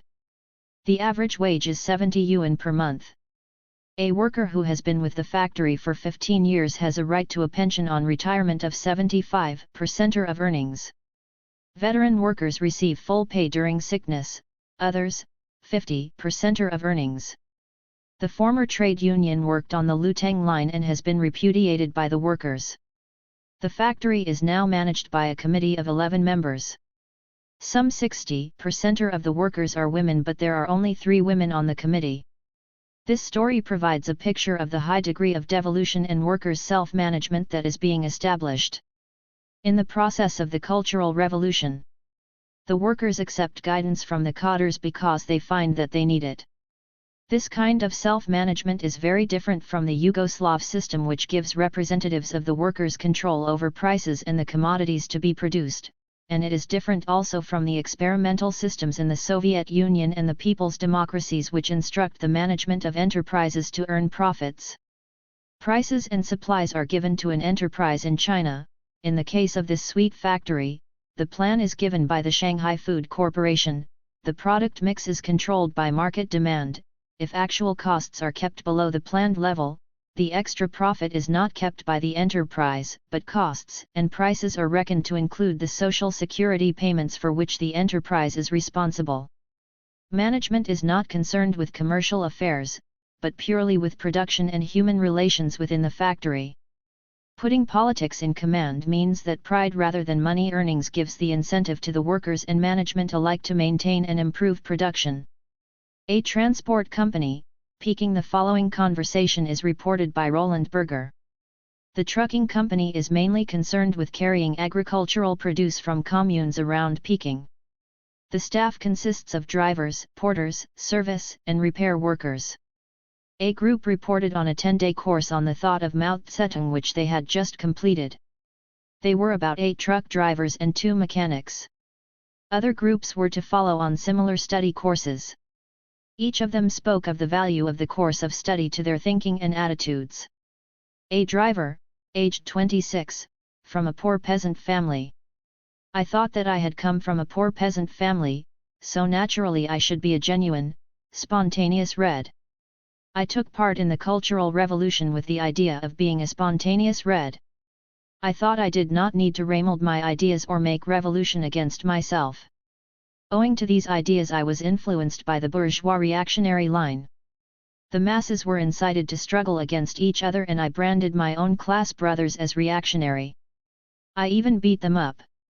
After I had made such mistakes, many of my workmates in the company tried to help me. Although I made self-criticism, I was not really persuaded in my heart. The main thing was that my world outlook was not sufficiently remolded. At the very beginning of the study of Mao I was not willing to participate because I took the wrong attitude towards the study class. I was afraid of being criticized and repudiated by others. But through this study I have come to understand that the attitude I took at the beginning was wrong. The main purpose of the class is not to criticize and repudiate people. These classes are completely in accord with the 16 points to let the masses liberate themselves. I understood better what is meant by the people and the enemy. I was confused on the question of class origin, that it is important but that the key question is what a comrade does. Chairman Mao's statement clarified this for me. After studying these passages I was inspired and began to understand that those who come from a bad family class origin but who at the beginning of the Cultural Revolution stood on the proletarian line, were in the first rank of the struggle. I also studied Norman Bethune. He had come to China and sacrificed his life here. Am I a Chinese and he was a foreigner? Why cannot I make such sacrifices? I realized that at the beginning of the Cultural Revolution I had taken up an attitude of anarchism. I did what I could whilst at work, but after work I wanted to have nothing to do with the company. I studied Mao's combat liberalism and carried many of my problems to the class when this was being discussed. In this work Chairman Mao describes 11 examples of liberal attitudes. I realized that many of these were directly applicable to myself, and once I got them sorted out I became much more active in my work as well as ideologically. I became gay, and at the same time the idea of discipline was planted in my head. In my brigade I took the initiative and saw that I did my share of the work. I gave talks in my brigade to many of the older workers who, under the old society, had had no education, and I wrote letters for them. Despite the short period of study I feel that I have already reaped a good harvest. I have been successful in my studies and now I have an honest attitude.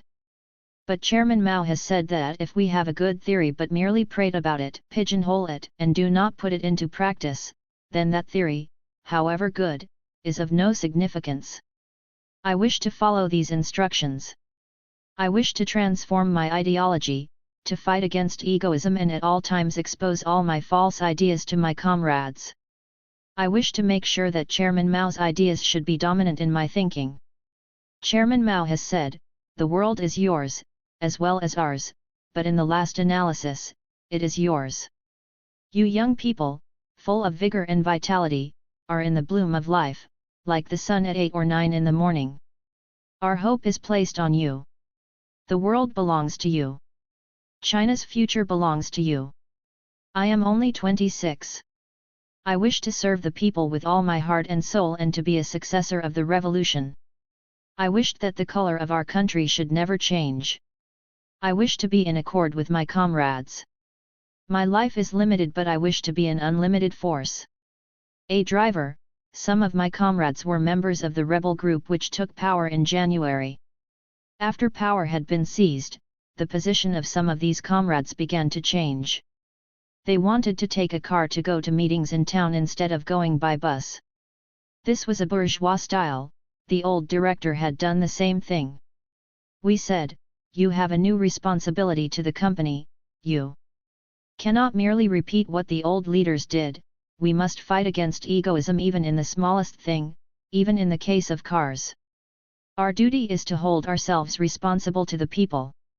In May 1967 the general situation in the company was good, but there were still divergencies among the comrades themselves.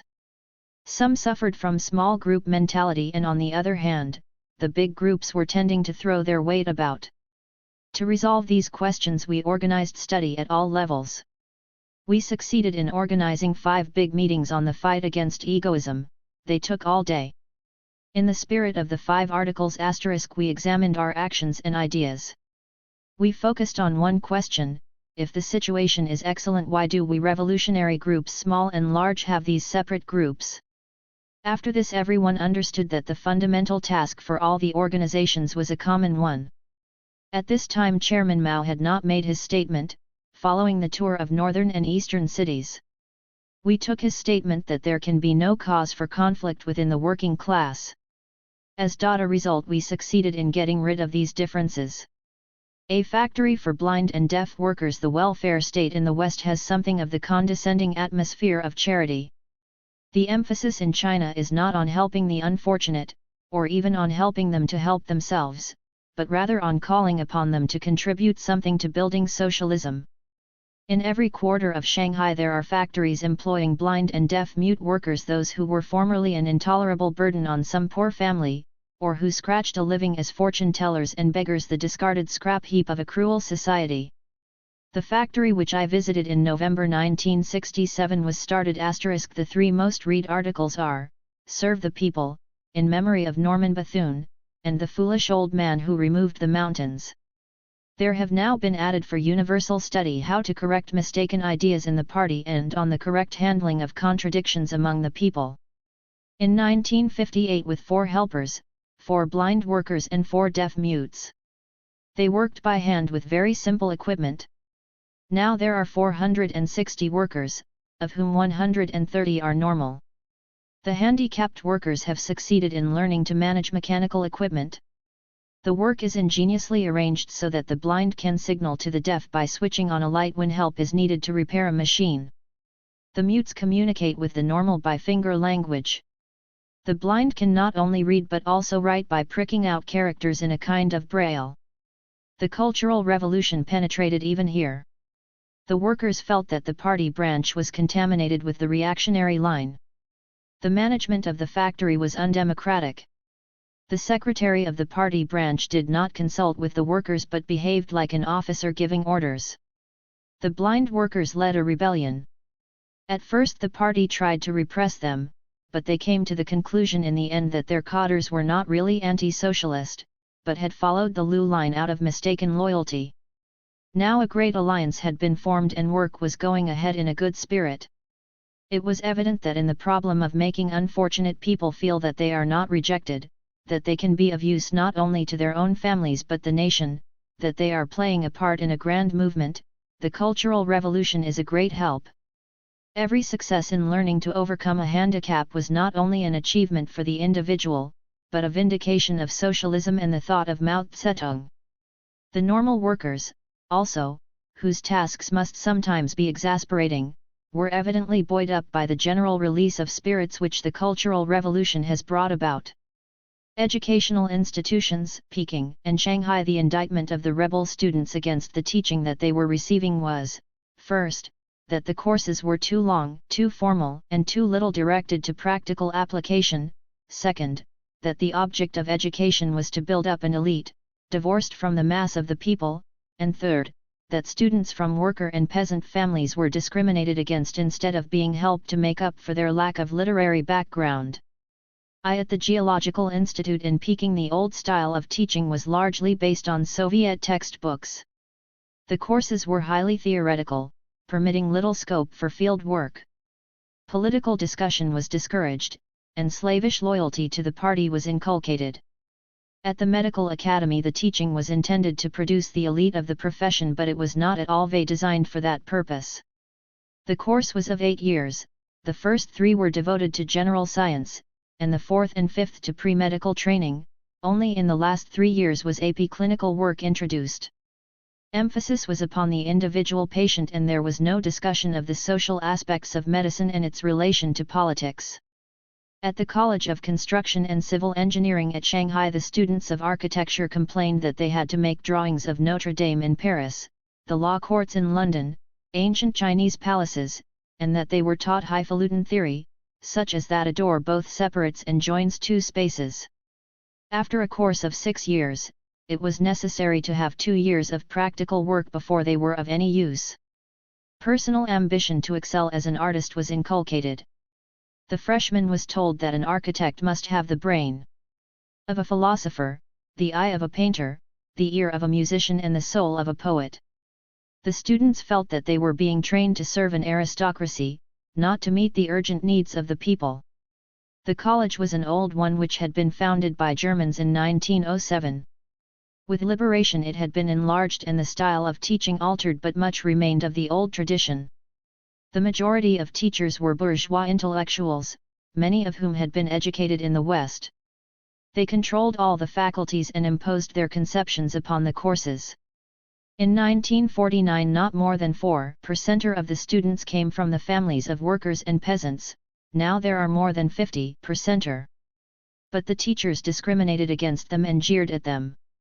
In the bourgeois atmosphere some students from poor homes, instead of being proud of proletarian origins, tried to conceal them. There was a pathetic tale of a lad whose mother pulled a cart refusing to recognize her when she came by the college. Some of the younger teachers and some students had made several attempts to challenge the professors and to introduce Chairman Mao's ideas on education. They had some successes, but each time the old guard frustrated them and undid their reforms. In these 3 institutions, and in many others, the course of the Cultural Revolution followed mainly the same lines, with individual variations. The rebel movement began in June 1966, following the lead of Peking University, with posters criticizing the authorities. At the Geological Institute, a work team was sent in. The work team maintained that they were representing Chairman Mao. It was only later that the students learned that they were sent by Liu Shaochi while Chairman Mao was not in Peking. Next, the Ministry of Geology sent a team of 200 members, led by the Vice Minister. There was a member of the party committee of the institute who was on the side of the rebel students. He organized a demonstration of 2,000 students against the work team and drove them out. A new team was sent in by Po I-po, the minister in charge of economic affairs. He was afterwards recognized as one of the chief supporters of Liu Shaochi and disgraced. With this authority behind it, the work team made a sharp attack upon the rebel students. They branded those who opposed them as counter-revolutionaries. They demanded that the rebels should make self-criticism. Many, confused and intimidated, complied and wrote long self-criticisms. Party members who had sided with the rebels were dismissed. Students were forbidden to take part in national demonstrations. But the leader of the rebels refused to submit and kept up the struggle. This period of white terror continued till the end of July, when Mao returned to Peking and the work teams were recalled. Now the students, encouraged by the publication of the 16 points, carried the war into the enemy camp. They marched to the Ministry of Geology, chanting slogans against the Vice Minister. A second march was organized on September 5. More than 1,000 students, and teachers who sympathized with them, occupied the ministry. The staff were incited against the demonstrators, and cooks refused to feed them. They camped in the ministry for 3 days without food. Their chief enemy, the Vice Minister, was dismissed. The Minister of Geology remains in office. Red Guards compiled an indictment of Po I-po, which they believed to show that he had been an anti-socialist at heart even before the liberation. When asked how it was possible for a traitor to remain hidden for so long, students replied that it took time to expose his crimes. In the institute, out of 800 teachers only 2 or 3 were finally exposed as taking the capitalist road. The rest, in the autumn of 1967, were accepted by the Red Guards, and those who had first been hostile were admitting the necessity to change their ideas and methods of work.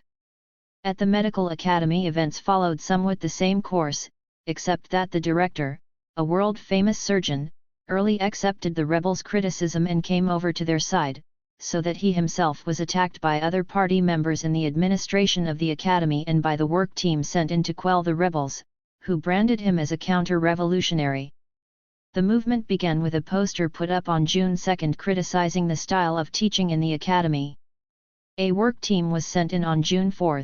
They convinced some students, but the rebels succeeded in driving them out. The reorganization of the Ministry of Propaganda on June 25 was an important victory for Chairman Mao's supporters at the level of national government, but unfortunately the new Vice Minister, Tao Chu, the party secretary for the southern region, who camouflaged himself as an ultra-leftist, turned out to be one of the most obstinate opponents of the Cultural Revolution. He made a report to the Academy defending the Ministry of Health and accusing the rebels of opposing the Central Committee and taking a counter-revolutionary line. The students refused to applaud the report and shouted, "Down with the top party person taking the capitalist road." They put up posters deriding Tao Chu. Some students, however, were taken in and sharp disputes broke out. The rebels encouraged each other, finding support in the Book of Quotations. They wrote a letter to Chairman Mao explaining the situation in the academy. When Mao returned to Peking, the work team was withdrawn. After the publication of the 16 points, the students demanded that the work team should come back to submit to criticism and that Tao Chu should come back to answer for his report. On August 23 he came back.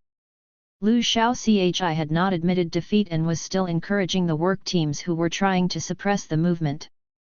Tao Chu tried to protect the students and teachers who were opposing the rebels. The counter-revolutionaries had made a list of students who were active in the Cultural Revolution and whose names appeared on posters. Tao Chu castigated the rebels, not sparing the director, whom he described as a cadre in the fourth category of the 16 points, an anti-socialist rightist who should be expelled from the party. The 16 points vindicated the rebels, but the power of finance and administration was still in the hands of the reactionaries. They tried to frustrate the students by cutting off supplies of paper and ink for writing posters.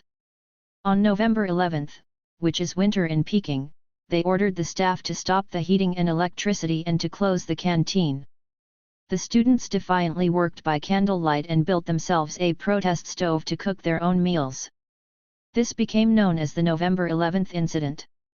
Such tactics only disillusioned students who had been deceived by the reactionaries.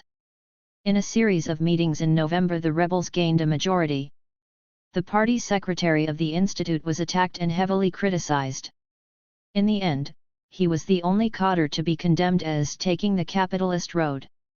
In November 1967 he was in the stage of being given a chance to turn over a new leaf. At the end of June 1967 a revolutionary committee was set up on the basis of a triple combination of cadres, revolutionary students, and teachers and representatives of the students' militia. The director was now evidently on excellent terms with the rebels. He was a man with a sufficient sense of humor not to mind being taught to suck eggs by his young pupils, and also with a sense of dedication which made him feel that their revolutionary enthusiasm could be harnessed to build up the kind of medical profession that China needs. In Shanghai the students were not so much in the vanguard as they were in Peking. They followed and supported the workers, and they played a part in the January storm which led to the seizure of power in the city.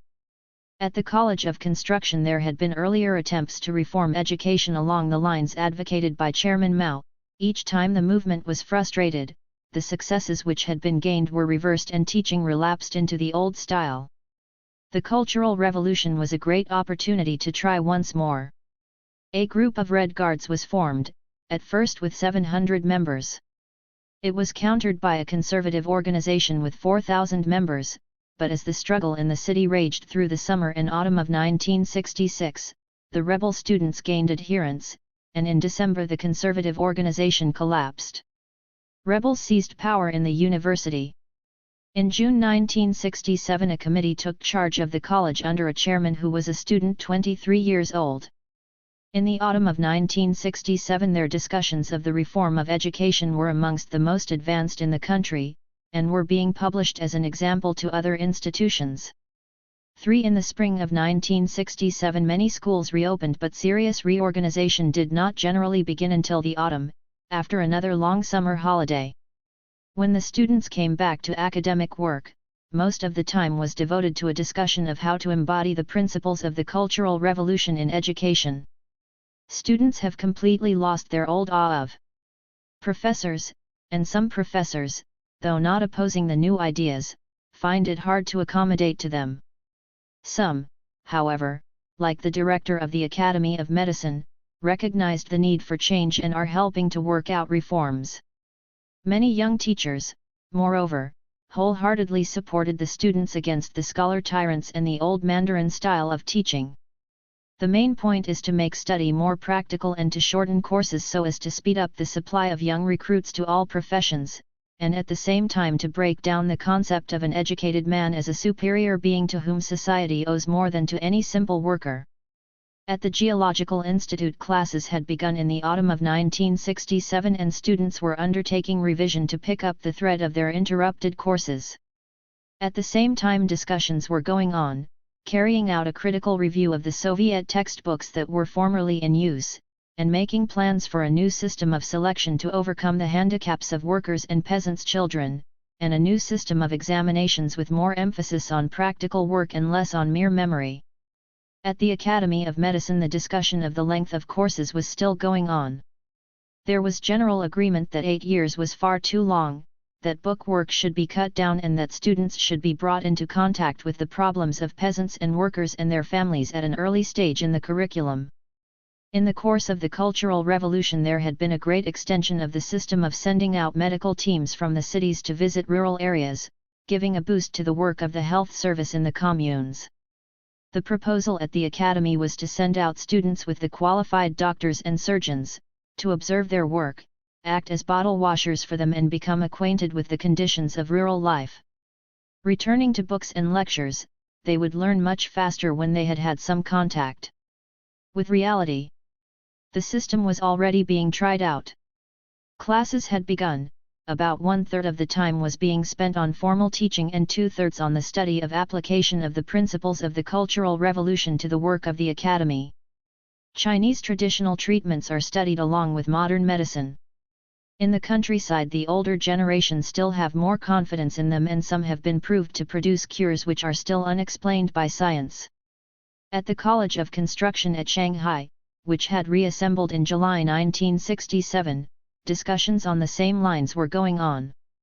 Education must be made more practical and oriented to meeting the needs of the people. The earlier attempts at reform were being analyzed to see what their purposes were and how they had been frustrated. Teams were being sent out to compare experiences with the most advanced institutions in Peking and into the country to find out the needs of the people and to get ideas from the peasants. The proposal to combine research, teaching, and production was criticized by some old-fashioned technicians with bourgeois ideas, who considered it utopian, but it was approved by the workers and peasants with whom the students discussed it. A scheme was being worked out to reorganize the system of faculties so as to reduce the absolutism of the professors. The course was to be reduced from 5 years to 3.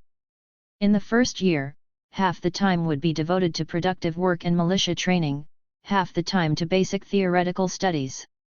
In the second year, 2/3 of time should be spent on the study of design through practical work in the research institute. The third year should be devoted to the theory of a specialized subject and the design of a complete project in the appropriate field. Methods of examination were being discussed. In some subjects, it was said, an examination was not necessary as the student could be judged on his general performance. In some, reference books should be used, so as to prevent an examination from being a mere test of memory. In some cases, several students might discuss their answers together and present a joint paper. In this way examinations would cease to be, as Mao put it, a surprise attack by the teachers on the students, and become a test of real proficiency. Above all, the students were to be imbued with a new proletarian spirit, to overcome the bourgeois prejudices in which they had been infected in the past. All this is still in the melting pot. It remains to be seen whether so much emphasis on politics will undermine the devotion to hard study which technicians cannot dispense with, or whether, as the Red Guards claim, it will on the contrary enhance it. 18 months after the period when these notes were taken, in April 1969, the Cultural Revolution was completed in a formal sense by the 9th Congress of the Communist Party of China. In another sense it can never be completed, for it sets out a line of development which is to be pursued indefinitely. Discussion, reorganization, and the struggle between two lines is still going on. In the summer of 1968, it seems, sharp political conflicts were still unresolved. There were sporadic outbursts of violence and even bloodshed, which the Western press was delighted to exaggerate, but in September it was announced that revolutionary committees had been established in all provinces, except Taiwan, as the Chinese spokesmen are careful to add. The history of this period was summarized in Lin Piao's address to the Congress *. The struggle between the proletariat and the bourgeoisie for the seizure of power was a life and death struggle. During the 1 year and 9 months from Shanghai's January storm of revolution in 1967 to the establishment of the Revolutionary Committees of Tibet and Xinjiang in September 1968, repeated trials of political strength took place between the two classes and the two lines. Fierce struggles went on between proletarian and non-proletarian ideas, and an extremely complicated situation emerged. As Chairman Mao has said, in the past, we fought north and south. It was easy to fight such wars, for the enemy was obvious.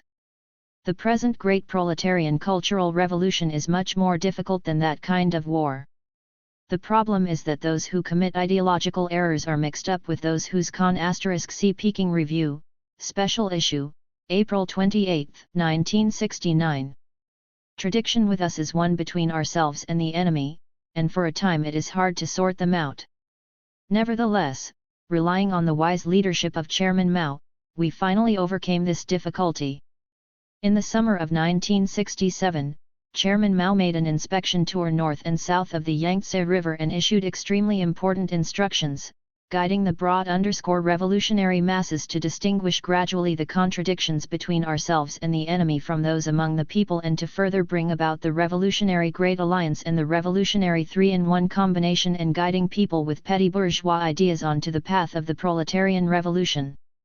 Consequently, it was only the enemy who was thrown into disorder while the broad masses were steeled in the course of the struggle. The handful of renegades, enemy agents, unreformed landlords, rich peasants, counter-revolutionaries, mad elements, and rightists, active counter-revolutionaries, bourgeois careerists and double-dealers who had hidden themselves among the masses would not reveal their colors until the climate suited them. In the summer of 1967 and the spring of 1968, they again fanned up a reactionary evil wind to reverse correct verdicts both from the right and the extreme left. They directed their spearhead against the proletarian headquarters headed by Chairman Mao, against the People's Liberation Army and against the newborn revolutionary committees.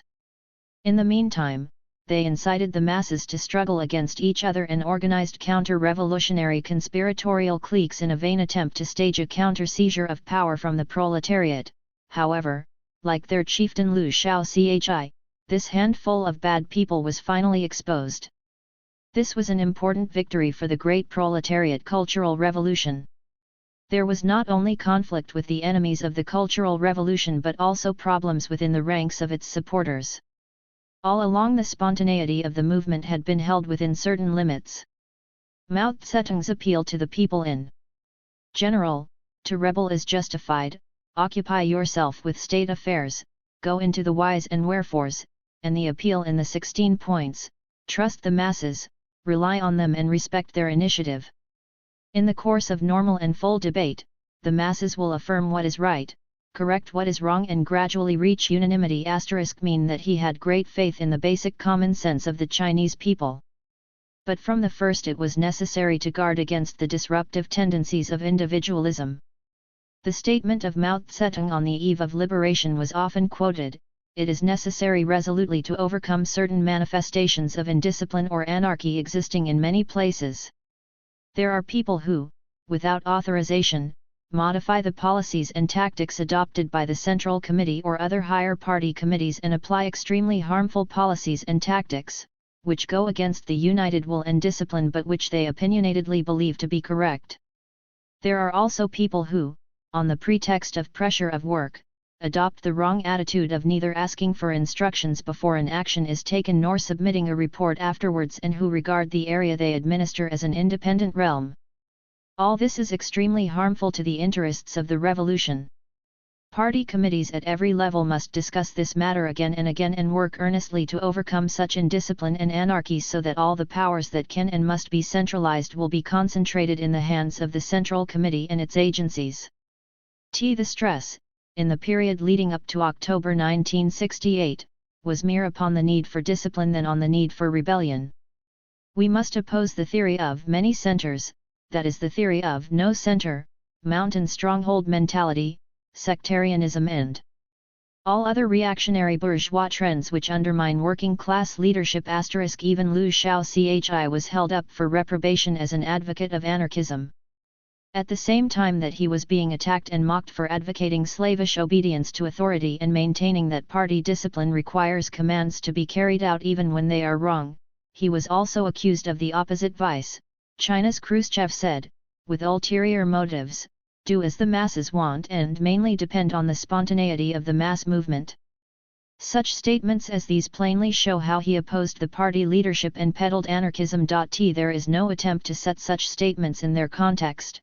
They were made, it seems, before liberation, or to account for Liu Shaochi's change of front.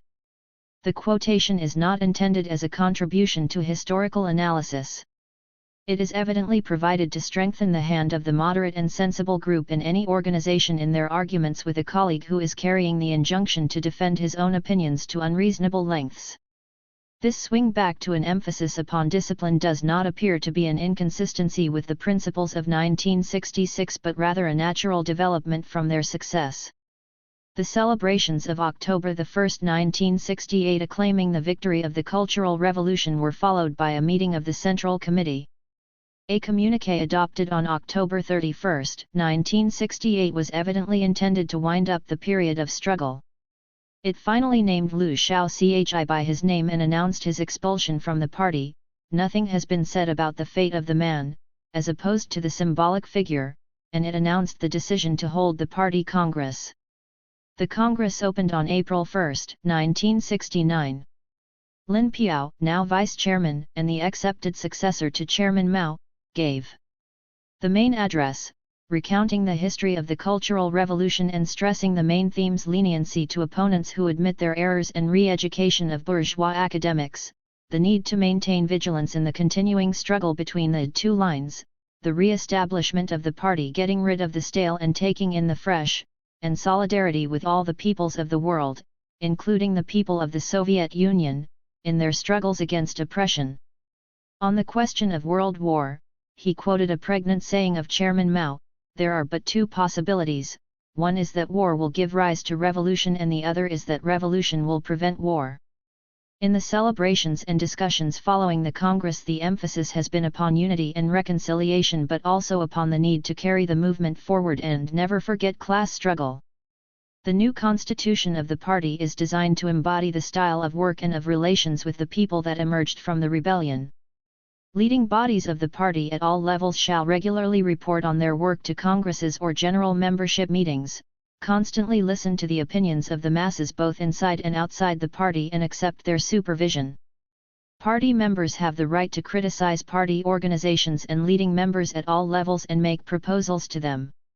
If a party member holds different views with regard to the decisions or directives of the party organizations, he is allowed to reserve his views and has the right to bypass the immediate leadership and report directly to higher levels, up to and including the Central Committee and the chairman of the Central Committee. It is essential to create a political situation in which there are both centralism and democracy, both discipline and freedom, both unity of will and personal ease of mind and liveliness. Whatever disturbances there may have been in the course of the Cultural Revolution, economic development seems to have been running on. The harvest for 1968 was reported to be good once more. In some industries there have been setbacks due to disturbances, but in many there are claims of new technical advances, increased production, savings in costs and improvements in quality due to the simplified organization and high morale that the Cultural Revolution brought into the factories. The Western businessmen who attend the trade fair in Canton report that conditions appear to be normal from their point of view. In the reform of education there have been fresh developments. A number of investigations have been made into the performance of students after completing their training, of which one has been widely publicized. This is concerned with the criticism of the Shanghai Institute of Mechanical Engineering made by the workers and staff of an important machine tool plant. The conclusion, with which many Western industrialists would sympathize, is that the best engineers are those who had some practical experience before taking university courses and that education should be integrated with practical work and with research. Mao Zedong commented on this report, "It is still necessary to have universities. Here I refer mainly to colleges of science and engineering. However, it is essential to shorten the length of schooling, revolutionize education, put proletarian politics in command and take the road of the Shanghai machine tools plant in training technicians from among the workers. Students should be selected from among workers and peasants with practical experience, and they should return to production after a few years' study. Similarly, the members of communes were asked to give their views on the students who have been sent to work with them. The poor and lower middle peasants pointed out that in the past what the schools put into practice was the principle that intellectual training comes first, and marks comes first. This meant recognizing the marks only but not persons, still less the social classes people belong to. Many pupils were forced to be preoccupied with marks while looking at their books. In school, they strove for marks, and when working in the brigade they strove for marks, and as a result the revolution was completely displaced and thrown to the four winds. An enlightening remark is quoted from the mother of a soldier. "Now we are striving to build socialist new villages, we need many talented people. But what we don't want are college students who are divorced from proletarian politics and practice and who look down upon the laboring people. The struggle against the Mandarin tradition cannot succeed in a day. A new system has been introduced to put schools in the rural areas under the control of the brigades in the communes so as to direct education to what the peasants consider useful. No doubt some of the old-style teachers do not find it easy to adapt themselves to this situation. At the end of 1968 there was a great movement of young high school and college graduates into the villages to integrate themselves with the people and assist in the application of science to production, a contribution to the long-term policy of breaking down the three great differences between town and country, between intellectual and manual work, and between agriculture and industry. Urban schools are brought into connection with industrial enterprises. The pupils carry on part work, part study, and the workers educate the teachers. *Ibid, p. 22. In many universities and colleges it seems that the attempts at reform led to long wrangles which sometimes broke out into disorder and led to buildings being damaged and apparatus being smashed up. The remedy was found in sending in propaganda teams of workers and soldiers which, it is claimed, brought the hostile groups together in discussions lasting sometimes a few days, sometimes a few weeks, and set the new course of education going. In the medical field, the ideas discussed at the Academy in 1967 were being pressed. In many communes, health workers with an introductory training are encouraged to get experience, passing difficult cases to the regular clinics, working in their own villages, and a selection is made from amongst them for training in medical colleges. These developments are logical. If the party and the intellectuals are to serve the people must judge the service, though Western professors secure in their mountain strongholds would not much like the judgment to be applied to themselves. Some other books published by Penguins are described on the following pages. The Birth of Communist China, C. P. Fitzgerald. This Pelican, which is a fully revised edition of the author's Revolution in China, sets out to assess the significance of the Chinese Revolution. After sketching in the background of China's long history and social structure, C. P. Fitzgerald, who is now Professor of Far Eastern History at Canberra, opens his main account at the fall of the Manchu emperors in 1911 and traces the origins of revolution through the early Republic of Sun Yat-sen and the nationalist dictatorship of Chiang Kai-shek to the military campaigns of Mao Zedong. He assesses the varying influences of Confucianism and Christianity, of East and West, and of the Japanese and Russians on this massive movement, and makes it abundantly clear that the China of today is not an inexplicable freak but a logical development of its immensely long past. Professor Fitzgerald has a gift for fluent narrative and a long experience of China, and his interpretation of one of the central political events of this century is as readable as it is reliable. Political leaders of the 20th century. Mao Zedong. Stuart Scram. By any reckoning, Mao Zedong must be regarded as one of the greatest and most remarkable statesmen of modern times. As a poet of distinction, as a political philosopher of major importance, and as a strategist whose 6,000-mile trek across China has become a legend, Mao has devoted his life to China and the Chinese peasants. Indeed, the Chinese People's Republic has shaped a whole pattern of revolution for poor peasant societies. In this new biography, Stuart Scram sifts fact from fiction in the long story of Mao's struggle to free the greatness of China and to give a new meaning to Marxism. Political leaders of the 20th century. These political biographies will analyze in depth the real men lurking behind the personality cults of great contemporary statesmen. Their purpose is to explain how such political leaders of our times as Mao Zedong and Macmillan, de Gaulle and Stalin, Lenin and Verwoerd formed their political outlooks, to examine how they gained power and how they held and exercised it, and to suggest what each of them has come to epitomize in the eyes of his own nation and of the world at large.